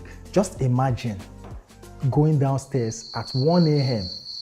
to go pull the generator. I can't even remember the last time I went downstairs to put on the generator. I normally would spend 60,000 naira monthly fueling my generator. When I think of how much I've been able to save buying my solar power solution, I've been able to save up to 75 to 80% of the cost. Now I have 24/7 power supply. Honestly, what more do I need?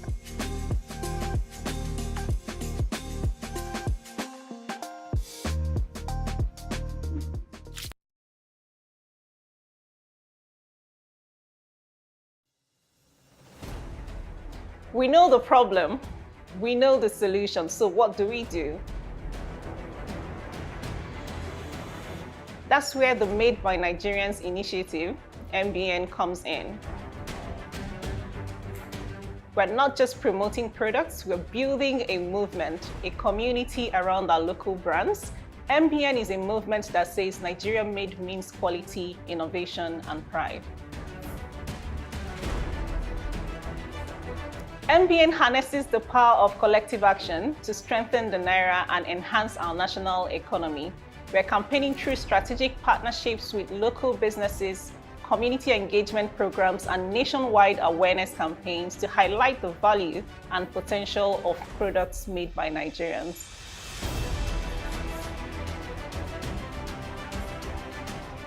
By promoting a sense of pride in Nigerian-made goods, and demonstrating their quality on international platforms. We're not just promoting products, we are elevating the Nigerian brand. So the concept of MBN ambassadors is central to our campaign. We work with organizations and individuals to promote the vision of the MBN initiative. I'm also using this opportunity to invite organizations, businesses, entrepreneurs, and citizens who want to see a better Nigeria to join us. Become a voice for Nigeria and inspire others by communicating the essence of our rich heritage and entrepreneurial spirit. To renew public confidence in Nigeria's local content, our strategies are threefold. First, we work with relevant stakeholders to ensure quality and consistency in local products, which is fundamental. Second, we celebrate local successes through media stories, showcasing the global standards our products and services are meeting. And third, we are building a community around our local brands, promoting customer loyalty and a buy Nigerian culture that's based on pride and not just patriotism. Our KPIs are focused on measurable economic impacts, growth in the number of local businesses and entrepreneurs, the percentage increase in the domestic sales of Nigerian-made products, the volume of exports of locally made goods, and job creation statistics. We also measure the engagement level in our educational programs and the success rate of businesses that have benefited from our capacity building initiatives.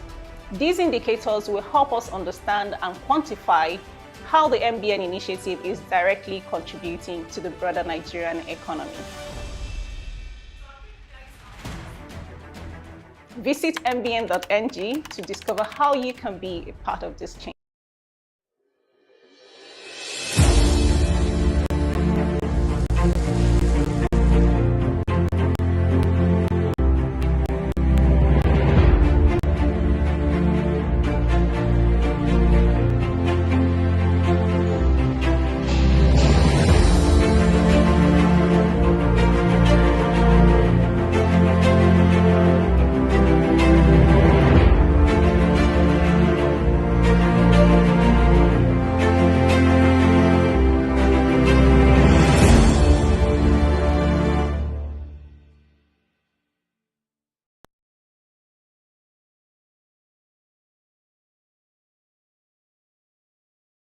My name is Chief Mrs. Olabi.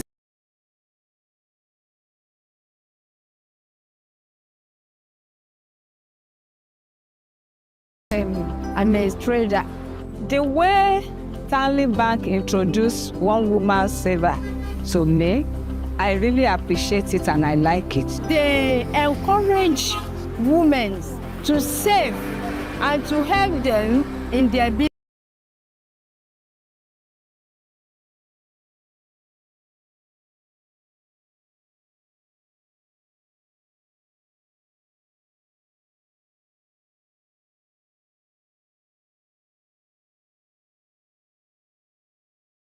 At least some of them, they will come to us and collect money. But this particular one, you know the specific time you will collect your money and you will get it in bulk. The biggest challenge we have is you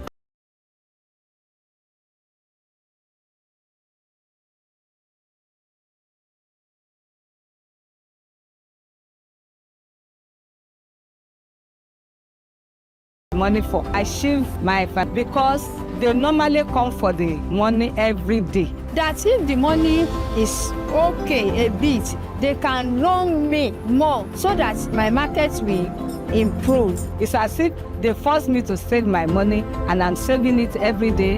And at the end of the day, I collect my money in bulk. You know, easily I make use of it and I'm so happy about it. Our market has season. There will be a season where you have to stock. So I make my plan towards that time by saving. Because I know that the money is my own. When I need markets at any time, I can walk in and collect my money to purchase my business. When you are doing this type of business and you are blessed to have financial support, you will be proud to do it. Proudness achievement is that I can stand on my own. So my co-women, I will advise to be sincere with whatever they are doing. They should not rely on their husband. The woman should have time for her own so that she will have something doing because nobody knows tomorrow.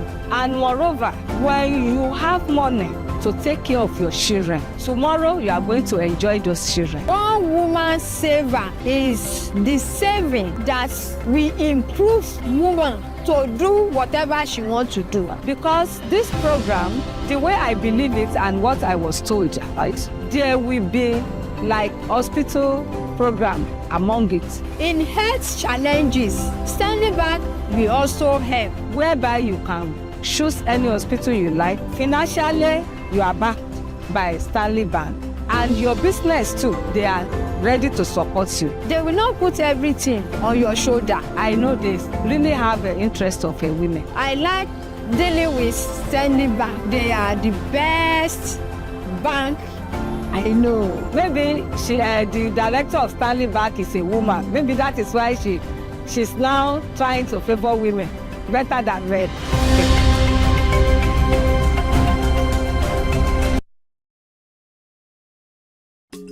My name is Chief Dr.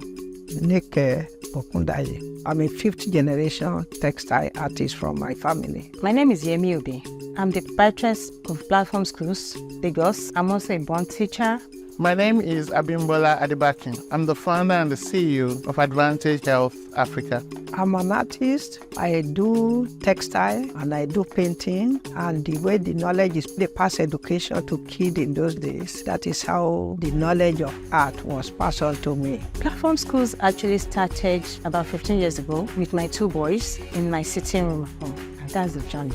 My business idea started really a few years back in 2016 when I saw a gap that I thought could be filled with the use of e-commerce and a network of pharmacies. I had to conceive an idea that then was not quite as popular as it is now, getting medication across. I thought, you know what, if people can order food and trust that food and eat it, then we can begin to order medication and do it in a manner that they can trust. There are a lot of challenges. I remembered when we started back at home. When people comes in for inquiry, a sitting room, that gives me a lot of trauma. How do I go about this? How do I let people know what is in me? To do it was not an easy feat. But just like a duck, the duck is flapping like mad underneath. But above the water, it looks so cool. I will say more than 20 years of struggling among the male artists. They always say, I'm not an artist, I'm a woman. And many times when they want to do exhibition, they will not put woman. It was one quiet evening like that. I was in this office with my husband and we had a call. There was a particular staff of Sterling Bank asking that she wants to see us and all of that. Now I said, okay. If they ask me to do something with Stanley Bank, I always say no. But later on, we want to do Black History Month for the children, and then Stanley Bank supported. I feel like I'm their only client. Then I say, maybe this is the bank I should follow. If they can support women and support children and support the people who are doing the art. Showing us what the offer Sterling has got for various schools, and we looked at it and wow, this is a good thing. Look at this and this. Can you come in there? And she said, why not? We begin the process. Sterling Bank has come at the right time. When we even needed investment support, our account officer came with all sorts of officers saying, we focus on health. We have an acronym in our heart, and health is so key to us. And they listened to us, they listened to my team. It helped us to feel quite important, and it helped us to understand that we had an investable vehicle here.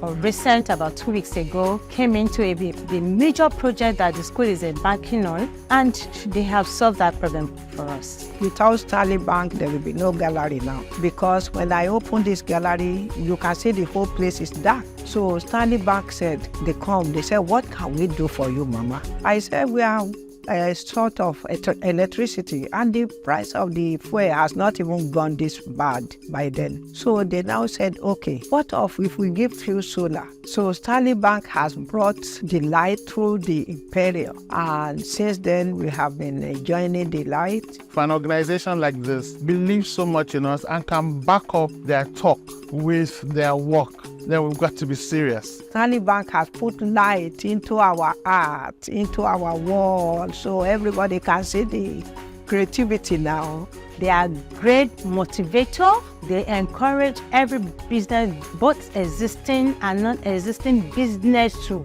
grow. Well, I will say they should go to Stanley Bank for Imperium so they can get opportunity to continue with their business. Sterling is that bank that has recognized me as the one customer, and I'm feeling it. Please don't stop. Continue.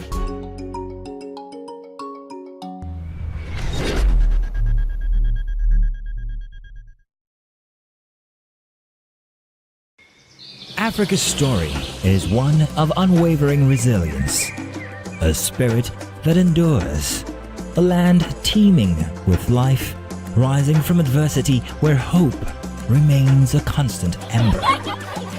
In every heartbeat of this vast continent, there lies a promise of greatness, innovation, and transformation. Across Africa, dreams of empowered communities fill the air. Fertile fields stretch towards horizons brimming with possibility. The future beckons with universal health access, education that unlocks potential, equality for all, and an unwavering commitment to food security and climate action. At Sterling One Foundation, we nurture these dreams through the strength of partnership, turning aspirations into reality. Be part of this transformative journey. Help write Africa's next chapter. Visit onefoundation.ng to explore partnership opportunities and create lasting impact together.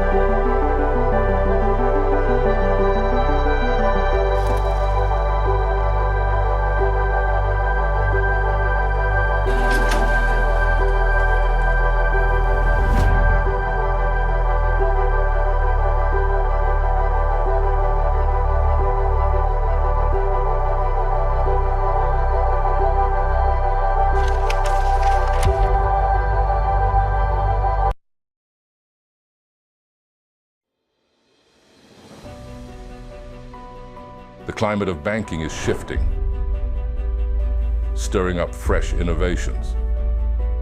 Yet in this crowded kitchen of finance, Sterling remains a Michelin star chef, serving a feast of innovations.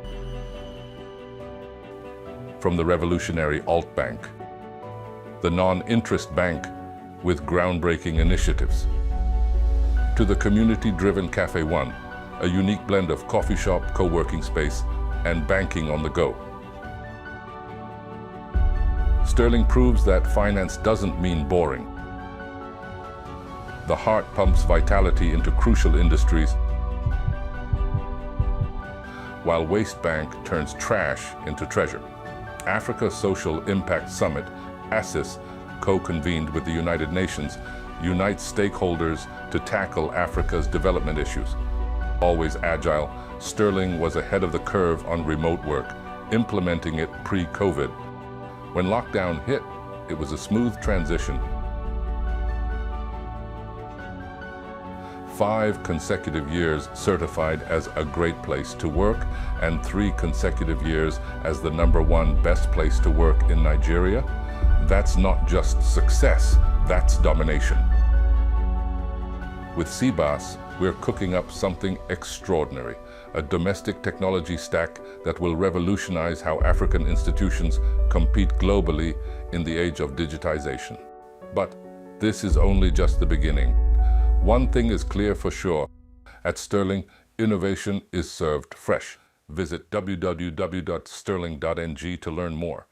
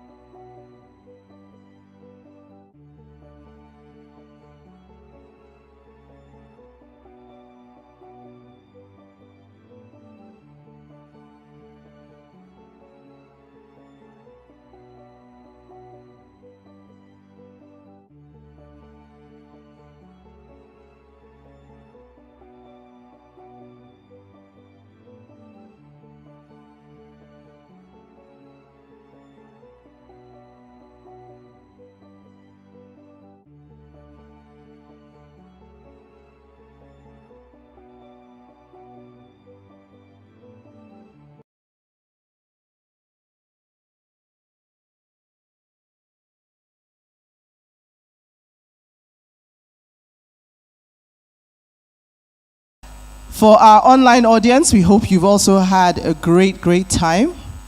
So we're going to be moving very quickly ahead. Our final event for the Agriculture Summit Africa 2024 is another fantastic panel discussion.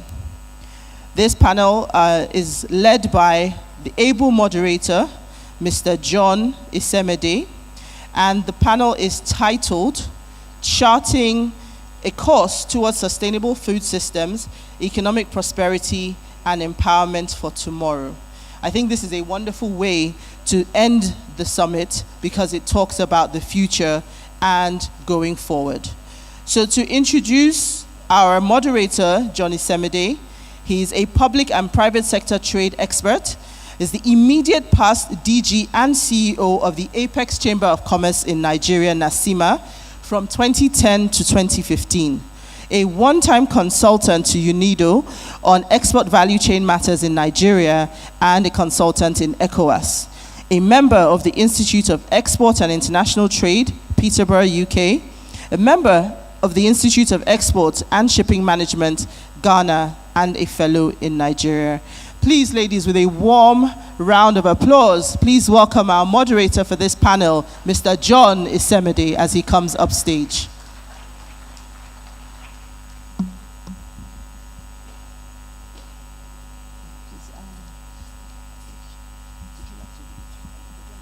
I will read on the podium.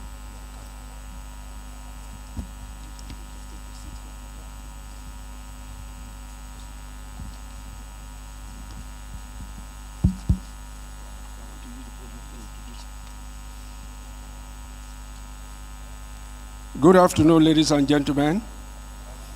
It has come a long way. We started yesterday, and we are the last point of the event. One interesting thing is that in Nigeria, if you don't know what to say, you say, let me stand on the existing protocol. I am Dr. Isemede, introduced me as minister, which is okay, but you cannot introduce a chief as minister. The theme of this event is that scarcity to what? Security. What is security? Food security. And when you are talking of food security, first thing we should realize that there's what you call globalization today. There is nothing like home advantage. And let me just give you the small preamble before I introduce other members.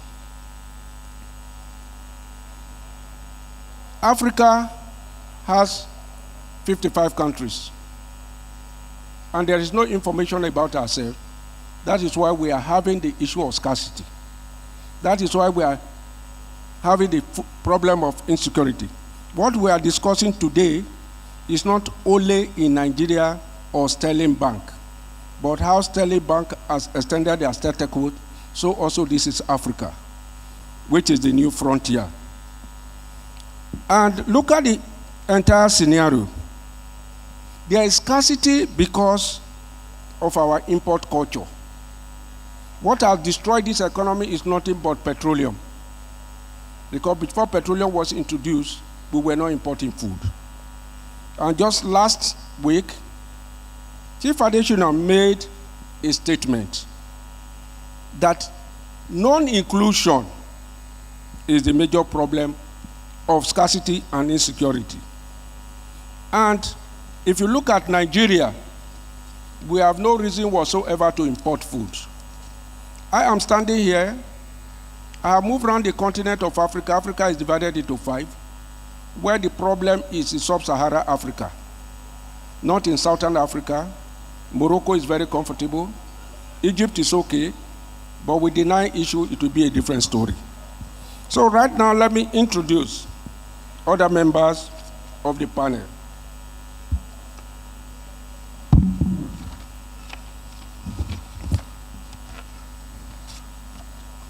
Our job is very easy. The topic is charting. When you say chart, put a path for what people to follow so that we can avoid insecurity. One of us is Julia Valed, a senior economist at the World Bank. She is the one handling women in training, capacity building, and all that in sub-Saharan Africa. It's into innovation, labs, and all that, working from here in Nigeria. You are welcome to the high table. On 3.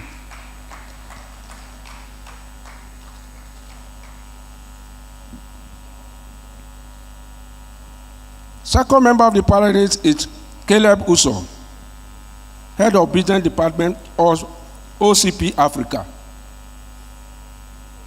OCP is into fertilizer and all that, which is the major input. And the headquarters is in Morocco.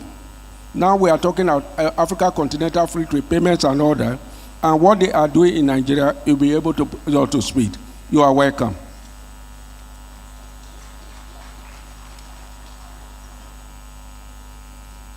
I have the national project coordinator of LAPS, and we are talking of farmer headers crisis. We are talking of livestock. We are talking of the environment. We are talking of the economy. We are talking of economic growth and prosperity. We are talking of inclusion. Agriculture is not just food cultivation. They will join me on the high table and tell me some of the examples and the good things happening in other parts of Africa. Last but not the least is Alhaji Sheriff Balogun, President, Federation of Agricultural Commodities. We know what commodity is all about. And he is the current president of Nigeria American Chamber of Commerce. In other parts of the world, if you are not doing business through the chamber, you are on your own. But here in Nigeria, people do thinking that the chamber is irrelevant. Go to Benin Republic and do business without chamber. You know what? It will tell us what and what, because chamber is industry, mines, and agriculture. You are welcome, sir.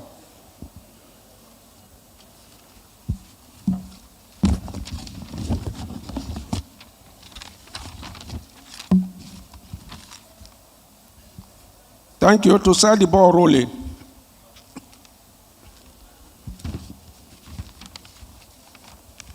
As I said earlier on,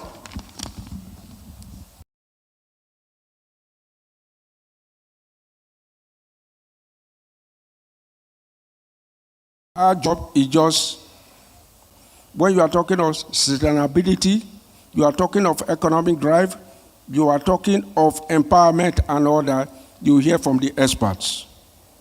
And when we are talking of this, Nigeria did not start today with interventions. We have had Operation Feed the Nation, food program, Anchor Borrowers program, and so on and so forth. How and where did it fail? That is not my job, but my job is the solution.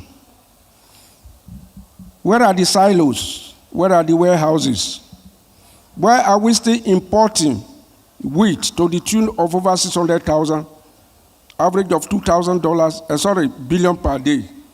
Where are the institutions? Where will be the capacity of managers of tomorrow? Where is the agric policy? Why is only 4 or 3 universities of agriculture? Plantation in Nigeria is only 2%. And commercial farming is only 18%. Subsistence farming is 80%. You can see where the scarcity lies. The final word is that Nigeria has signed all the agreements on earth. Our inability to compete will begin to close border and ban. It is interesting to know that I was in Maputo in 2003, where we signed that 10% of our national budget will go into agriculture. Have we seen 3 or 4% for the past 20 years? Is it that percentage we will use to feed 220 Nigerians? As the giant of ECOWAS and Africa, is that what we need? Finally, where are we on the agreement of the food security program? It is not only the herdsmen or bandits that have caused our problem.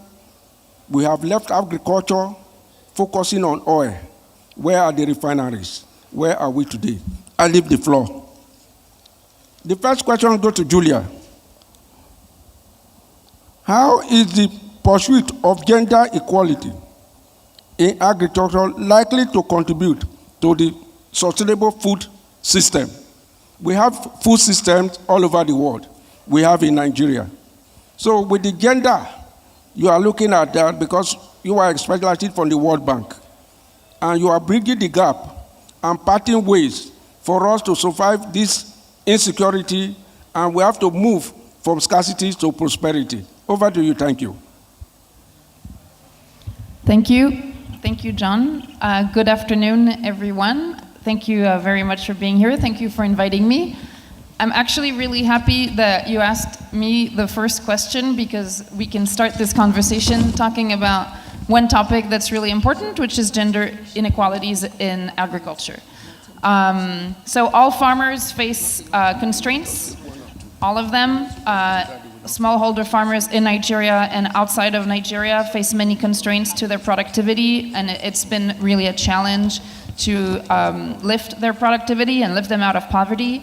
And the category of farmers that faces the most constraints right now is still women farmers. So why and how can closing those gaps ensure sustainable food systems? Why is that? Because actually 40% of the farm labor is currently provided by women. And women grow a lot of the food crops in Nigeria and in sub-Saharan Africa in general. They provide 40% of the labor, however, they use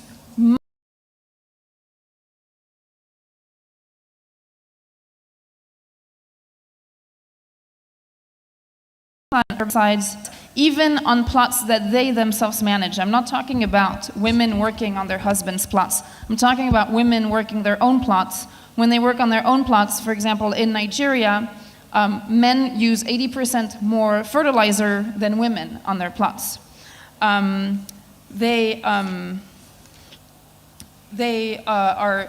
Women are 60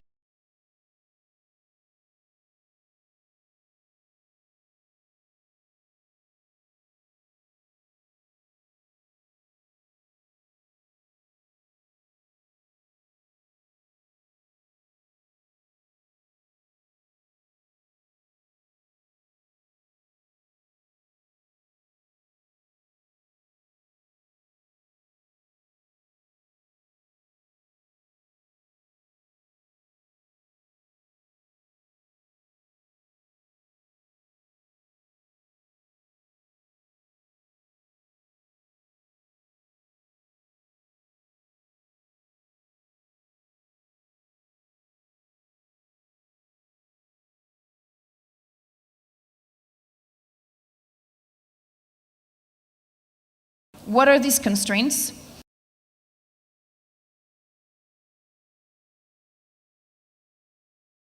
In Nigeria, also apply outside of Nigeria. Constraints. The first is the type of crop that women farm. Women tend to choose to farm crops that are of lower value. The second is labor and time. The labor that works on plots that is managed by women farmers tends to be less productive. So when women hire workers, these workers will work less hard on plots managed by women than on plots managed by men. And the third factor that is constraining their productivity is the use of inputs. As I said, they use much lower inputs than men. So lifting those constraints is absolutely key. In Nigeria, we found that if we closed the gender gap in agricultural productivity, this represents more than $2 billion in GDP It could be much higher once we take into account spillovers to other areas of the economy. So there's a big cost in terms of Nigerian GDP to these gender gaps, and that's also the case in other countries of the region. And the final point I want to make on sustainable food systems is the point that relates to climate change. Climate change represents a big threat to the sustainability of food systems, especially in sub-Saharan Africa, especially in this region. And since women grow a lot of food, women being able to adapt to climate change is going to be key to ensure those sustainable food systems. But they, again, face a lot of constraints to adaptation. It's really capital that women start adopting climate-smart agriculture, so they need to change the type of crops that they grow, or start adopting drought-resistant varieties, start adopting land conservation technologies, water conservation technologies. But in order for them to adopt those strategies, they need to receive the right information about climate change. They need to receive the right information about agricultural technologies.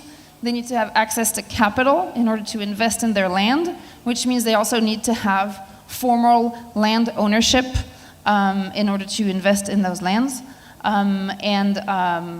They, of course, need to be educated, or at least the training that comes to women needs to be adapted to women's needs. So for all of these reasons, addressing gender inequality in farming is likely to close gaps in production and productivity, and that is likely to ensure more sustainable food systems. Thanks. Thank you very much, Julia. I wanted to say some things, but I don't want to apologize like the man of today. What we gather from farmers in Kenya, that women have dual facilities. They till the soil and they produce the children. And she is doing a wonderful job in sub-Saharan Africa, blocking the gap, working with stakeholders. And you know, the easiest way to run agriculture at a profitable level is to work along the value chain, not work in silos. And the problem of land ownership, land tenure, and so many things, that is the battle she is fighting, even in the area of funding. A woman gets to the bank, you are asking for collateral. The type of collateral that you not ask for a man. When I was working in a company in Cotonou, if I see a woman, she has a shop and children going to school, that is her own collateral. I will give her whatever she wants. That is the way we have to develop agriculture. The second member here on the high table is Caleb Uso. The question I want to ask you is what our brother in Abidjan said last week, area of inclusion, livelihood. I went to Southeast Asia, Malaysia, Singapore, Vietnam, and you know the rice you are having here is from where? Those people are working less than what we are putting. Less, but their output outnumber us. And secondly, when I went there asking for sesame seed, cashew nut, and all that from Nigeria, the origin was not possible to trace back. The structure in place to run agriculture does not make agriculture profitable. You are there in the area of inputs. We need fertilizers, we need herbicides, we need training, we need capacity building, not just giving the fertilizer to people. You have to educate them how to. I can give you a good example of Zambia. Zimbabwe was the only country exporting food before the drought.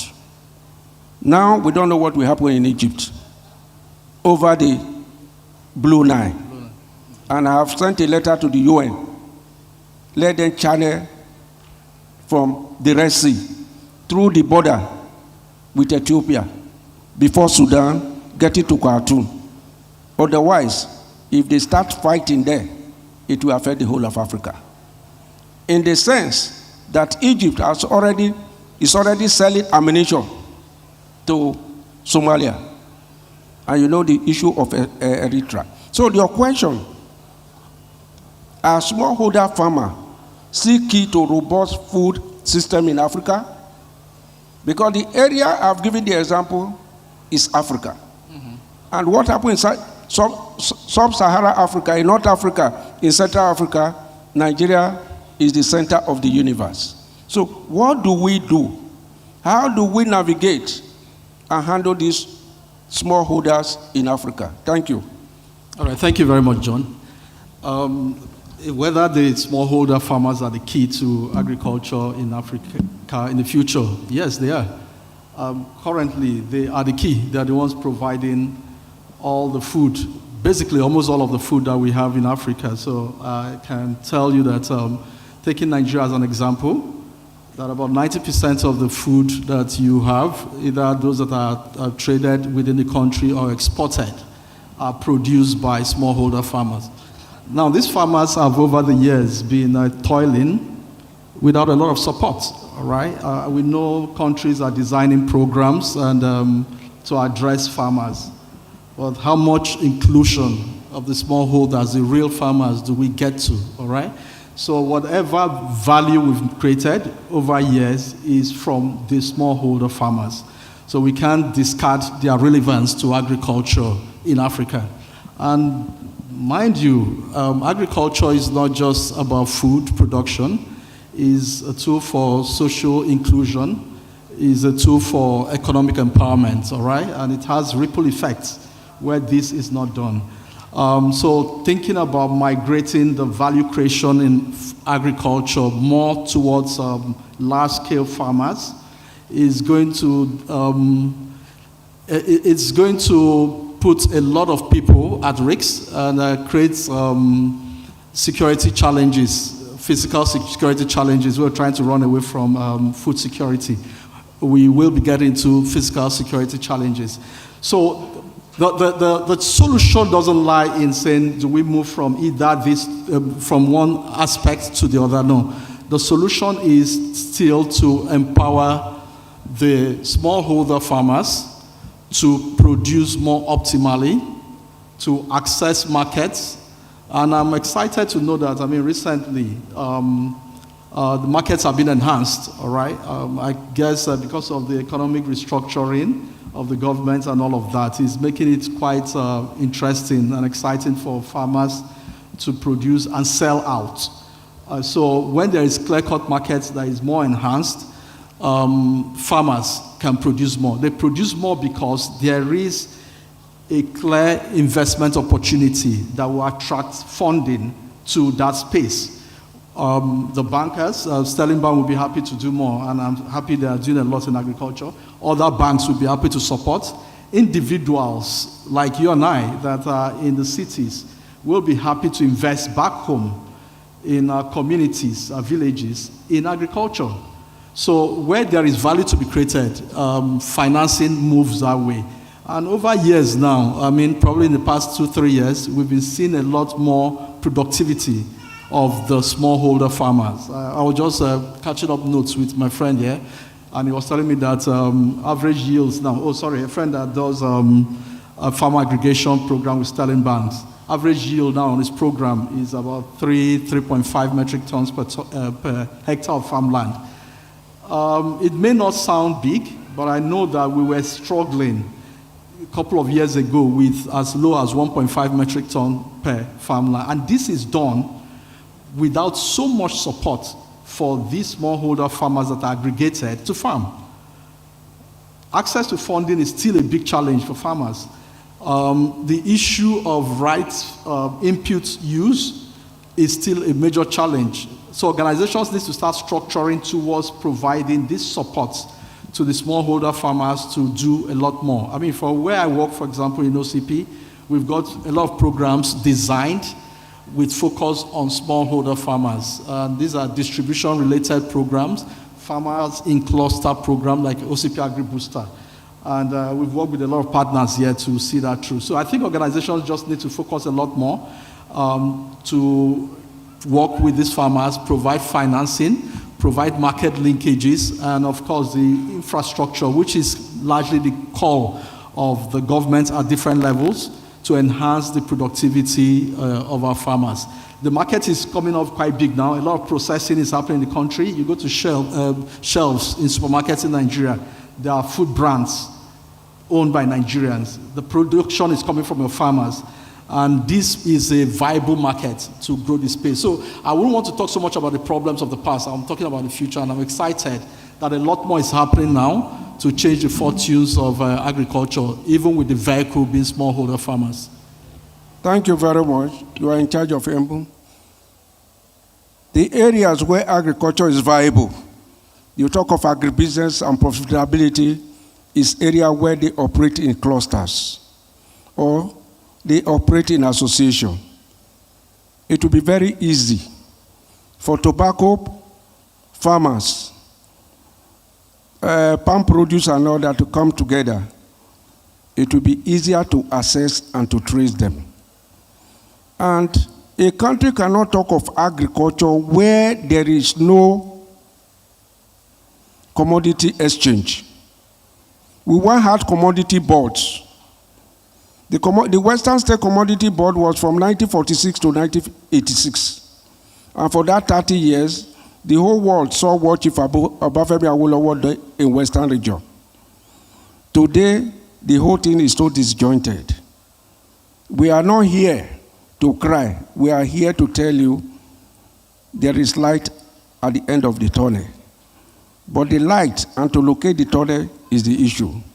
Now, you have to, looking at your own setup, the way you bring these farmers together, aggregate them, teach them how to use the fertilizer, the implements and all that, so that one will not be a problem to the other. The third person is Alhaji Sanusi Abubakar. You are putting so many years and into livestock business. And the header farmers crisis have been a problem in this country. Some people said we have encroached into the express route of the animals. Who has right in the Nigerian Constitution? It is a good thing to learn from those who are doing it well. I have been to Australia. I know how livestock is managed in Australia. I've been to Aberdeen. And we know what is happening in Argentina. When you talk of cattle rearing and all that, Argentina is number one in the world.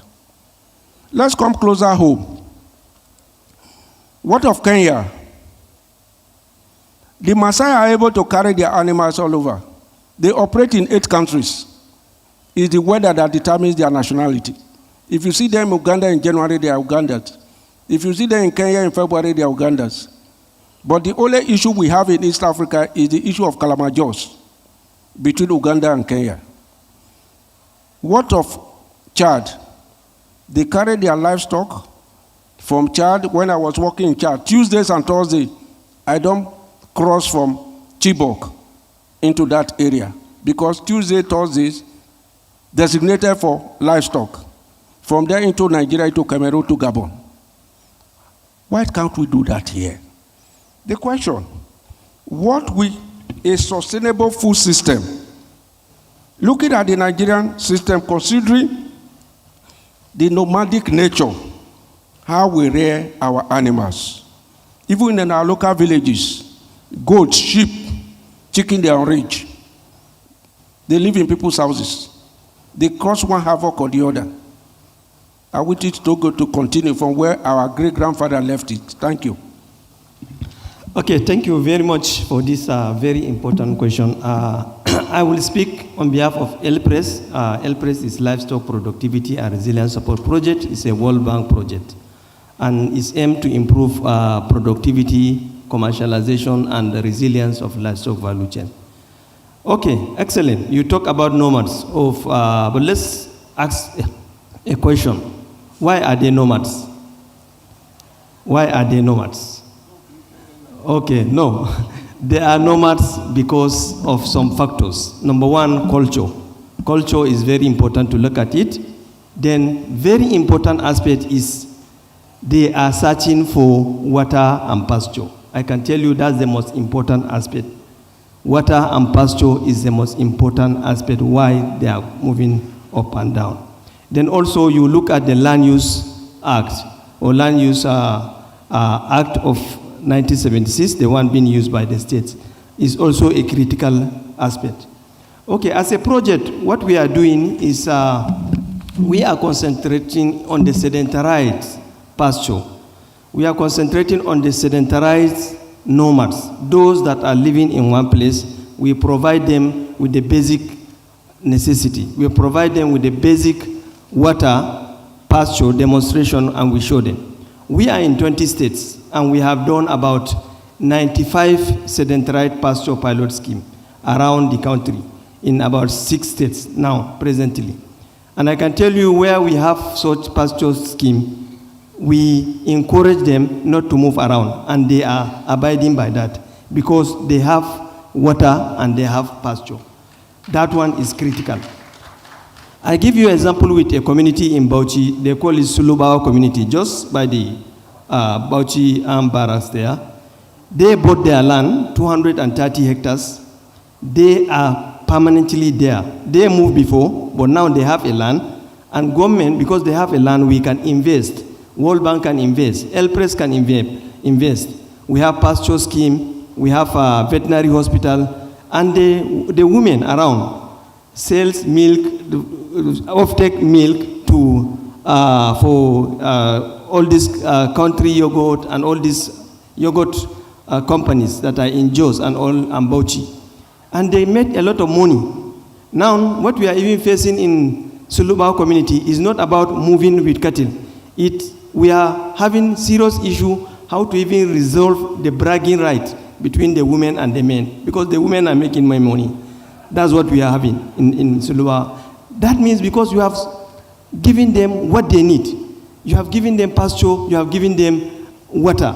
I can tell you these nomads, even if you build something like Transcorp, they will not stay there if there is no water, if there is no pasture. So that's the basic thing. If we have pasture, we have water, then we can now work on the culture by talking to them, capacity building, enlightenment, and a lot of issues. So that's the basic thing. Thank you very much. Thank you very much. You've answered. You know the nomads, they are from Sudan to Senegal. Count the number of countries. You know that. The nomads, they are from Sudan. And if you take a country like Uganda, buy fertilizer is wasting of money because the place is so fertile. The worst part of Uganda is better than the best part of South Sudan. So the problem of Africa is that we don't have information about ourselves. That is why there's food scarcity. I want to call my very good friend, Alhaji Sheriff Balogun, President of Federation of Agricultural Commodities Association of Nigeria, and also the President of Nigeria American Chamber of Commerce. The area I will take him to is the area of post-harvest. Agriculture has levels. We know those who are playing at the primary level, those who are playing at the secondary level. When you talk of processors, when you talk of certification, we know those who are playing at the last level, which is the local market. There are more than 20 different markets, but in agriculture there are mainly 5. Domestic market, you talk of eccentric market, which is the neighboring countries of Chad, Cameroon, Benin, and Niger, centric. When you talk of ECOWAS market, you are talking of the 15 members. And when you are talking of Africa Continental Free Trade, you are talking of 54 out of 55 because Eritrea is not a member. And when you are talking of the global market, you are talking of those registered and those not registered with the UN. And when you talk of post-harvest, these are some of the things now that has limited a setback, because groundnut produced in Nigeria is not different from groundnut from Senegal. How do you trace it back to source? If you bring apple here, people will look at it. It's either from South Africa. People can trace it back to the country and to the fruits. To the tree. So when you talk of export, these are some of the things that the manner which things come from other parts of the world in terms of packaging, traceability, with a quality infrastructure in place, we don't have that. We have agric policy.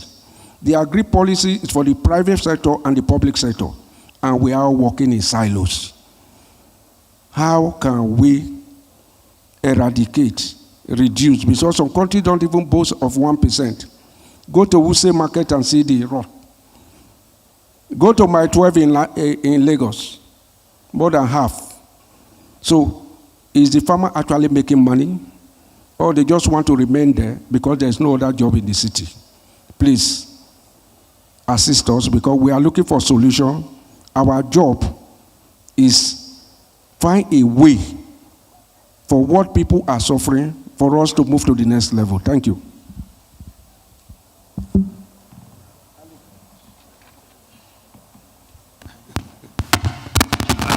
Thank you. Good afternoon, everyone, and thank you for having me. John has taken us through a treatise on the subject matter, and a lot has been said about distribution, inputs, gender inequality, mainstreaming gender into the agricultural space, and so on and so forth. From where John stopped and asked me to speak, looking at post-harvest losses in Africa. And I want to bring it down home to Nigeria especially. A lot needs to be done. We know the problems. Statistically, over 40% of losses is obtained post-harvest. How do we deal with these issues and solve this problem? Two, looking at it from the private sector part, and then looking at from the government part as well. Infrastructure is key, and that is a responsibility of government to put in place. Roads. When you look at the main areas of agricultural production in Nigeria, they are mainly in the rural areas. Agriculture is not done on the cities of Maitama or in Bompai in Kano, but in FCT here, probably we'll go down to Gwagwalada, Buhari, and the hinterland. And so it's applicable all over the states. But the state of infrastructure, when you harvest, the first thing after you've done some basic processing and bagging is how to get this to the market. Looking at perishable goods, and then some that are semi-perishable because they take a longer time or gives you some time before they're perished. How do you move these goods to the market? There are no roads. In some of the places that we go into, okay, it's not speaking. You'll find out that it will take you hours to move your produce from the farm to the market. And I give you, an example back home. This is personal to me. I farm yam in Nasarawa State, and it cost me more to move yam that was produced on a hectare of land than the actual cost that was put into the production.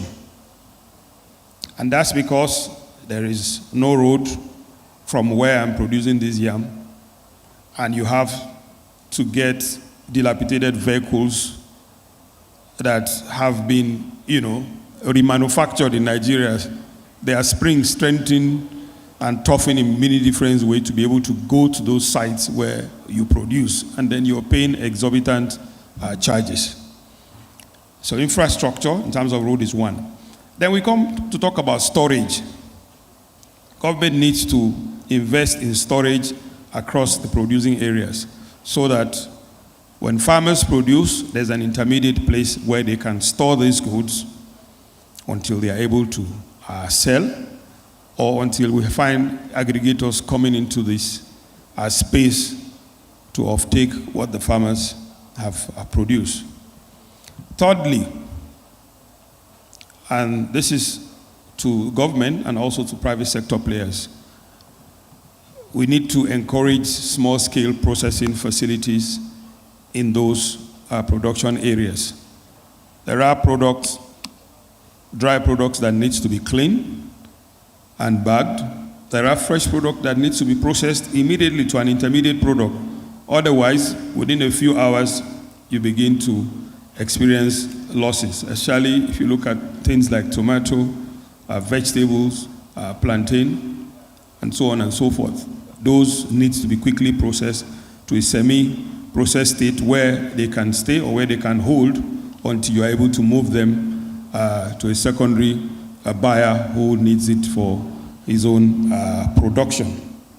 So primary processing centers needs to be encouraged and established.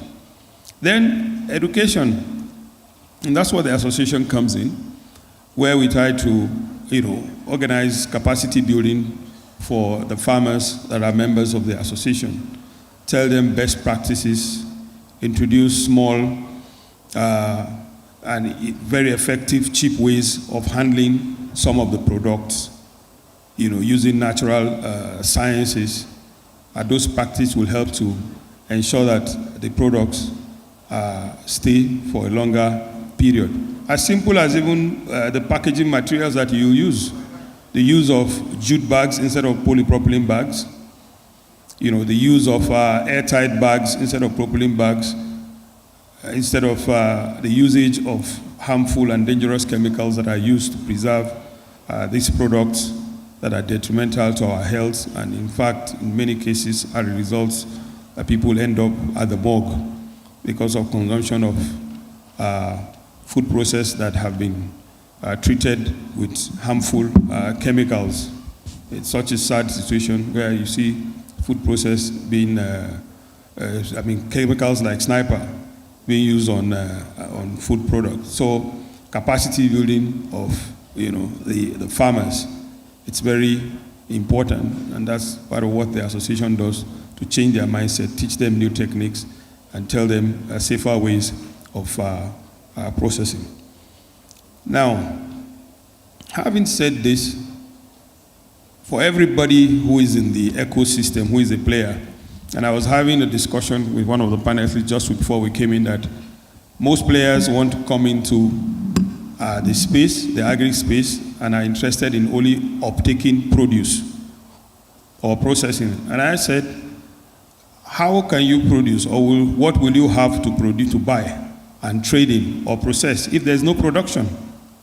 So production is the most important part of the ecosystem.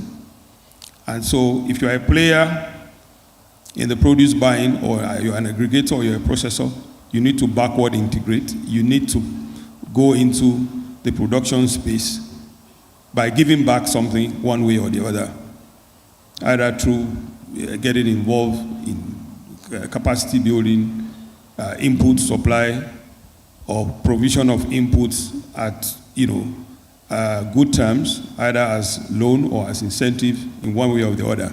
That way, if you get involved, it will ensure that we have a sustainable system that will become a win-win for everybody. So I think those are some of the things that we need to look at to be able to reduce the post-harvest loss and ensure that we have a sustainable ecosystem that is beneficial to everyone. Thank you, John. Thank you, my president. You all heard what he said. We have seen the gaps. Agriculture, we have primary players, we have secondary players, and we have the tertiary players. The issue now where we have post-harvest losses and all that, it just, there are no leakages. Here, we are sitting here today, we are talking of Africa. ECOWAS is the least developed sub-region in the world. I know how many hours for me to drive from France to Italy or Belgium. I have driven from here to Senegal. I know what it's all about. That is not the topic for today. And if you look at Africa, Southern Africa, the SADC region is the most developed. Go and see their chain stores and what they bring, even with their airlines. There is scarcity here, there is surplus there. What of the production cost, apart from infrastructure? What of the local government? Having checkpoints in every bus stop. We have no shipping line since we sold our vessels in 1987. It is very cheap to import this into Nigeria. But our freight out of this country is the highest in the world. That is why when I started doing the work, while I was in Lever Brothers, before Dangote, I prefer to go by road. I know in 3-4 days I will be in Mali. Because in the past I used to stay in Cameroon 3-4 days before I get to Chad. So I started driving 2 days from Lagos. The last one is the area of those who are into produce, grains and all that. Last year it was very difficult getting jute bag for cocoa farmers. We are not talking of tarpaulin now. So these are the reasons why we have post-harvest losses, which is not enough because the farmer has approached a bank or one institution or the other for money and he has to pay back. These are the things we have to look at to chart a new course. As we are about to wind up, this again is to Juliana. Hello, how are you? You work for the World Bank. The World Bank is in Washington. You only have an office here in Lagos, in Abuja. So you are working in Sub-Saharan Africa. So that shows you are an African and a Nigerian. So the issue now is that when you are now talking, what are the innovations you want to bring in to improve the productivity of the women in agriculture? One, when they finish, they have they need storage facilities. Two, when they are producing, they need herbicides. They need fertilizers. It's not just sending a child to school. You have to buy books, pay school fees. When you finish, you have to settle. What of the cold room? There are things that have to be in a certain temperature. That was why when we attended yam, some people who have never done business before went into the exportation of yam. Yam is supposed to be in a temperature of 12 to 15 degrees centigrade. We are looking at packaging, labeling. These women have to be protected so that people will not buy their goods at 20 naira and sell it in the European Union for 200,000. Finally, the women have to know that agriculture is not just subsistency in nature, providing food. It has to provide job, raw material for industries, and assets for export, which will bring the needed foreign exchange to develop our GDP. So what we want from you now is to tell us what you have in your package in the area of innovation, because we cannot use 13th century or 12th century innovation to run agriculture of today. Thank you. Thanks for the question. So I'm glad you're asking about innovations that can close those gaps. So that's the team that I work on is called the Nigeria Gender Innovation Lab. And what we do specifically, our objective is to figure out what works to empower women and address those constraints that I talked about earlier to close those gender gaps. So what works to empower those women, what works to close those gender gaps, and then to use this evidence and this knowledge to inform policy. So what I want to talk to for just a couple minutes is a few of the innovations that we have evidence for, that we know work, that we know can increase women farmers' productivity and close those gaps, in particular in agriculture. What's really important is that these innovations are proven to work. This means that we have done rigorous research that shows that they work. And how do we do this rigorous research? we look at farmers who receive a particular kind of program or a particular kind of service, and we compare them with a group that didn't receive this program or service before and after they received it. So it's very rigorous research using data that I want to talk about, and I'm going to mention 3 main innovations that I think you might be interested in. So the first innovation is, and this goes beyond Nigeria. This evidence, actually, the first one that I'm mentioning, it comes from Mozambique, actually. So the first innovation that I want to talk about is mindset training, or socio-emotional skills training for female farmers. So farmers often receive agricultural extension training that's specifically on agricultural technologies, on what kind of inputs to use, and how to plant their crops. So that's agricultural extension training. And what I'm talking about is adding to this extension training, mindset training. So this mindset training is called personal initiative training, and it trains individuals on how to be self-starting, how to have an entrepreneurial mindset, how to think ahead, be persistent, be proactive.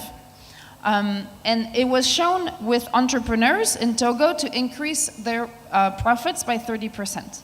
And so we experimented with this particular mindset training in Mozambique, and it was added to a traditional extension training for farmers. And so what we found is that when we complement the traditional extension training with this entrepreneurial mindset training, it increases the impact of the traditional extension training. So the farmers are using more inputs, they're using more of the technologies that they are being taught in the extension training, thanks to the mindset training. They're also moving to off-farm activities, and that is increasing income for the entire household. So as I talked about before, I was talking about constraints to women farmers, but when you address those constraints, you impact the entire household. You impact the farmers, the women, you impact the men, and the children, and the entire household. And so we found that this mindset training increased the income of the entire household by 11%. And this was doing rigorous research. A second type of innovation that I want to talk about is introducing childcare services for women farmers. So we often hear that women farmers in Africa don't need childcare services. We see pictures of women carrying their children and their babies on their backs and walking with them to the field. And that's true, that is the case. However, that is not by choice that they do that. It's because they have nobody else to leave their children with. And we tried to provide childcare services to women farmers in the Congo, in very rural areas where women had never received collective childcare services. And when we did that, we found that more than 70% of the families used the service. So when you propose a service like that, where you can leave your child for the day with a childcare provider in your village, and the childcare provider was appropriately trained, when you can leave your child with a childcare provider in your village, a lot of people actually use that service. And what impact did that have on these women farmers? Well, they worked more hours, they worked more days. They engaged in cash crop farming, so they started switching to more commercial agriculture, and their productivity increased. And we found a 25% increase in their agricultural yields when they were offered this childcare service. Yeah. And that, again, affected the entire household. So the husbands also were able to work more, also had increases in their income, and the entire household benefited. And the third one I want to talk about, because I don't want to take too much time, I was told to wrap it up, but I think it's really important to talk about it here, is the partnership that we have with Sterling Bank and with the Sway ACFIN program in particular. We are running an impact evaluation of an innovative credit product that is funded by Sterling Bank and is delivered in this case through anchor firms. So these anchor firms are delivering input credits to smallholder farmers with a cash collateral. And the innovation that we introduced is for women farmers a credit top-up that's labeled for labor. Because what we found in our research, and I mentioned that earlier, is that women are very labor constrained. They don't have a lot of time to farm because they have to take care of the children, they have to do all the chores in the house, and the labor that they hire is less productive than the labor that men hire. And so having access to labor is an important constraint to address for women. And so this labor top-up is a 25% additional credit for women farmers that is labeled for labor. So it means they are told that this extra credit is to be used to hire labor for their agricultural activities. So there was very high take-up of this credit. More than 90% of the women offered took it. And now we are collecting follow-up data, and our lead researcher is in the room over there, Io. We are collecting follow-up data among these farmers to see whether that had an impact on their productivity, on the time they worked in their fields, and on their income. So we're looking forward to have results from this. But just to say already that innovative finance is a really key aspect of addressing smallholder farmers' constraints, in particular women's. Thank you. Thank you very much. You know that Sub-Saharan Africa has about 36 or 38 countries. Julia, how many countries in Africa are you working in Sub-Saharan Africa? How many countries in Africa, in Sub-Saharan Africa? That we work on? Yeah. Oh, well, the Africa Gender Innovation Lab of the World Bank works in almost all of the countries in Sub-Saharan Africa. 38 of them? 36 of them?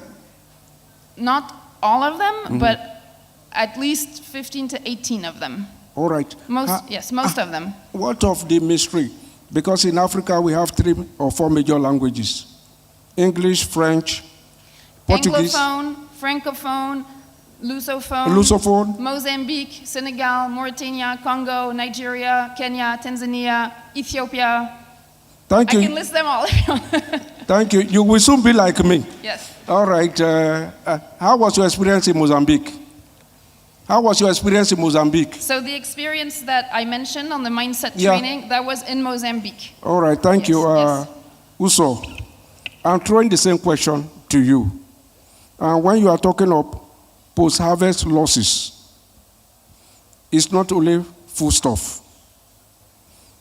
We have fishery. You have livestock and so many other things. Even dairy product, eggs. Let's use Morocco as a case study. You sell fertilizer and other inputs. And you know the number 1 producer or the main producer of Titus sardine is Morocco. You can't see that fish in that market. It's produced 100% for export. Because some people say we should not export yam, and they are importing Toyota. Because if you encourage local production, I have no business staying in Abuja. Most people are in Abuja or Lagos in the major city because there is money to share. In Kenya, people invest in agriculture. You get your salary in the city, you give to your brother. That is your own stock exchange where you expect your yield. That is what Morocco has done. Morocco has invested heavily in grains. Even here in Benin Republic, our neighbor, they are getting soya beans and other from Morocco and other things. So, apart from vegetables, fruits, and all that, what other areas and advice you can give to us in the area of post-harvest losses so that we can have a higher rate of returns in agriculture? Thank you. Look, it's a value chain approach. Yeah. All right. Largely, we farm, and there's a big disconnect between the farmers, the production of the farmers, and a structured market. Like I said earlier, the structured market ensures processing, ensures storage. And the aspect, the aspect of processing, the players there are stronger financially. They've got more linkages than the farmer. Like, by the way, we're still working with smallholder farmers, all right? If we've got a vibrant processing industry going on in Africa, and particularly the country where we're in, Nigeria, that automatically reduces by a large percentage post-harvest losses. Because you will, as a processor, invest backward in helping the farmer from on-farm processing to his storage till it gets to your own warehouse. Because you have the capacity, you have the linkages, you have the knowledge, the technology much more than he does. And you will have to invest backwards on that because that's a sustained way of getting the raw materials you use for your own business. So firstly, I think we had a challenge in the fact that we as Africans were not focused on processing our own food, but we're dependent more on importation. That was a big gap. So it's cheaper to import. I'm excited now that it's no more cheap to import. When you're computing your dollar to 1,600, that's difficult for us Nigerians, but we shouldn't miss the opportunity that comes with this because it tells us that we should start investing in processing our own food.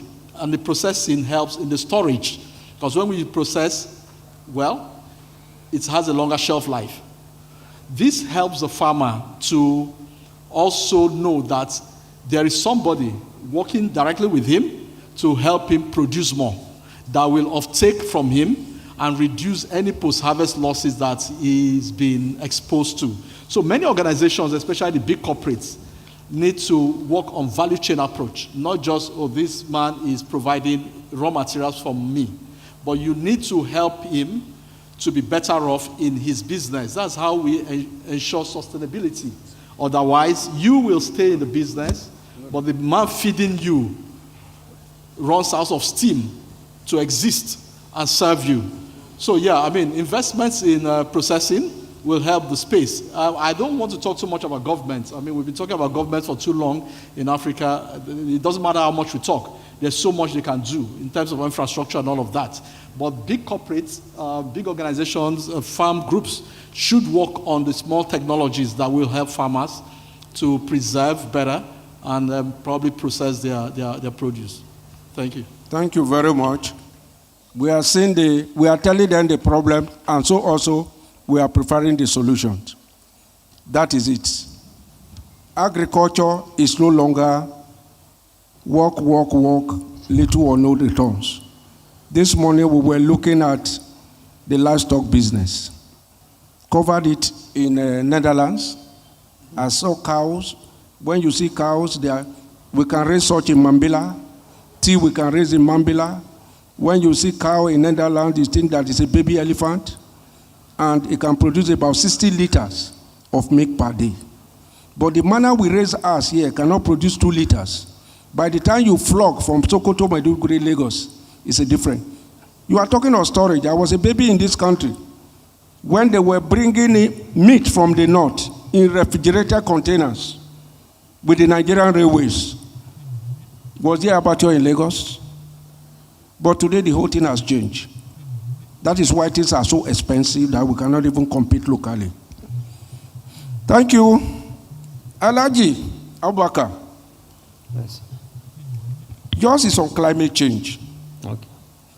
What we are seeing today, if we were told 20, 30 years ago, we won't believe. As a baby, Zimbabwe was the only country exporting food in Africa. Today the story has changed. What has happened in Zambia is another bad story concerning maize. What is going on today in Malawi? Nigeria is not an exception. When I was a baby, River Niger was navigable all year round to Garwa in Cameroon. That was what UAC was using. Is that possible today? Lake Chad was a very big lake. What is causing the problem in the Northeast? Animal, human beings, the plants will so join. Because Lake Chad is now a saucer. So, in the area of climate change, which is affecting the economy, insecurity, and now there is hunger in the land. In just 2 minutes, tell us how we can navigate this problem. Thank you. Okay, thank you very much. You are quite right. Climate change is here with us, the effect, and is here. What we need to do is to mitigate it. And I think as a project, we have it as mitigation of climate change is one of our subcomponents. And also, as a country, Nigeria and other countries, US, Europe, and other African countries have made a pledge at the COP28, Global Methane Pledge Reduction, that they will reduce methane gas by 30% in 2030. Then as a project, we have aligned ourselves with that through the National Climate Change Commission. We are an advisory member of that pledge.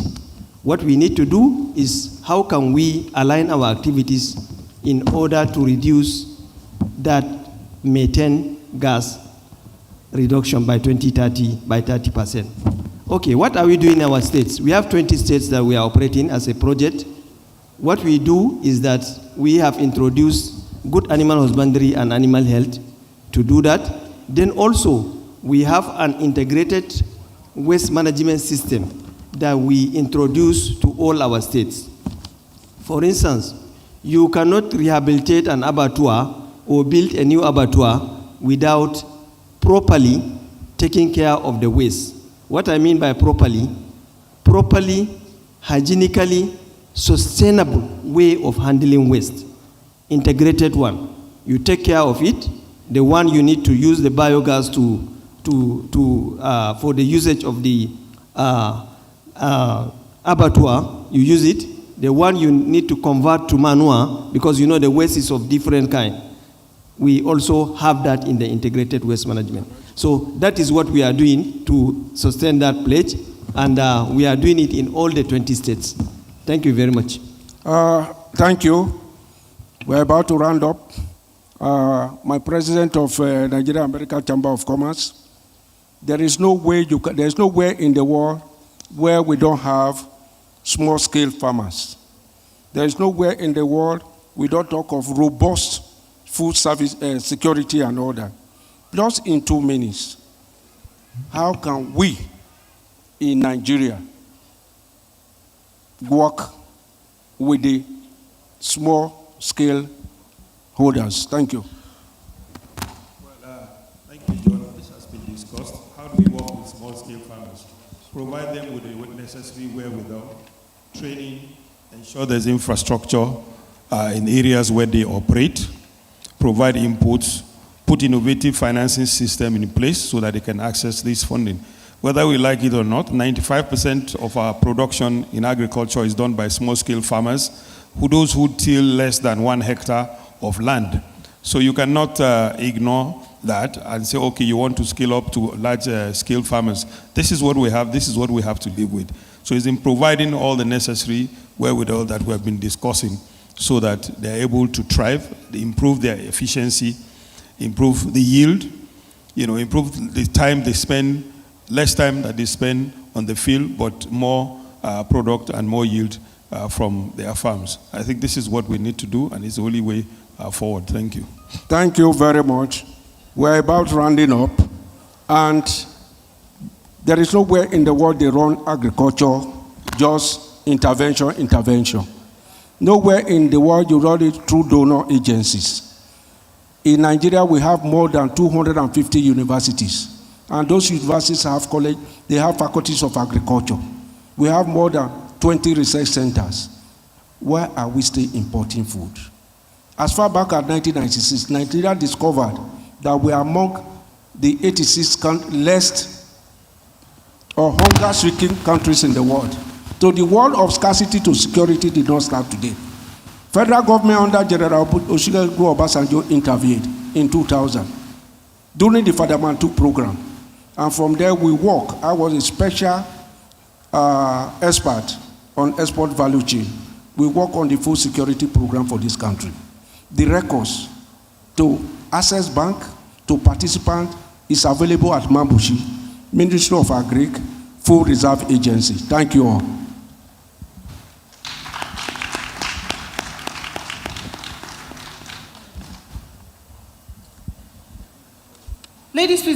Ladies and gentlemen, let's give a warm round of applause to our panel, please. You will agree that it's not easy to be the last event of the day, so please let's celebrate them a bit more. Thank you very much.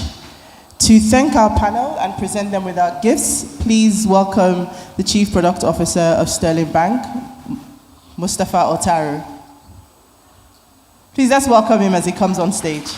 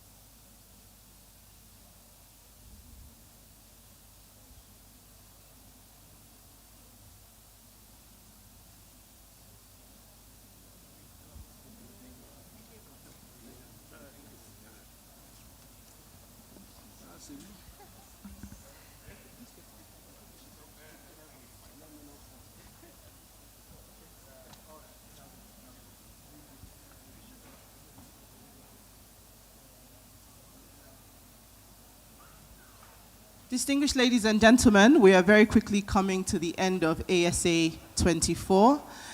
I want to believe that this has been an exciting, informative, insightful experience. Do we agree? Can we see by show of hands? We've learned something, we've made a connection. Fantastic. So we have achieved what we set out to achieve. Earlier today, I announced that the deal room was open. And I encouraged you, our audience, to visit the deal room and see what opportunities you would be able to find. I'm pleased and delighted to announce that within the deal room today, over $100 million in commitments have been secured. I think that deserves a round of applause. That is a phenomenal achievement for ASA 2024. Thank you, ladies and gentlemen, for participating. Before we go on, we have a quick announcement. There's a lost bag somewhere in the room, or someone has lost a bag. We have it at the back of the room, so if it is yours, please make your way to the back of the room to claim it. It would be impossible to come to the end of this event without acknowledging our partners who made ASA 24 possible and a success. To acknowledge our partners, we would like to present you with some awards. And to present those awards, I'd like to invite Dele Fashemo back to the stage. Please let's give him a round of applause as he comes up. He is the Head Corporate and Investment Banking Directorate at Sterling Bank. Please let's keep clapping as he comes on stage.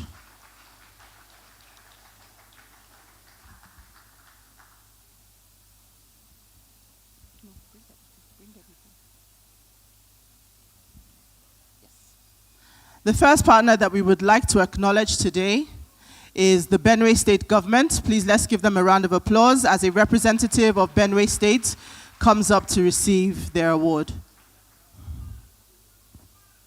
Please let's keep clapping as they come up to the stage.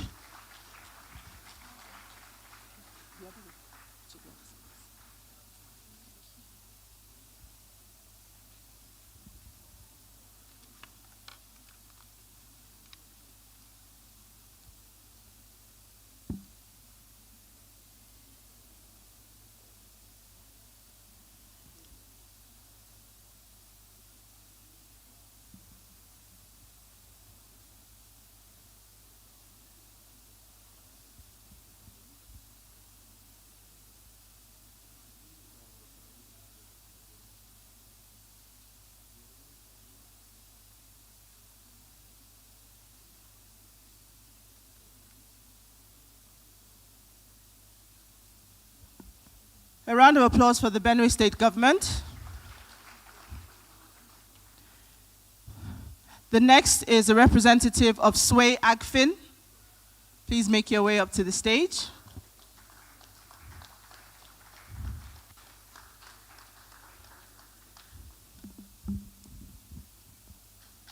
Please let's make her feel welcome.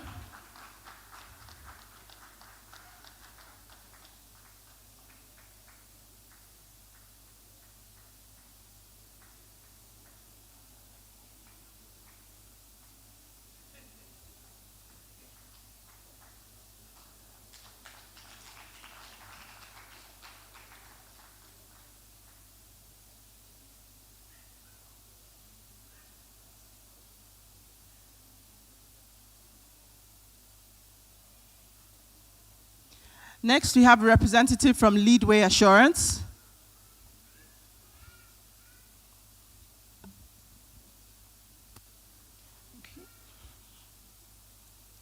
Give me another. Give me the next one. Give me the next one. Can we have a representative from Mamiya Seeds Oil Limited?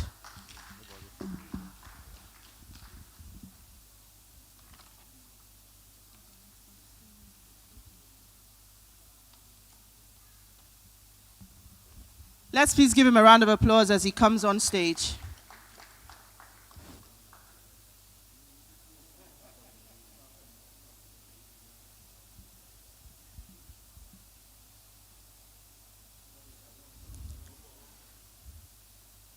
Can the representative of Nor Takaful please also make their way on stage?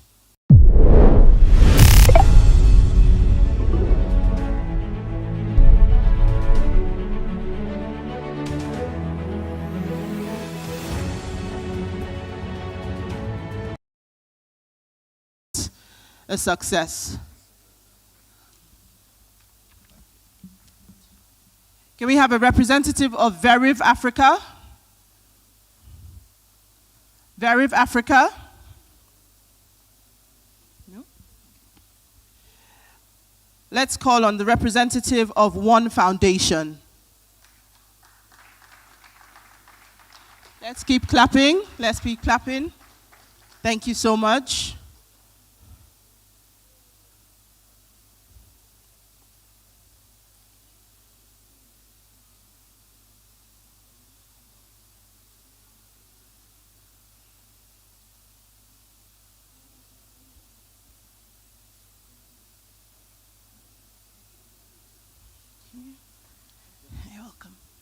Can we have a representative of the African Union?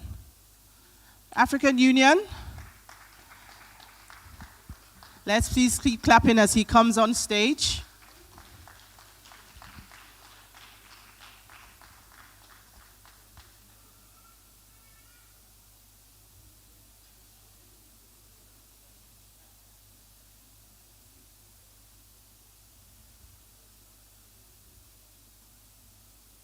Can we also have the representative of ETG make their way upstage, please?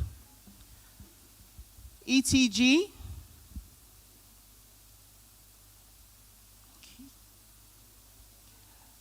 May we have the representative of the IFC?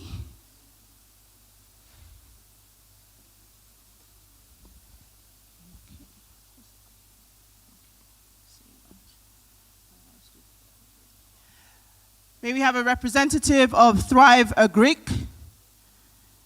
Thrive Agric. Okay. Please let's clap as he comes on stage. Thank you very much.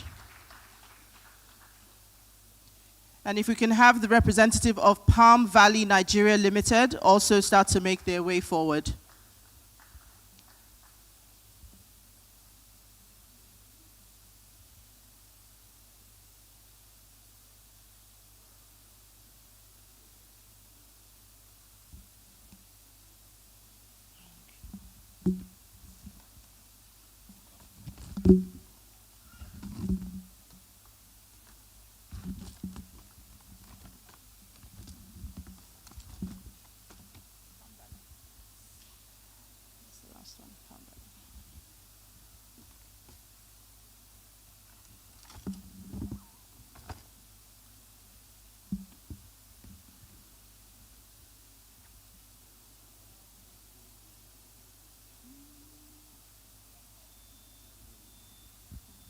And I'd also like to call Akpore Idonedo to accept the award on behalf of Sterling Bank.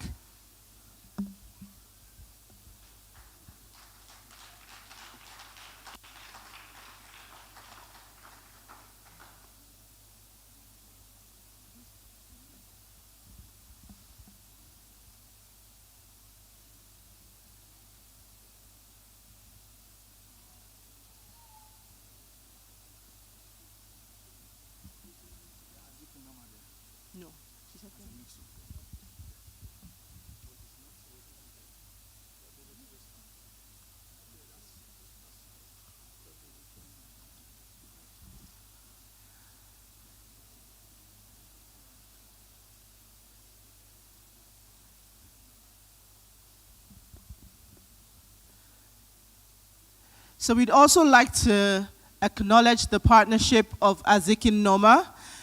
Your plaque will be made available to you after the event. Thank you very much. A round of applause, please, for Azikin Noma. Thank you very much, Dilly. Thank you so much.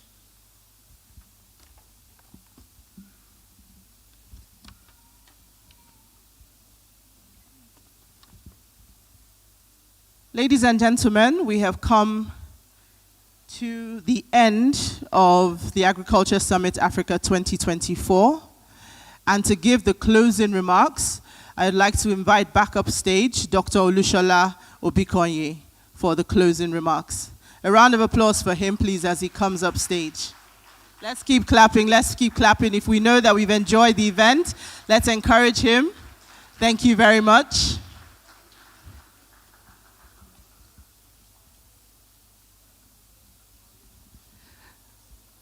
Please, may I crave your indulgence to please give this very wonderful compere of ours a very resounding round of applause. Uti. She's been so wonderful in the last couple of days. And then the very amazing interpreters too, represented by the gentleman. Okay, so mine is just to give the vote of thanks, but there is a preacher that is coming. Is going to give what is known as the closing charge. Okay. So I've been asked to go ahead by the powers conferred upon me. So on behalf of the board and management of Sterling Bank Limited, and of course our valued partners, some of whom you have seen, we would like to convey our very big appreciation to everyone that has made this year's edition of the Agriculture Summit Africa a hugely successful event. I want to say that without you, we would not have been able to achieve all that has been achieved in the last couple of days or even earlier. And speaking about achievement, we have been able to listen to 5 panel sessions where we had very robust and useful conversations that had thrown up solutions way above the challenges, solutions that we have absorbed, solutions that we are going to document, but more importantly, solutions that we are going to act upon. We believe that in a few days, the communique will be out, and we're going to be sharing all of these with you. A notable highlight of this year's summit is our deal room that took place at this venue today. Technically, this deal room opened yesterday. There had been conversations between stakeholders generally, specifically investors, and those people that are there to pitch their businesses. I am glad to announce to you that in the course of this deal room, deals worth over 100 million US dollars were consummated and signed off. This, for us, is very exciting because it marks what I would call a defining moment for ASA. I'm talking about the summit in itself. We hope to see in subsequent editions even greater deals.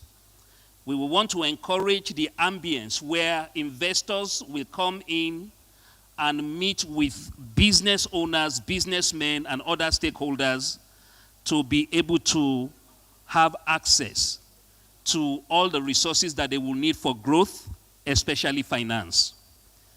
I will want to thank the Benue State government for their very active participation in the deal room. I will also want to thank the Feed and Fodder community, the RAFS community, for their robust participation also in that deal room. I thought you were going to put your hands together for these protagonists. Thank you very much. So again, I want to say that as we go, please, the euphoria of the summit should not sit with all of the very brilliant conversations that we have had, but it should rest rather in our determination as a people, private sector, policymakers, other stakeholders, to walk our talk, to bring the Nigerian and indeed the African economy, the African agricultural economy back to winning ways, and to, in the very short to mid-term, take actions that are necessary to take us away out of scarcity and bring us into sustainable security. And so by the powers conferred on me by all of my seniors and the partners, I have the pleasure of declaring the Agriculture Summit Africa 2024 with the theme, Scarcity, Transitioning from Scarcity to Security, closed. Thank you very much. God bless you. And safe passage home. Thank you.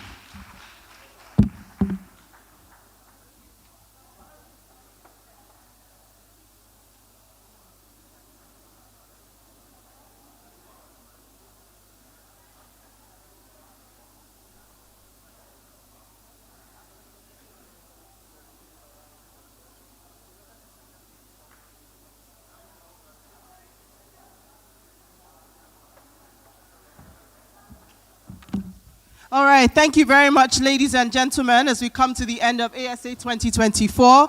Thank you to our online audience, and ladies and gentlemen, please mark your calendars for ASA 2025, which will hold November 6th and 7th. So we look forward to seeing you again next year. Have a safe trip home.